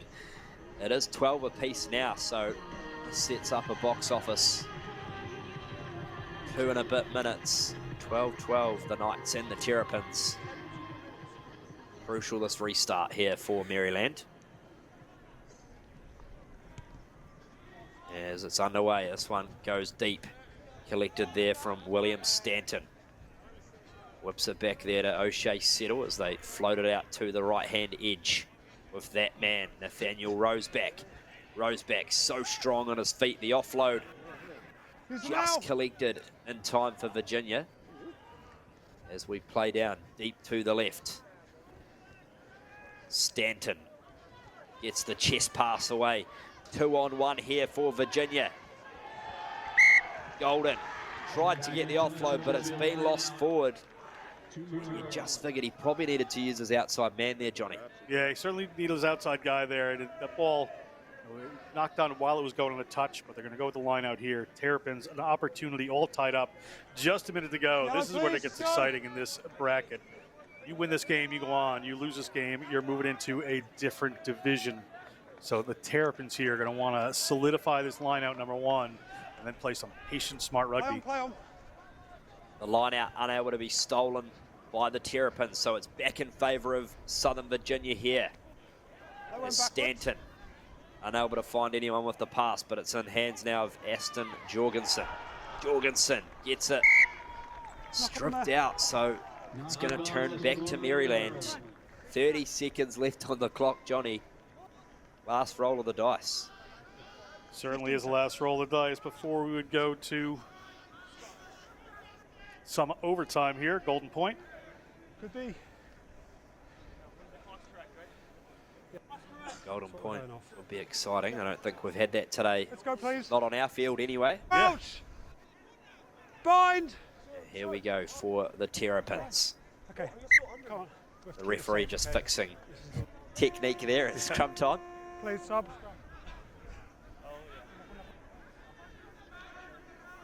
And after this game, we will have Belmont Abbey, Iowa Central. Guys, just keep Yeah, some straight, good okay, games straight. coming up here, certainly. Crouch. Belmont, Bind. Iowa Central, the first of them. Set. The Terrapins go ahead. get it in and they kick it out. And they look to be celebrating, so he must have.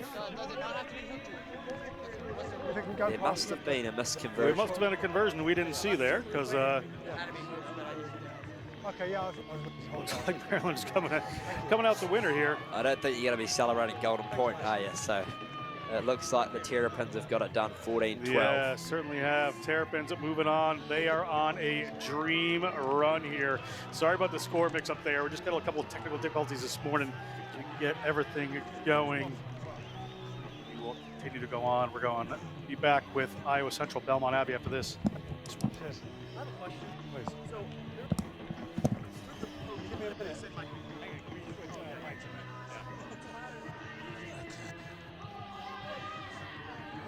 There we go. What do you need? Okie dokie. Yes, I have you. Where are you? Still up here, still up here. Next up, Belmont Abbey in the red and black against ICCC and Iowa Central Community College in the blue and white.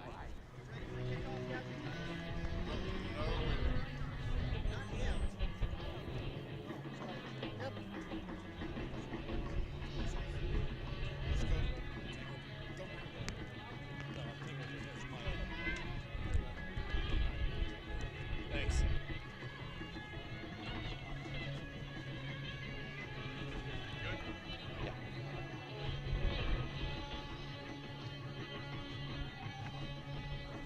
We live when I go? Are we live when I go? Yeah, just go, just go. And welcome back into the stadium field here at the Maryland Soccerplex. We have Belmont Abbey Crusaders in the red and black taking on the Iowa Central Tritons in the blue strip, playing from right to left on your screen. The Crusaders from left to right. Thomas Grant with John Broker. Johnny, very good afternoon. Yes, it is a very good afternoon. There's some exciting matchups at Terrapins of Maryland on a dream run. We just saw them. Now we're taking a look at these teams. Belmont Abbey beat Aquinas and Iowa Central beat Iona. Moving forward in this matchup. Here goes the Tritons in the hands here of Cohen Webb. This time manages to get the pass as they break through the 22. Belmont stripped the ball though, so it's a turnover here. The Crusaders in the hands of Reardon. Rather, that's number 14, Michael Brennan. Brennan just shy of the 22. They play here through Ollie Fussell. Aiden Mousley back to the number 12, Ollie Fussell again. As they try to shift it down the left-hand edge. The offload is a sublime, and they manage to play on. Joshua Milling takes it in now. Here goes Michael Brennan again, trying to dance his way through. Gets the offload backwards. Silky skills from the Crusaders. They're not making any meters in the process, but they get the penalty. Great handling, Johnny. Yeah, and the breakdown, very good handling. Before I talk about the penalty, the breakdown, player just tried to impede the whole thing. Yeah, great handling here for Belmont, just keeping the ball alive as Belmont Abbey, doing a wonderful job of it. Now they're just going to look to close up some space on the field. Looks like they're taking a scrum, wise choice. Keep some runners wide open. See a pack down for the scrum, and far to the left, no doubt they'll look to get that out. Far right touchline. Crouch. Bind. Set. As the referee gives the penalty in favour of the Tritons. So initially he wanted to restart the scrum and then he blew the penalty. So not quite sure what the go is there, but nevertheless we play on. Here comes Iowa Central. As they go from deep inside their own 22. How good's the skills here from the Tritons. That one taken to ground there by Takuzawa Musaguini. Apologies if I completely butchered that one, as it's taken there by the Tritons. Still in the 22 there with Alinga Mabele. Belmont Abbey though, staunch on defense at the moment. 2-on-1 here for Iowa, taken there by Noah Champion. Still playing here are the Tritons. Great defense though from the Crusaders, Johnny Broker. As we play here through Musaguini again, and they break through down the right here. Here's some space for Iowa Central. Beats one. The 10-metre line on screen. Musaguini again. Backdoor play again for Musaguini. Wide cutout pass in the hands there of Walker Smith. Smith just shy of the 10-metre line. This is good patience here from Iowa Central. Alinga Mabele gets the pass away. Mabele looking for the offload. Gets it off to Tyler Gast. And they are in for the first try, are they? No, they're not. Now they are. Brilliant stuff. That was a lot of work there for Iowa Central, the Tritons. Matt Searles Davis scores that one. He's the captain of their 15s team. He is a beating heart of this team. Searles Davis, a lot of fun to watch from Fort Dodge, Iowa. They brought the ball through a lot of hands there. You see the big number 7, Tyler Gast, Waverly, Iowa, nearly there. Just wanted to reach out and get it. And to toss the ball up to Searles Davis. Searles Davis touches it down, but a lot of work for Iowa Central. Iowa Central played a lot of patient defense there. Belmont Abbey on the attack. The first, 3.5 minutes of this game, and then able to take it away there are the Iowa Central Tritons. They had me fooled. I thought Gast had got over, but Searles Davis collects the rewards, and Cohen Webb able to put the ball through the post, so 7 points to 0. It will be Takuzawa Musaguini with the kick here. Musaguini to be a really talented player for this Central Tritons team. And they play off the restart. Iowa back for the scrum, says the referee. So Belmont Abbey just unable to grab that one in, Johnny. Yeah, unlucky for them. So Iowa Central Tritons with an opportunity here to go bang, bang, and score both of the first 2 tries in this game.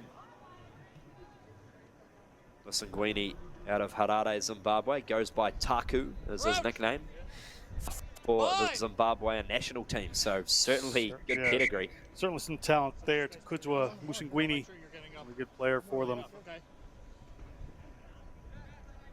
As we reset this one into the final 2 minutes of the first half. Up next, we will have Wheeling up against Mount St Mary's. That'll be taken over by Johnny Broker. Looking forward to getting through the rest of the second round here. Great matchups in this Premier Division. Yeah. Belmont Abbey trying to suffocate this Iowa Central Tritons offense, but Iowa Central managed to keep it alive. The Crusaders almost getting the turnover, but it's illegally infracted, so it's going to stay with the Tritons. Discipline, just got to be careful there for Belmont. It's with that man you mentioned, Matt Searles Davis. Tap and go from set piece. Here we go. Cohen Webb. Backdoor for Musingwini. Gets the offload away, and that could... Yeah, hard luck there. There's a knock on. I thought anybody called an intentional knock on for a second. It didn't look like it to me, but tough luck there for Ollie Fussell. He could have been away with that ball if he could have gotten his hands on it. Oh, I'm coming. Such a fine margin there, isn't it? Like, for me, that's a penalty. Yes. Try scoring opportunity. He hasn't collected the ball. Then again, that's getting into the nitty-gritty laws. That is getting into the nitty-gritty, but that's what we're here for, Wheels, to bring people a little different viewpoints on things. That's why we're paid the big bucks, Johnny. Here goes Halunga. Mabele snipes through one. And he is a man with silky skills. The celebration is a unique one as well. Haven't seen that one before. Sophomore accounting major there. Just great work from Mabele. He's got to be very pleased with that. See a big smile on the young man's face. Great work for Iowa Central, the Tritons. Another team here gets by Iona. Now working through their Belmont Abbey. Belmont Abbey would have plenty to say about that. Very talented players on their side as well. Mabele out of Cape Town, South Africa. Loves to golf in his spare time. And the conversion kick shaves away to the right. So that is halftime here. And it is the Iowa Central Tritons in the box seat, 14 points to 0.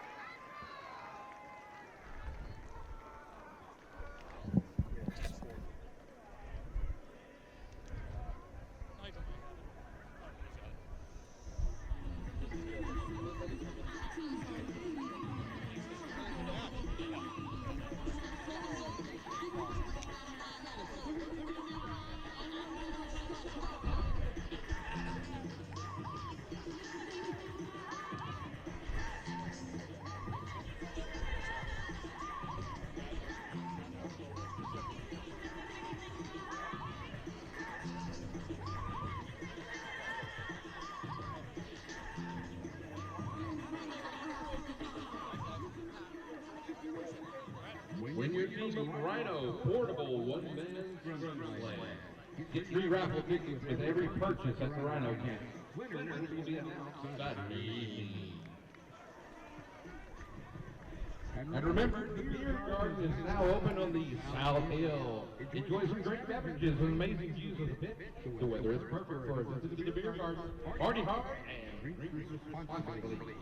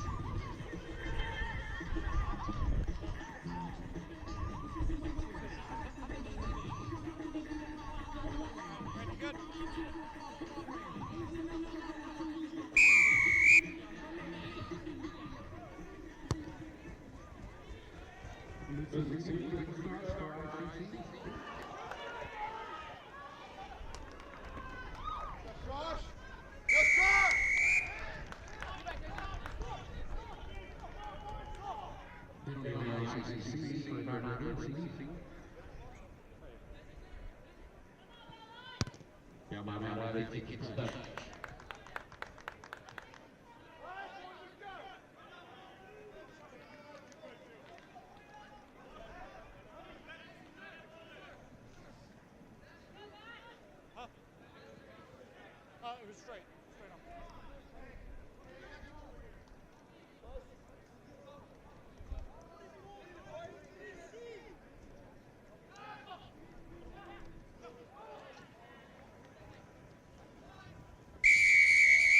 Offside, back one. Offside by ICCC, quick tap by the Crusaders. Backwards up blue. Right time, Belmont Abbey. John Carmichael on the edge. Gets support, gets the pass, and takes it to the house.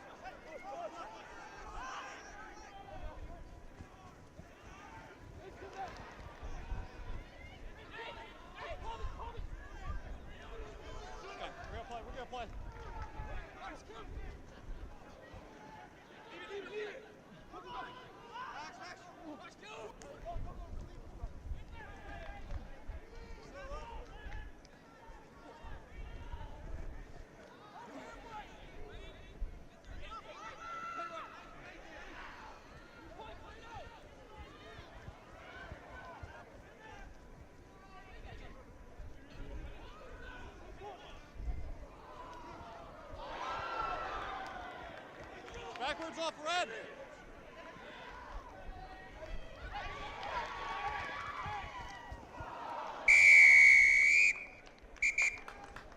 No realistic attempt.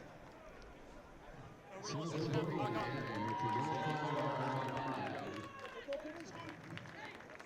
was knock on, not for you. Knock on? Yeah. Knock on.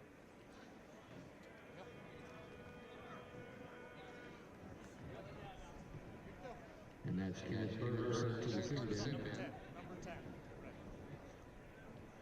10, you have to make it to the 10.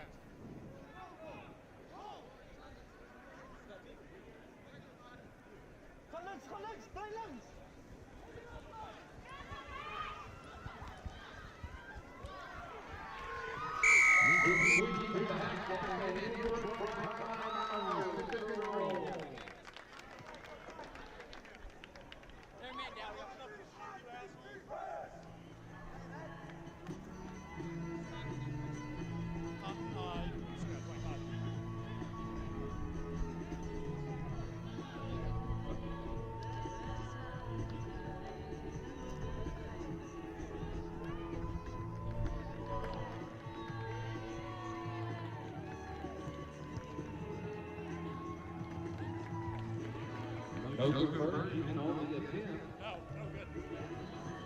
Our Central's up 17. Line back in. And apologies there, had some slight technical difficulties that we're working through, and it is 15 points to 5 in favour of Iowa Central Tritons. 2 minutes to play in this game. They get the restart away. The Crusaders needing to be the next team to score, most certainly.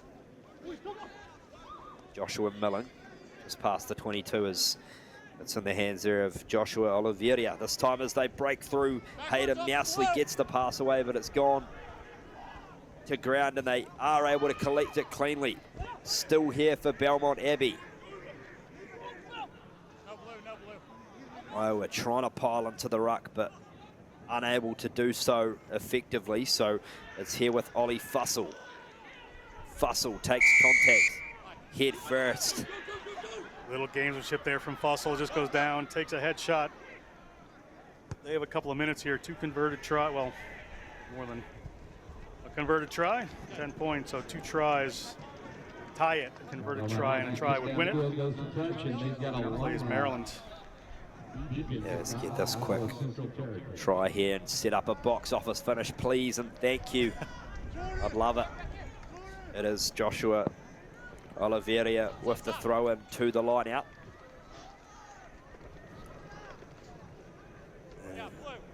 Man in the middle, so. See the wheeling coach in the background there. He's ready to go. As we play here for the Crusaders, Oliveira goes himself. 10 meters out from the line, or even negative now. As the Crusaders unable to break through just yet. Time winding down on the clock. Fussell has to go back and collect the pass to ground. Still with the ball, Fussell. This one again, just a little bit messy here for Belmont Abbey. And penalty falls the way of the Crusaders. They tap and go quickly. Here with Reardon Sweet. We're going to play on still. Fussell going close, and it's a try. Number 10, Kenneth, fired. Is there time, is the question.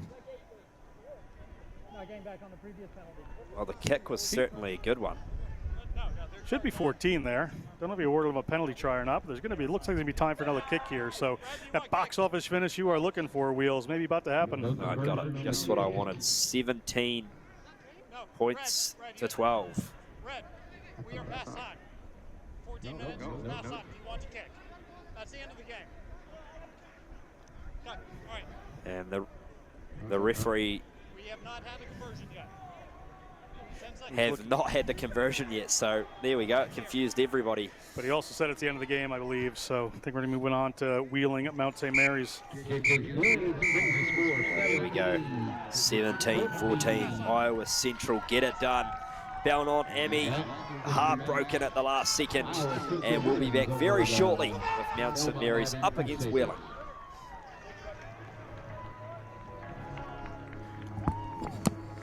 I believe it was 14.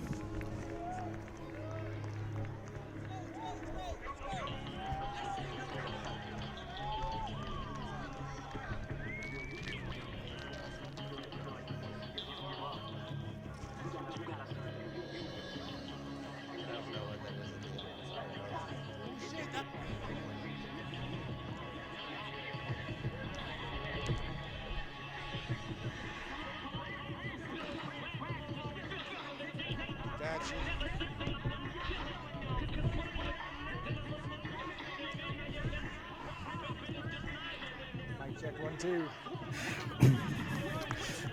Welcome back. We are in the second round Collegiate Rugby Championship, brought to you by National Collegiate Rugby all weekend on the Rugby Network. This is a matchup to watch. The Wheeling University Cardinals and the Mount St. Mary's Mountaineers. Last year's champions, Mount St. Mary's, strong first showing. Wheeling also a strong first game, ranked number 1 in their pool, 36-0 over Fordham. This is going to be a matchup to watch. Wheeling has gotten through the later rounds and stumbled a little bit, so they're going to want to correct that right on the way through. Coach Mike Geibel will want to do that. So John Broker here with Thomas Wheels Grant. Mountaineers ball will bring in the expertise of Mr. Wheels in just a moment. Mount St. Mary's looking to get around that corner. Got 3 coming in quickly. Having to hang on to it, get the ball into some space. Tackle coming in from Aaron Juma. In and penalized our Mount St. Mary's in their own end. So an opportunity here. Chief has a ball in hand. Umbu around for a couple of years. Very talented player. Middle of the field, go. Wheeling, some very dynamic players. Another team that the challenge they've had is structured defense to break down. Structured offenses that just play patiently. So They're going to need to get some points on the board here. Yamunda puts that one out. Ball coming out wide here. Little show. Ball coming back in. Mandaza getting the ball to Aaron Juma. And first try, Aaron Juma off a great release there from Mandaza, a first-year player out of Harare, Zimbabwe. Juma from Bulawayo, Zimbabwe, scores that try. Excellent work from the business major. Well, that is just a sensational offload there from Mandaza. Hopefully we can bring you the visuals of that, because that was just top class as the conversion. No good. Look at this here. They shifted it out to the left, and it was that man, Mandaza. The show and go and cat flap brilliance is what I'd call that, Johnny. Absolutely. And it is your man, Juma, out of Bulawayo, Zimbabwe, who collects the treats. The Zimbabwe Sables World Cup qualifier side. The Wheeling University Athlete of the Year was Juma. Now the first-year player, Mandaza, in there making a big difference. As a penalty this time goes against Wheeling, so they're going to send this one downfield to the Mountaineers. They're down 5. Need to get ball in hand. Need to play with that structure. Put some of their big runners out there. They might have a bit of a size advantage on these Cardinals. I'm looking over this Wheeling roster, and they've got about 7 or 8 players from Zimbabwe. They certainly have a heavy Zimbabwean flavor. Ball sails over the top for Mount St. Mary's, not what you want. There's a big head of steam on here, and taking it full on is Juma. He's been across the tri-zone once. He has just decided to beat the entire Mount St. Mary's team, and in the opposite corner, touches down, and stamping his authority early on. Aaron Juma didn't need a brilliant offload for that one. Got his way across field. Well, that is just an individual effort, and I tell you what, if I had Aaron Juma running at me like this with a full set of steam, I'm letting him through. There is no way I'm touching him. That is just absolutely sublime individual skill. He had to do a lot of work to get to that try line, beat about 4 defenders. There's too much pace and power. Great work to get across there from Juma. Kick is going to fall to the side of the post there, but they're up by 10, are Wheeling, looking strong to go through. Player of this game would play the next of the quarterfinals. It would be against the winner of Marian versus Indiana, which is coming up next. So stay tuned here on the Rugby Network. All weekend we're bringing to you Mount St. Mary's inside their own 22 in white. Needs to get some points on the board. We're just under 4 minutes gone in this first half. This is the break they might be looking for. He's got a sea of red jerseys around him. Eventually taken down. Boxed in there. Mount St. Mary's working it across field, trying to drag this Wheeling defense out. Having to take it in a touch. Good work. Back here. Taken in by Fangmeyer. We're going back for an offsides penalty. 8 offsides. Against Wheeling, and it is against Rua Karamazando. Yeah, good opportunity here for Mount St. Mary's. They haven't had the ball inside of Wheeling's half yet, so I'm going to go for touch and look to try and nail a set-piece opportunity. They will have the lineup downfield. 4.5 minutes gone.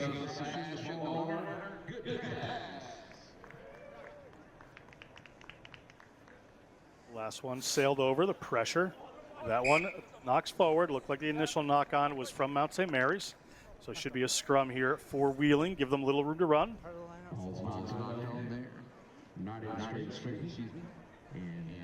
You can see here the front door ball at the line out, just losing control. I don't know if everyone was on the same page there.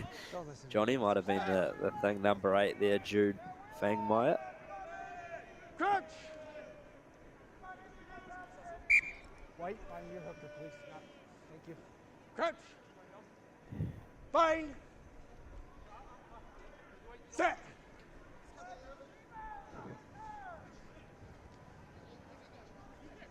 Wheeling moving the ball across or inside their own 22. They've got some dangerous runners. They're going to switch back in.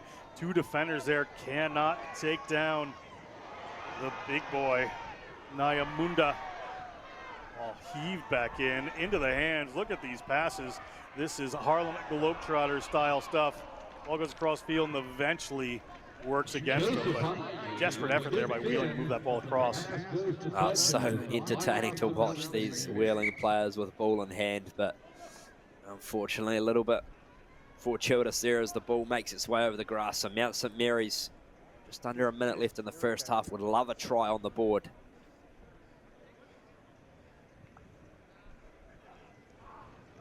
Another one sails over the top. Juma decides to pass this one.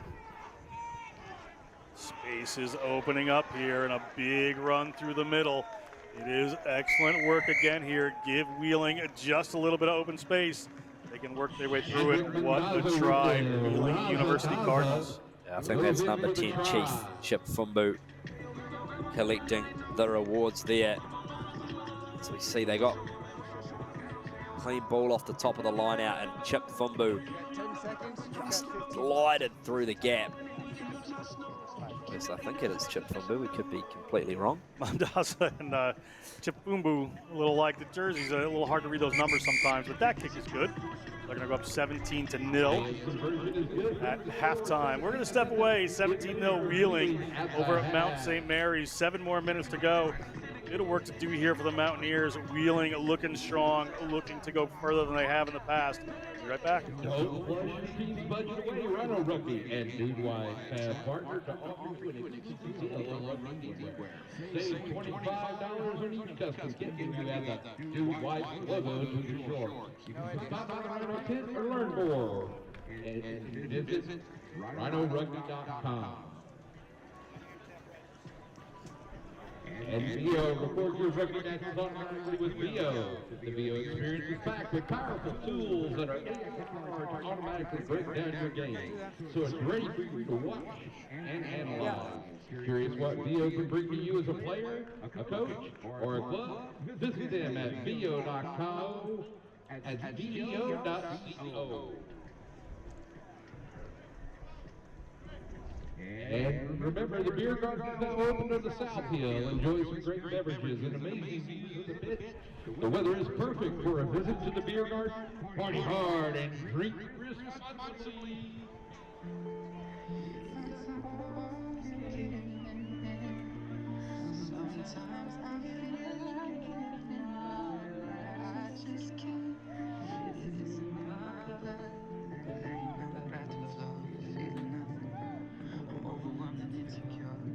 We are back for the second half. Good, strong first half from Wheeling, running from left to right on your screen in red. Mountaineers, defending champions, looking up at it here, Wheels. A bit of work to do for Mount St. Mary's. Yeah, this will really test their resilience, Johnny. 17-0 on the scoreboard. Wheeling have just come out of the gates emphatically, the likes of Juma and that man, Chip Fumbu, pulling all the strings. We saw a yellow card, I believe. We just did see a yellow card to Mount St. Mary's, so they're off. There goes Chip Fumbu, just shows the ball, and this man is elusive. Chip Fumbu making a run for it. Chip Fumbu has company. Chip Fumbu gets through the tackle, and Chief Chip Fumbu, the junior from Harare, Zimbabwe. Hararians touch it down. Oh, was that Mandaza? God, they look similar to me. Apologies to the Mandaza family. That was a little hard to see the numbers in the back of these jerseys sometimes. That's right, I believe I made that mistake in the last half as well. Mandaza just so silky, as we see on the replay, just extreme pace, and that is one thing you can't coach, right? You certainly cannot coach that kind of pace in Mandaza. Man, went to Churchill Boys High, Zimbabwe Cheetahs World Cup 7 squad, so certainly high accolades on this man. That kick is good from them. We'll take a look at Mandaza here. You know, Chip Fumbu's been their key player. They're very similar in style.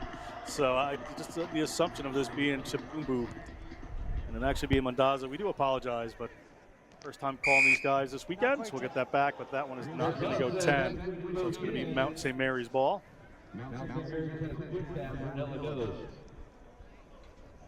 Ball coming here, Mount St. Mary's looking to make some amends, down 24-0. There they go. It is in the hands of Bastian Brunello. Brunello's going to touch that one down. He knows time's against him. About 2 minutes into the second half, so Brunello take that one kicking quick, and it's good. So 24-7 kick to come here from Wheeling, or to Wheeling. Mount St. Mary's going to want to be pretty quick about this and use their time. Yeah, just what the Mountaineers needed. Definitely not too little too late. We've seen crazier things happen in the game of sevens, but they definitely need to get a roll on here, do the Mountaineers, and continue this scoring. After this, we're going to go to the other round of 8 games. It's going to be Marian, Indiana, Babson, Sienna, Mary Washington, Notre Dame College. That will get us through to the quarterfinals for this premier division. Mondaza moves a ball across field. Little shows there. They get the ball up, keeping it alive. Good work to get that one back.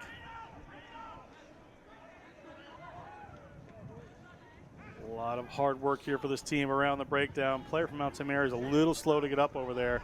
Ball sails over the head. Looking for a break up the middle. Mendoza this time has a lot of players on him. Penalty against Wheeling. They got the advantage. So Mount St. Mary's looks for the ball at the back. They'll come back for the penalty. We may have a card coming here. We will see. The tackle's fine. Yeah. Let's listen into the ref. Another moment to the clock in the yellow bar for Wheeling. Wait. 4 minutes to go here. Referee wants to bring him back. Look at the Wheeling guys back 10. You don't want to make that mistake there. We have Mount St. Mary's balls. We'll take a look. Mount St. Mary's again. Looking at the line. Mount St. Mary's over, and it is a try for them. They're at 12. Kick to come. Mackay that put that one through. Brunello with the kick. Let's go. The kick was any good, so Mount St. Mary's in quick succession, 24 points to 12. Just good individual strength there from the number 19, Hayden Mackay out of New Zealand. New Zealander, you say that proudly. Oh, it's always great, isn't it? Nice high kick there from Mount St. Mary's, trying to get under it. Player off the field right now for Wheeling, so this is where they want to strike. They're at 24-12, 3 minutes to go. Wheeling really needs to shut the door on teams. Simo Hodder has a hold of it, shows the ball around, gets it back inside. Big man running. He's got a couple of defenders around him. Steps in, steps out. He is across the 40. Can he be caught by Xavier Locke? Xavier Locke doing everything he can, but the try line is going to be too open. And Wheeling University, the Cardinals, are going to score later. Another try. 5 points there. Like Niamuda scored that one. 29-12. Just Wheeling's ability to shift contact points and open space has been so telling in this game for them. They drag it across one side of the field, the back inside pass, and very tough athletes to stop when they get a roll on, Johnny. That one is good from there, so that takes Wheeling ahead to 31-12. 2 minutes to go. Scored 31-12. That was Chip Bumbu that put that one over. He's changed his hairstyle this year, so I'll have to recognize him. He is a talented player.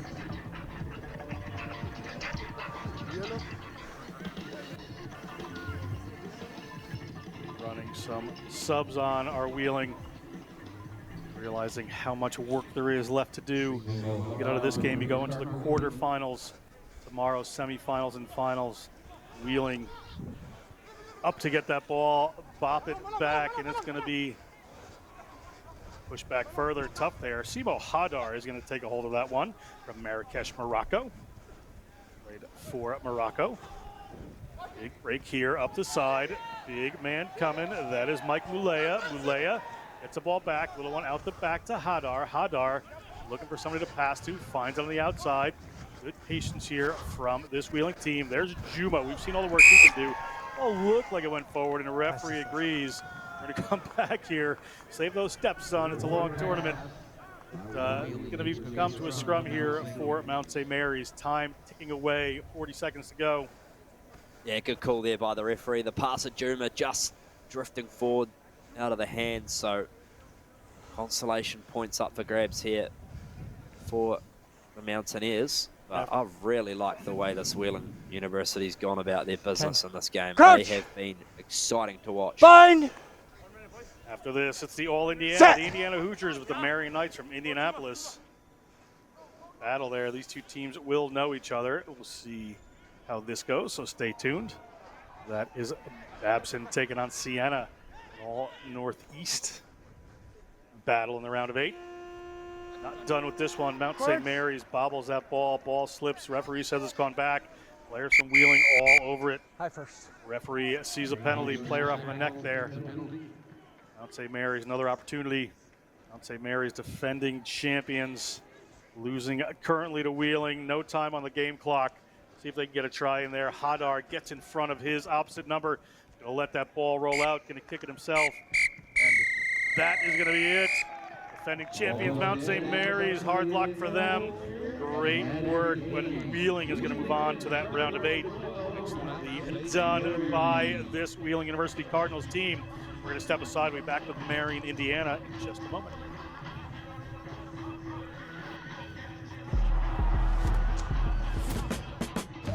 We got the hits. We got the kicks. Oh God, that looks way too good. The passes. The athletes. And the fans. We got the pride. And the passion.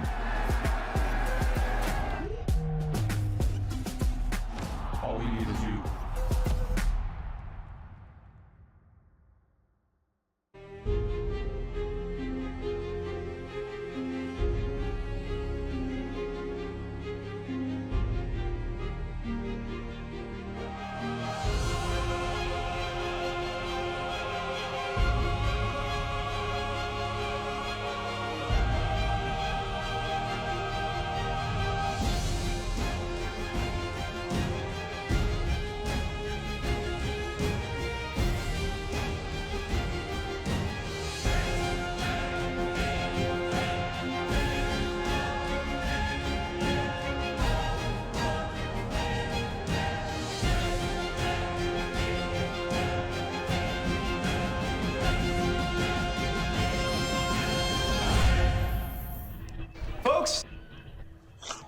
We are back at the Maryland Soccerplex.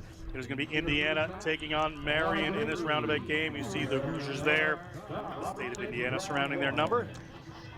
Black and red. The white and blue is going to be the Marian Knights. Indiana beat Virginia Tech 26-12 to get here. Marian 12-0 over St. Bonaventure. We are underway here in the first half. A little chip kick forward from Marian. A big battle here. These teams will know each other. Cross they come. Blooded up midfield for the Marian Knights. Hoosiers pressure defense.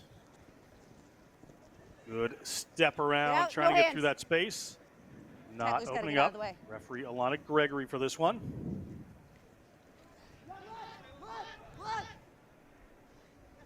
Marian going through the phases. Defense pressure coming up here for Indiana.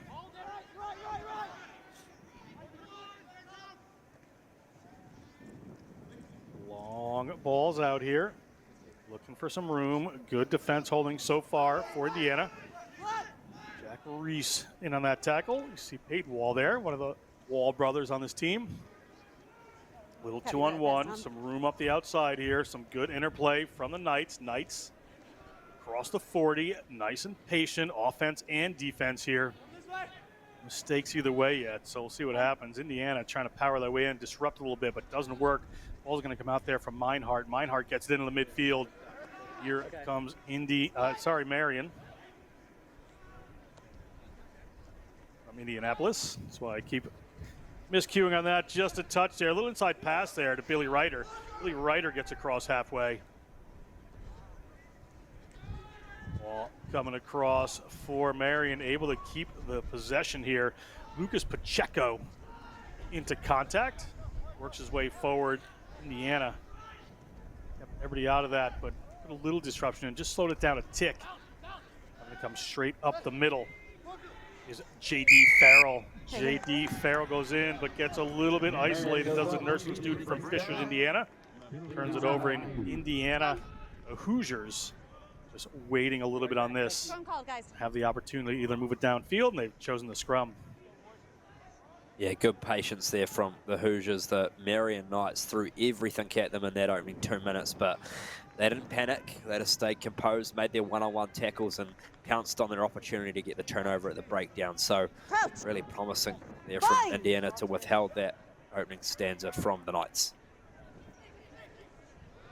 Gregory calls him in. Ball off to the left-hand side. Tommy Hannon. Tommy Hannon gets the ball out wide. Can't get Parker Wall running onto that one. Dragged around by the defender, eventually let go. Here comes Indiana. Indiana trapped now. Marian, strong defense, little ball, went back in initially. Keep it going wide. Going backwards, need to set this up. This is Peyton Wall. Peyton Wall across the 40. Peyton Wall finds that space, and Peyton Wall is across and under the sticks. Peyton Wall, great stride from the senior from Leo, Indiana.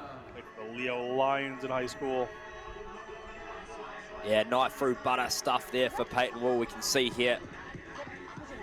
Just had to put the fend out. Still had a lot of work to do to beat those 2 contact points, but in the end, just too silky to dance through the gap. And good try there to Wall. Opens up the scoring in this game. And the kick is good. Yeah, I was thinking there, you know, when Peyton Wall got the ball, I said they need to set this. They need to reset it. They're getting a little loose. The defense is putting a little pressure on them. Then Peyton Wall just spotted the tiniest of spaces and got himself through. So great work as Tommy Hannon gets set to kick this one off. The sophomore public financial management major at Cathedral High School. Hangs one up in the air, but does not find anywhere close to 10. So it's going to be a free kick at midfield or a scrum should they choose it for the Marian Knights. Yeah, good opportunity here for the Knights to get back into their groove. So the opening 2 minutes of this game, they had possession of the ball, just weren't able to break through. Marian Knights, that little step there, ball spills, but regathered. Meinhardt calling players around the other side. They go the direct route here. Big power from Eric Reed. Eric Reed coming up the middle, trying to draw on some defenders, open space up wide. Short pass in there to Lucas Pacheco. Pacheco wriggles away from a couple. Pacheco getting to the ground eventually. Lorenzetti fires the ball, but it spills forward off of the Marian Knights. So it is a ball here to Indiana. Are they going to come back for the advantage? Will be the question. Yeah, unfortunate there for the Marian Knights. There was certainly a little bit of space down that far left edge, but the accuracy of pass just not able to be on the money. So the Hoosiers will get the ball back. Hoosiers up 7-0, under 2 minutes to go in this first half. Collegiate Rugby Championships all weekend on the Rugby Network. Stay with us. Cascading brackets, everything to play for every game. Pure excitement in the sevens game. Did that ball get pushed forward? It did, according to referee Gregory. We are going to come back, and there's going to be a scrum now for Marian in a good attacking position. Opportunity to level this one up for the Marian Knights. How good's the word cascading? I love the word cascade. Yes, it's a good word this weekend. Cascading brackets. Let's see if the director can get a cascading word count on this on the production. It'd be unreal. It's brilliant though. Such a great format. Sets up for exciting viewership for all the fans at home and at the ground. It's definitely a do or die tournament, this one.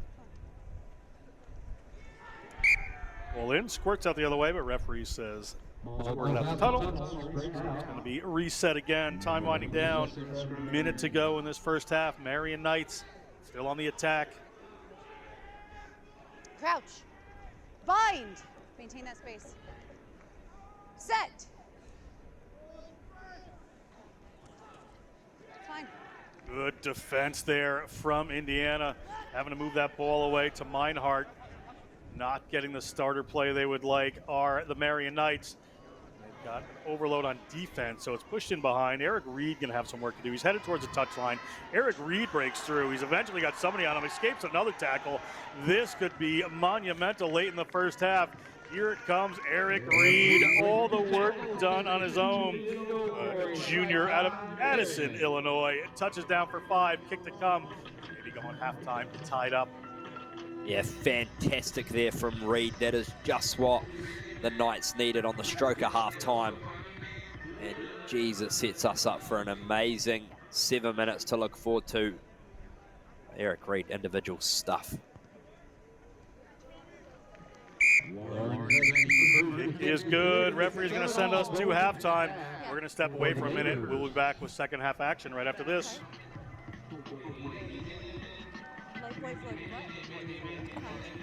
Oh shit, I didn't. Yeah, yep.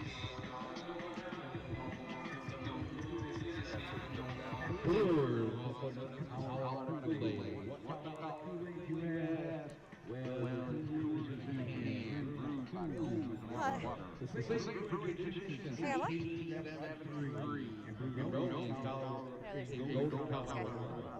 Yes.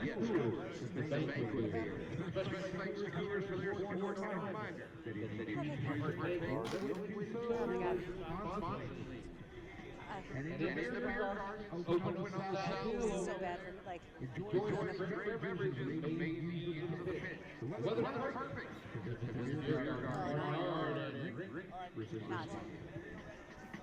All right. Yeah. Scrums.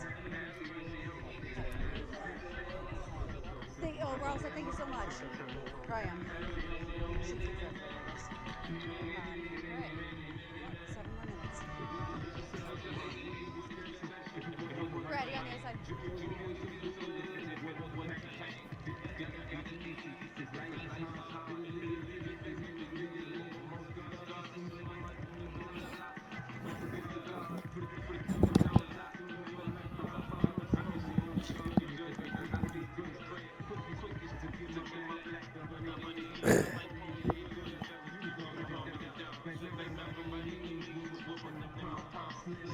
Yep.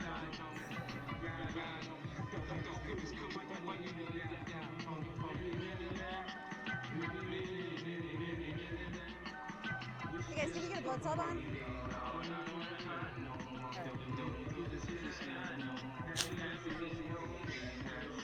Alright, pay in! Welcome back. It's all tied up. 7 minutes to go. 7-7, Indiana and the Marian Knights playing to move on to the next round and the right to play Wheeling University in the quarterfinals. Marian gets us underway. A nice high kick. Ball down to Indiana. Indiana on the move. Both coaches, I'm sure, want to get their teams going pretty quickly. Penalty against Marian. Taylor, the head coach of sevens for Indiana, with Luke Gross, Steve Lamaster, Luke Gross, the director of rugby there. Penalty back to Indiana. Take their time, push this one downfield for another lineout. Great job off the restart there from the Hoosiers. Give himself a good line out here. Opportunity in the second half. Nice tight game of sevens here so far. Both teams relatively evenly matched as we see some substitutions roll on, which you said earlier today will be so critical throughout this tournament. Yeah, it certainly will. You know, when teams are up by a lot, you want to use those subs to just preserve energy. Really, in these tight games, you need the people that are going to bring it right away. Happy. Ball comes up to Indiana. Well done in the middle of the field. Got a runner out wide, little wrap around, see if they can get it there. Ball squirts. It's going to be a knock on by Indiana. So Marian down with this ball, their attacking opportunity.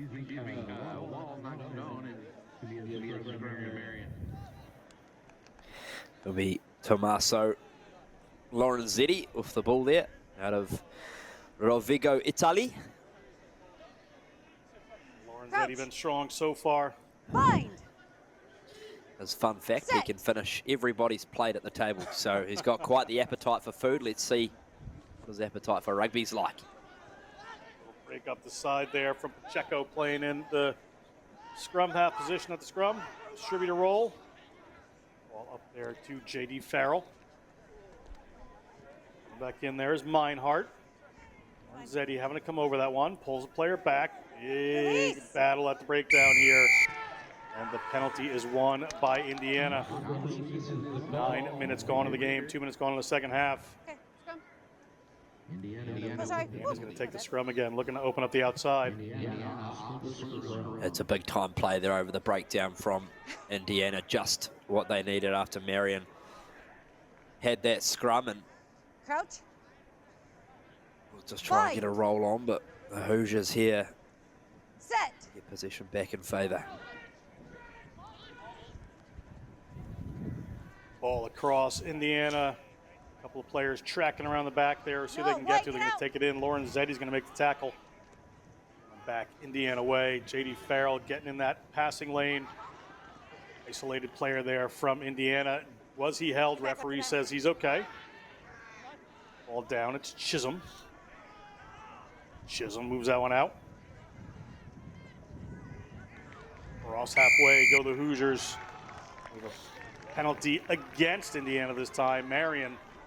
10 minutes gone on the clock. 4 minutes to go in the matchup. Opportunity. They're going to push this one downfield. Look for the line out. The Hoosiers made a big breakdown play just moments ago. Now it's Marian Knight's turn. That was a fantastic turnover. Textbook holding on.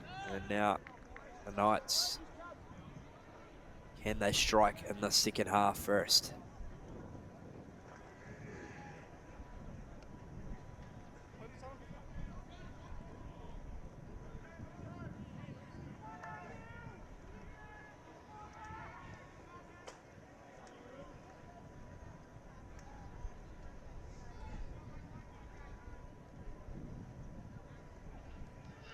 Marian get the ball up and in. Farrell down around the back. They've got a runner coming in tight, looking to set it up and get a second move here. Have done. Do they have the runners out to the right-hand side? Ball coming wide into the hands of Blake Fincher. Blake Fincher puts that one back. Farrell comes into the distributor role, gets the ball to Meinhardt. Meinhardt steps around a couple, looking to the outside. He's across the 22. He's shaking him off. That's Eric Reed. Eric Reed over the line, and Eric Reed touches down. And the lead is taken here by the Marian Knights. 2.5 minutes to go. Well, it's the Eric Reed show for the Marian Knights. He scored the only try in the first half, and he's got his sides. Only try so far in the second. Again, just exploiting that space down the right edge, which is where he scored in the first half. So, seems to be his favoured part of the field. Seems to work pretty well there. A tough angle here. Another look. Yeah, you can see here the big fella put the palm out, but all the work was already done. He gets himself over the line. And the kick here is shaved away to the right, so.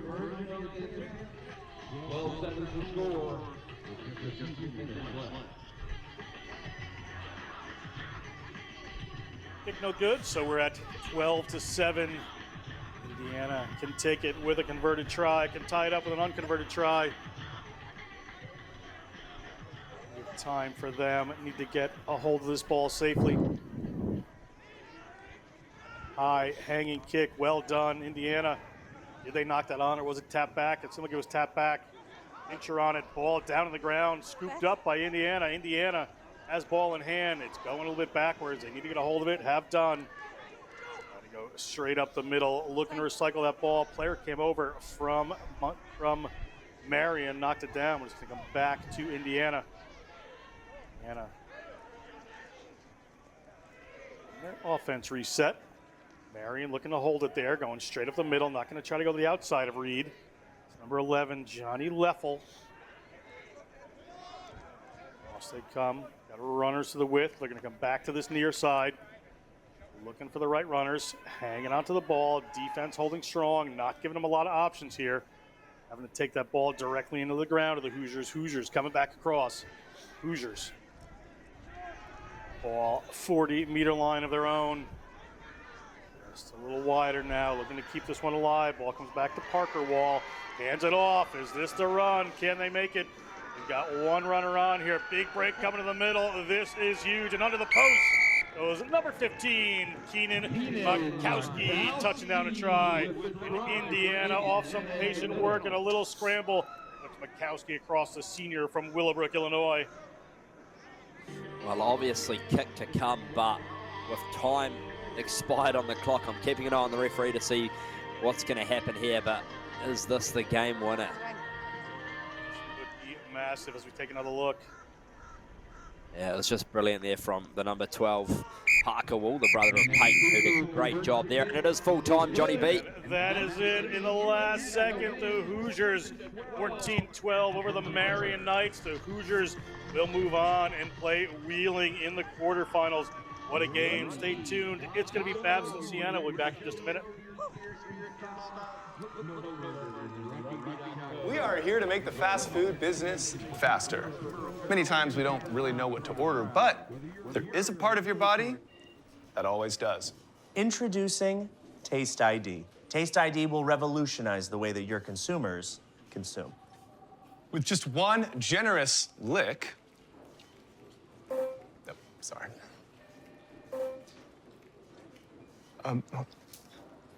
There we go. Taste ID will create and order exactly the combo you would like to eat. And apologies, there's just the one prototype, so you'll just feel free to share. How do you know our customers will like it? Like it? They're gonna lick it. Nice. Go ahead, lick it, Bob. It has an antivirus.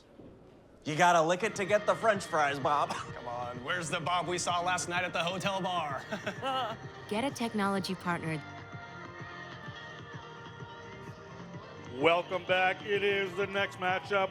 We have a couple of more to go here in this second round. This is Babson the Beavers taking on the Saints of Sienna. Matchup here, ball kicked off. We are underway. A little bobble of the ball there. Knock on immediately. It's going to be Sienna ball. Sienna, little chip through here. Sienna ball going into the try zone. Babson going to have to beat them there.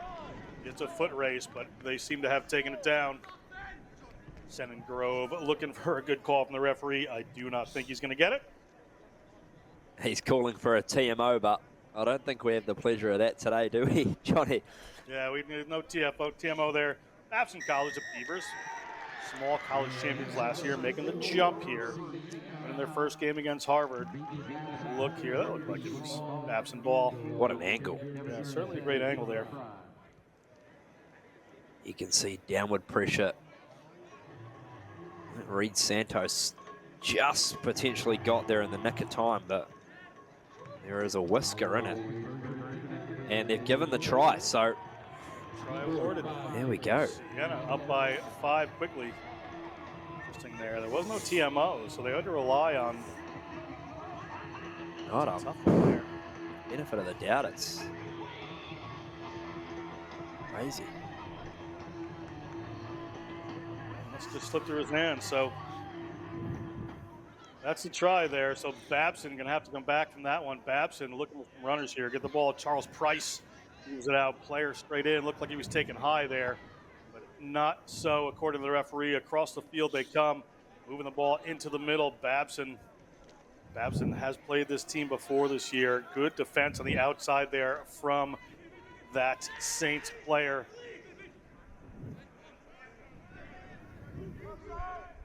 Ball coming back across. Bryce Muller puts that one out.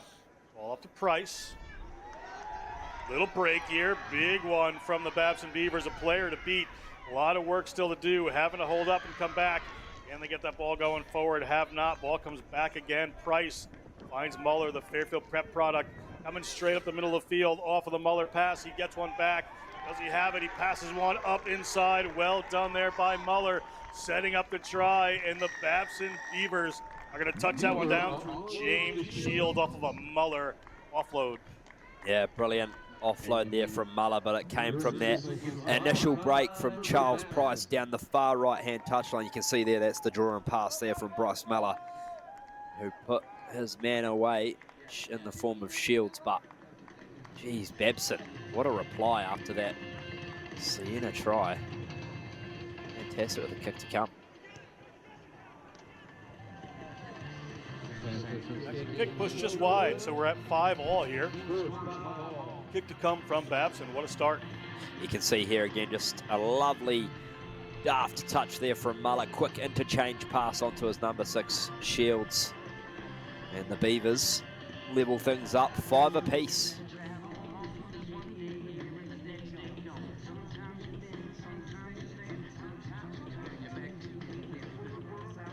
Babson to kick this one off. See which way they decide to go. Coach Carrick Pell building a good program at Babson. of championships in the 7 small college last year and small college 15s champions in the fall, decided to go for it right now and have qualified as a number 1 seed in their bracket. Now playing Sienna here in this tough tournament. Rupert Bronkhorst, the big fella, comes up for Sienna. He's up at the 22. It takes a lot to take him down. 5'9", 225. Eventually tackled. Ball spills. Did the ball spill forward? The referee's going to whistle. We'll see what his call is. Have a look there. Might have has indeed been lost forward. As we see here on the replay, it's Rupert Bronkhorst with the blue headgear. Dangerous player for the Saints. Santos does a good job of grabbing him at the last minute. You can see there, he just went for that offload on the ground and lost control. So the Beavers hang on by the skin of their teeth. Or whisker. Is that what a beaver has? Yeah. Correct. There we go. Reed Santos, such a dangerous player. His brothers obviously represented the Eagles on the circuit, which is great. Quite a family of rugby players, the Santos family.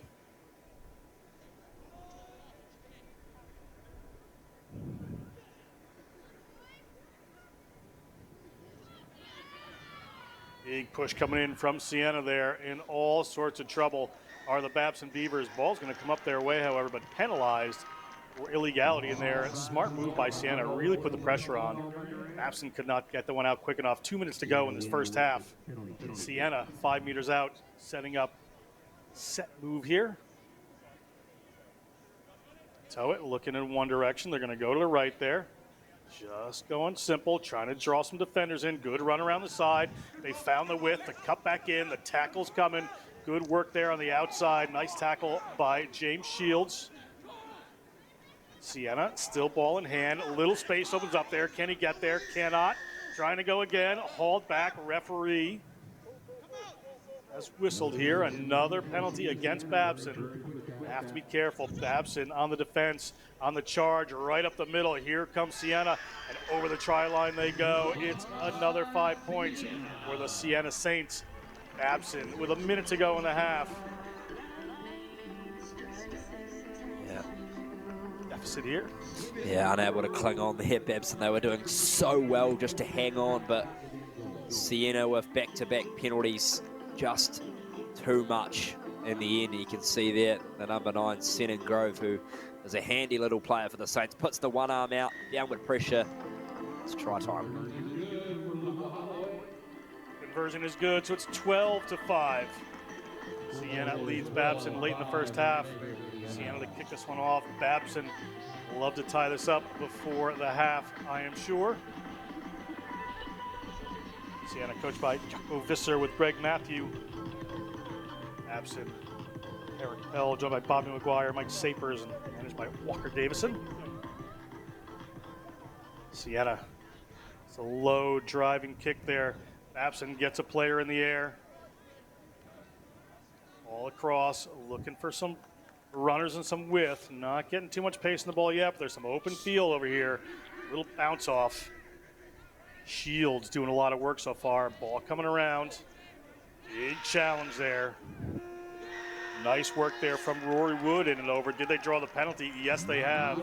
Not releasing against Babson, so the Sienna Saints, no time on the game clock.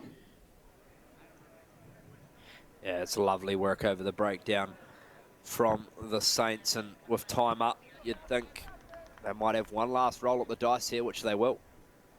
They're going to go for it here. Babson gets cut through the middle. That one looked like it spilled forward, and it has, according to the referee. And that will be halftime, where it is 12-5. The Sienna Saints leading the Babson Beavers. We're going to step away. We'll be back with second half action in just a minute.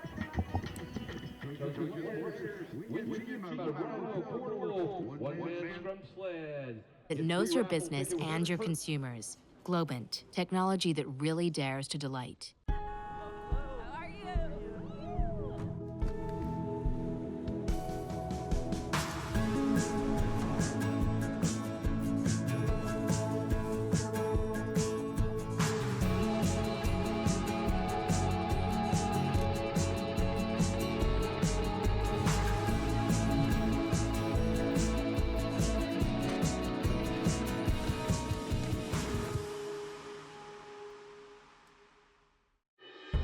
in our game.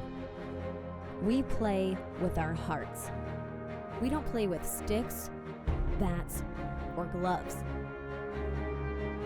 We don't wear shoulder pads or helmets. We keep playing when it hurts. And we leave everything on the field. What we wear must be built for our game.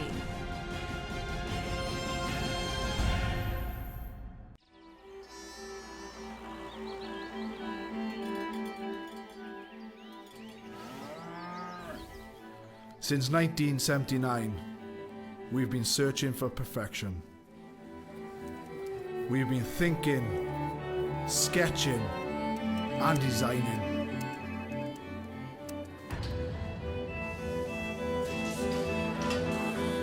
We've been building, assembling, and strengthening.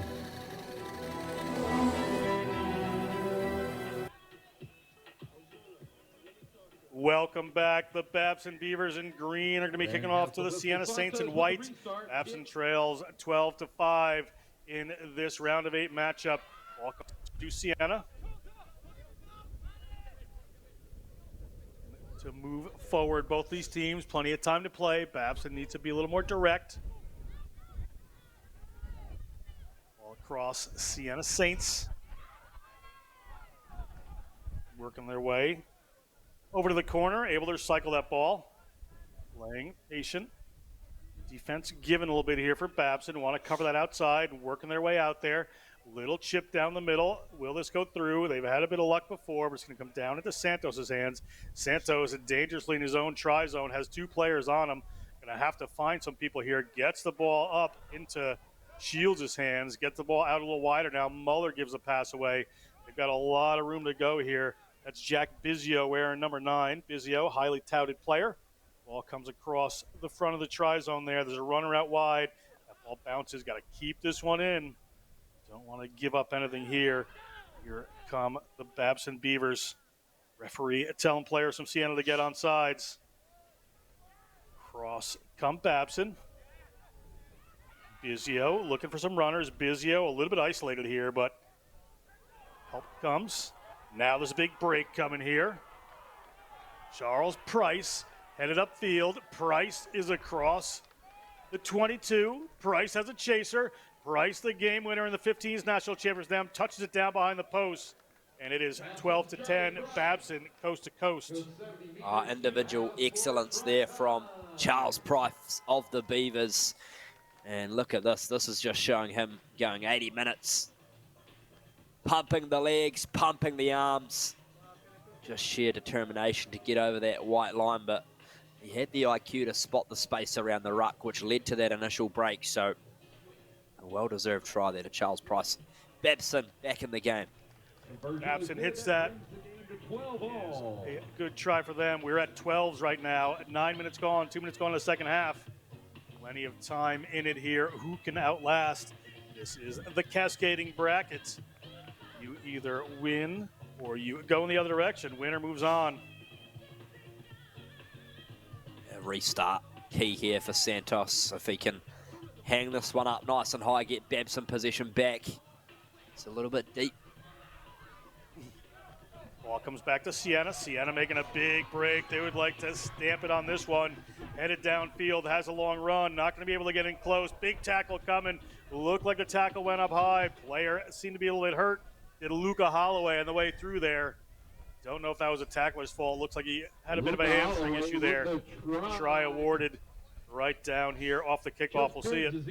Yeah, look at this. Sheer pace there. It's the number 10 for Sienna, Luca Holloway. And we can see Santos come across here and cover.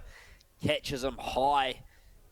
Probably would have been a penalty try if he didn't score eventually, but Holloway does enough to get the ball down.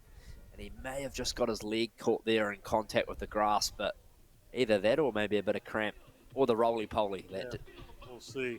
It looked like he was favoring it just a little bit as he got there. So hopefully he's okay, of course. Luca Holloway, very good player. Scores a great try here for the Sienna Saints. We'll take another look. Let's see here in his big strides. Goes into the 22, and you can see just there. just a little bit of a glimpse from Luca Holloway, or grimace rather, I should say, and he does enough to get over the line, and the photographer's not happy in the background either. No one's happy. Obviously a rugby playing photographer there. 17-12, kick no good, so Babson 5 points behind here. 3 minutes to go in this half, and that is not going to do any favors to the Sienna Saints. Well, that's negative. Just change his mind at the last second there and try to go in the other direction. So usually it's the kick not going 10. That went negative 2 or 3 meters. So here goes Bizio, excitement machine. Ball coming out here. They have the runners. They got to get something done. Big run, big offload there from Muller. Ball comes around. They've got a runner there, and Garofalo. Follow dancing around. They have to be a little direct here. That's Shields. He's featured in this game. Ball out a little wire into Santos' hands. Santos. Sorry, that was Satchel Sevenow. Just saw the headgear. Referee says play on. It's been ripped away by the Sienna Saints. Sienna Saints ball across. It's still inside the 22. Little offload there. Ball bobbles. Did it go forward? Referee says indeed it did. We're going to have a scrum here for Babson. Big scrum before from the Saints. So Babson's going to have to hold this one and make a play out of it. Yeah, they just have to get it in and out here. Jack Bizio super quick. The Sienna Saints probably wish they got the penalty there at the breakdown. Obviously, they eventually knocked it on, but it is going to be number 10, Reed Santos, with the all-important put into the scrum as time winds down. Babson score, conversion to win it. There you go. I'm calling it now. This is the call from the Sage. Thomas Wheels Grant, opportunity here for Babson. Minute and a half to go. Everything to play for. Winner of this plays the winner of Mary Washington and Notre Dame College coming up next. Moving on to that quarter-final round. Be played later today. Ball squirts out, but free kick went too quick. Did the Sienna Saints. Didn't look like players were 10 there to me. We'll see what the decision is going to be. But a big break around. Can he get free? He gets the ball away. This is huge. This is important here for Garofalo. Fighting his way. He's right near the touchline, but he's able to keep it alive. Ball to Muller. Muller may try to bash his way through. He's a big unit. Played for USA U18s. Very strong player. Also a very accomplished skier. Gets the ball to the line. It's alive. Where can they go? Referee spotted. Referee's going to bring it back for a penalty. Here we go. It is Babson looking for the line. Not finding it there, but now they have. The Babson Beavers put one down next to the post. Sienna Saints looking at it here. Kick to come. Very interesting. Would put Babson in the lead with less than 30 seconds to go. Oh, the raw strength from Bryce Muller, though. How about that? He's got slipping off tackles. He's got margarine all over his arms. Just so hard to bring down. And Santos here, he'll no doubt want to take his time with this one. And he gets it over. Wow. And that is a lead change there. We'll take another look. Just look at this sheer strength from Muller. Just determination to get over the line. He falls up short, but then it's the support play of Shields. Rather, it's the number 2, Price, who eventually taps and goes. Muller coached by the great Kevin Carey. That's Fairfield Prep. And the great John Broker. Come on. It's not much. Give yourself some credit. And Frank Decker. Can't forget that, the man who 37-year coach. Long kick here from Babson. Players up in the air. No penalty according to the referee. Babson will want to get a hold of this ball. We're at 14 minutes on the game clock. Referee has time for a scrum here. Looking at his watch, and he's going to whistle that to the end of the game. And the Babson Beavers are going to move on. Sienna Saints late there are going to lose that one. Sienna will go the other direction. Babson's going to play the winner of Mary Washington, Notre Dame College. That game is coming up in just a couple of minutes.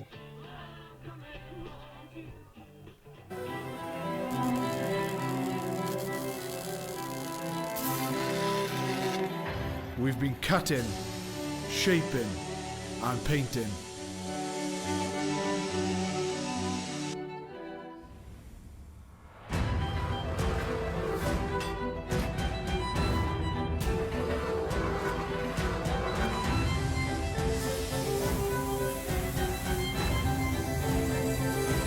We've created strength and beauty time and again. Our machines are made for one thing: the perfect hit.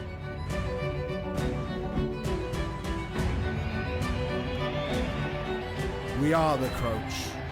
We are the bind. We are the set. We are the squeeze. We are the hit. We are Rhino, home of the scrum. Moving fast, already gone, yeah, but you bringing me back. Try to double cross me, dog, just let me relax. Stop assuming what we doing. Keep it moving, what we doing. I chose to take Thorne supplements over another brand because they're sports. Welcome back. It is the final round 2 match going on right now. The Eagles of Mary Washington Mothers Rugby against the Notre Dame College Falcons. Notre Dame, a lot to play for here.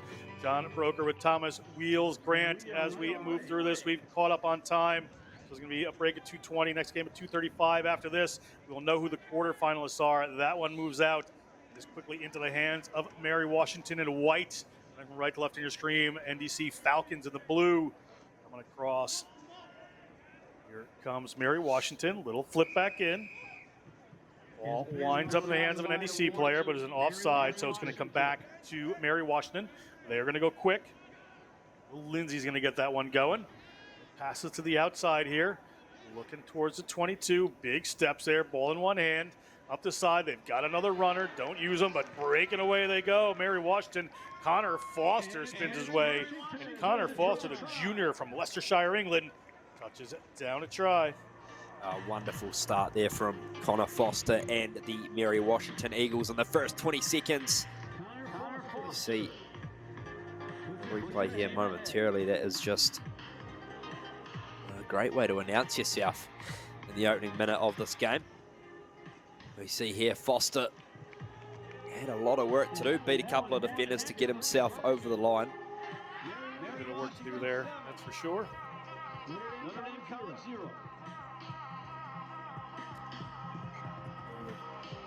That kick was no good.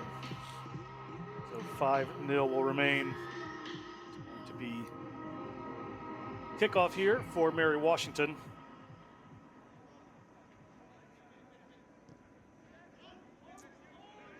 High hanging kick right at the 10-meter line. Referee says no, however.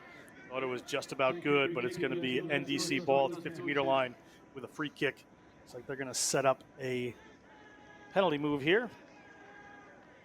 Yeah, just what NDC needs if they go from set piece here off the tap and go. See some fans in the stand. Great to see a good crowd here today. Good crowd. The crowd tends to build all weekend here, so it should be good. A little push there. Ball went back from NDC, but it's going to be a line out here to Mary Washington. To Mary Washington. Luke Willis has ball in hand. Yeah, it'll be interesting to see how the Eagles can go from line out time here. The Falcons have some tall timber in there. Certainly do. Side's got some good height. The ball's going to sail over all of them. It's going to wind up in the hands of Willis. Break through a little bit there, but closes down. Defenders come. They're going to come back to the other side. Is this space open? Space closes down. Going to have to win this ball. Have done. Big number 11 there, Yano Bear. Came in over that, but illegally so. So we're going to go back here. Remy Thompson has it. Remy Thompson, little pass back around from NDC. NDC looking to go wide, putting a running player onto this, or inside the 22. Over quick, trying to disrupt now is Mary Washington. Were they doing illegally? Referee says yes, indeed. We're going to play on. NDC scrambling for some ball here. Ball squirts out. That time knocked on. So advantage here to Mary Washington. We'll all come back to them. A lot of action in these first couple of minutes. Just a try there for Mary Washington.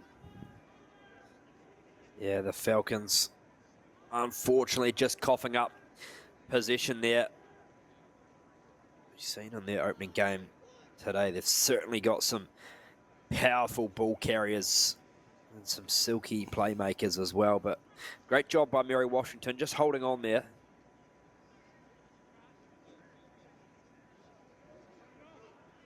Ball out from Mary Washington. They go up the short side of the field here, but it closes down on them. But able to reset that one. Not a bad move to get things going. Keep this field open for them. Break up the middle. Keeping the feet. A little bit of power there from Mary Washington. Cleared off that NDC player, so he has to let them play. Willis of a couple of minds there, just gets it away to Aubert. But penalty for a high tackle. Willis thinking about going quick, but referee slows him down just a second. The referee has a bit of an issue with his technology. You know the feeling up here today? How about the jerseys? The Yeah, flamingos, or I'm not quite sure, but I love them. Doesn't look good on me. Me either. Roscom's little ball spilled forward there by Mary Washington. So this time NDC, 4 minutes gone, 3 minutes to go in the first half. We'll have an opportunity. Yeah, NDC need to pounce now. They've had a couple of rolls of the dice fall in favour of them that they haven't been able to execute on. So 2.5 minutes to go until halftime. Strike now and you're back in the game with a good chance.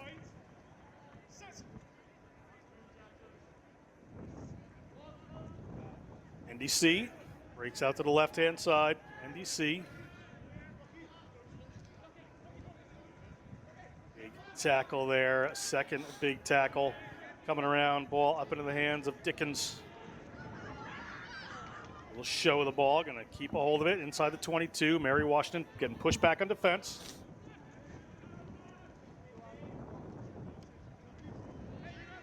Ball comes across from the Falcons. Falcons. Big run here, big power, a big chase from Mary Washington. They shut down Sherman just before the line, but they still have a hold of it. Can they get it away? It winds up in the hands of a Mary Washington player. No penalty, no offside, so they're good to go. Little mistake there from the Falcons, going to be capitalized on here by Mary Washington. See what they can get out of this. They're going to have to take it into contact.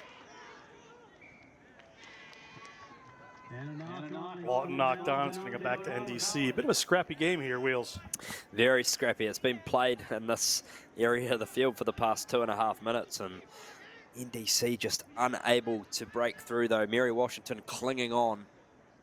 However, this is one of the more favourable areas of the field to strike from set piece. Far to the left.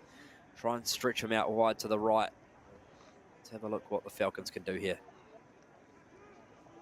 Falcons take that one after a wraparound. Falcons, a little handoff. Falcons get themselves just about 10 meters out. Big battle at the breakdown here. Mary Washington not afraid to put some people in there. Ball comes up. Notre Dame. Once again, they have the ball. Getting it up to one of the big boys. Fraser Leslie looking at the line. He wants to fight his way over. Can he get there? Mary Washington has other ideas. Hunter's deep for NDC. Nobody there, but a player dives over. Did he get it? Looks like indeed he did. Try awarded there to Notre Dame College off of some good work from Harley Sherman. The players are sitting up way deep. They could only really run it short. Yeah, perseverance pays off for NDC. As said, they have been camped down here for some time and have just been unable to break through. And all it took was some raw power and brutal strength from Harley Sherman to get their side back in the game. The kick's no good. So it is 7 points to 5 at halftime. Johnny B. It is halftime, 7-5. Mary Washington leads Notre Dame College. We'll step aside for a minute. We'll be right back with second half action.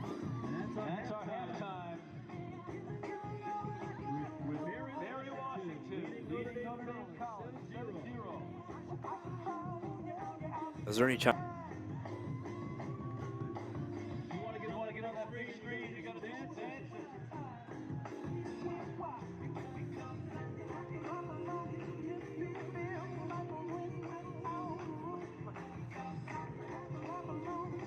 That's what we're talking about.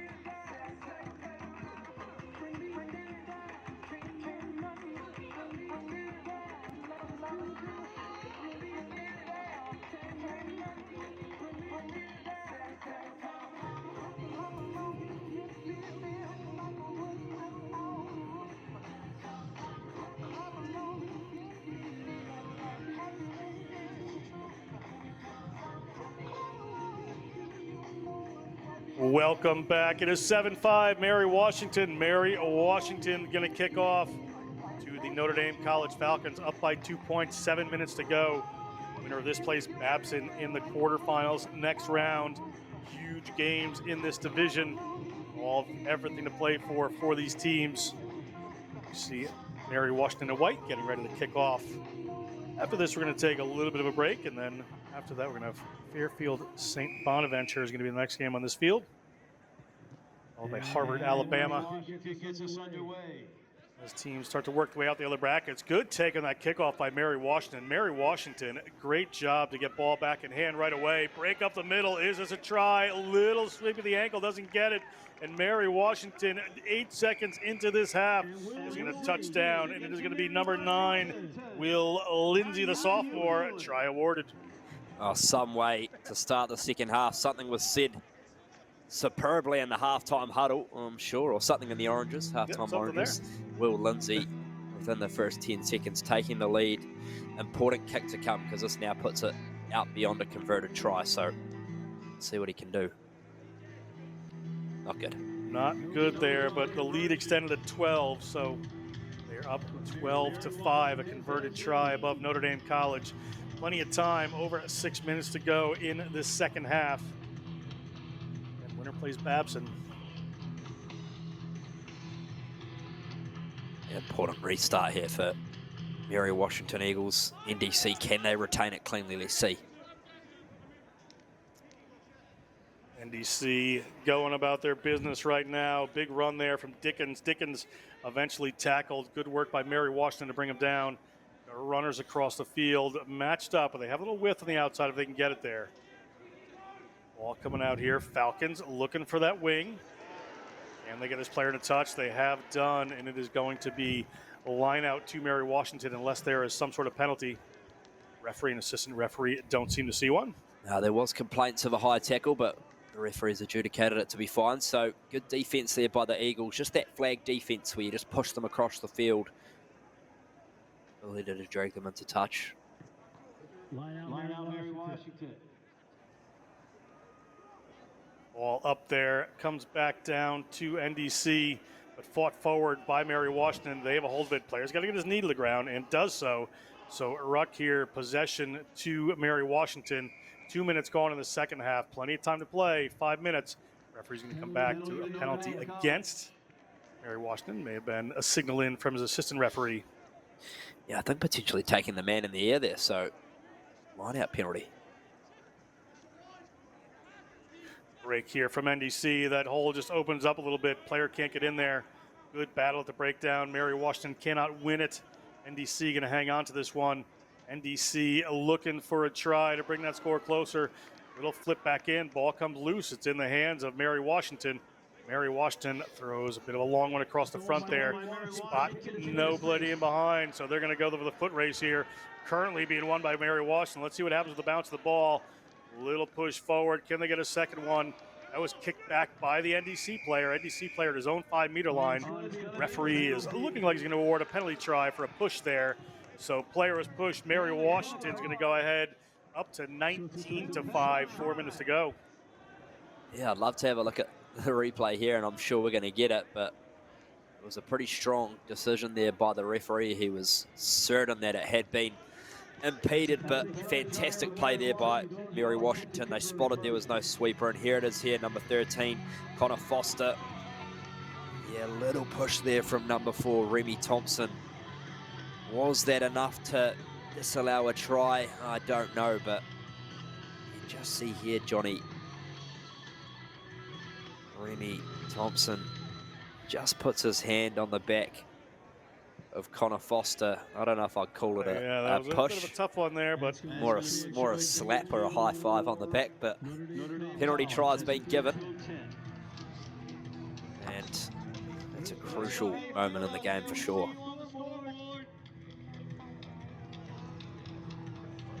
So it should read 19 points to 5. Should. 19 points to 5 on that penalty try. 3 minutes to go. Ball in NDC hands. NDC working their way downfield methodically. They have some time. Player not rolling away, held in there, so it's going to be NEC ball. Player was not 10 as well, so multiple penalties coming here against Mary Washington. They're going to want to be careful. Keep the score in the corner will do them a lot of favors here, but back across comes Notre Dame.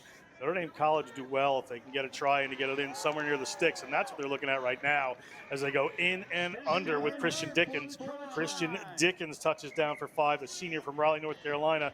Wait for the Raleigh Redhawks. Great try from Dickens. Yeah, lovely try there for Notre Dame. Just the switch back in field, you can see here the great behind angle of it. Just took the ball across and then bang, back inside. Wonderful there from Christian Dickens. And the Falcons just cutting back in like a knife.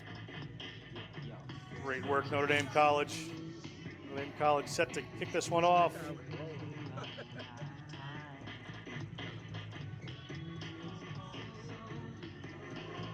Referee just holding everyone back for a second there.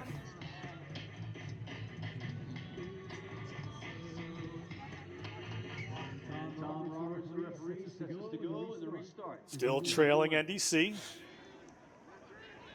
Mary Washington goes up for it, comes down with it, good work. Across they come. Want to be safe here, Mary Washington. And a penalty against Mary Washington. Up by 7 here. Kick was good before. Here comes Notre Dame College. Notre Dame College again, if they want to score, they want to score in the middle. Looks like they going to go a little wider. Kick will be tough if he can get over. Has he gotten over? Referee is on the spot. Says yes, indeed.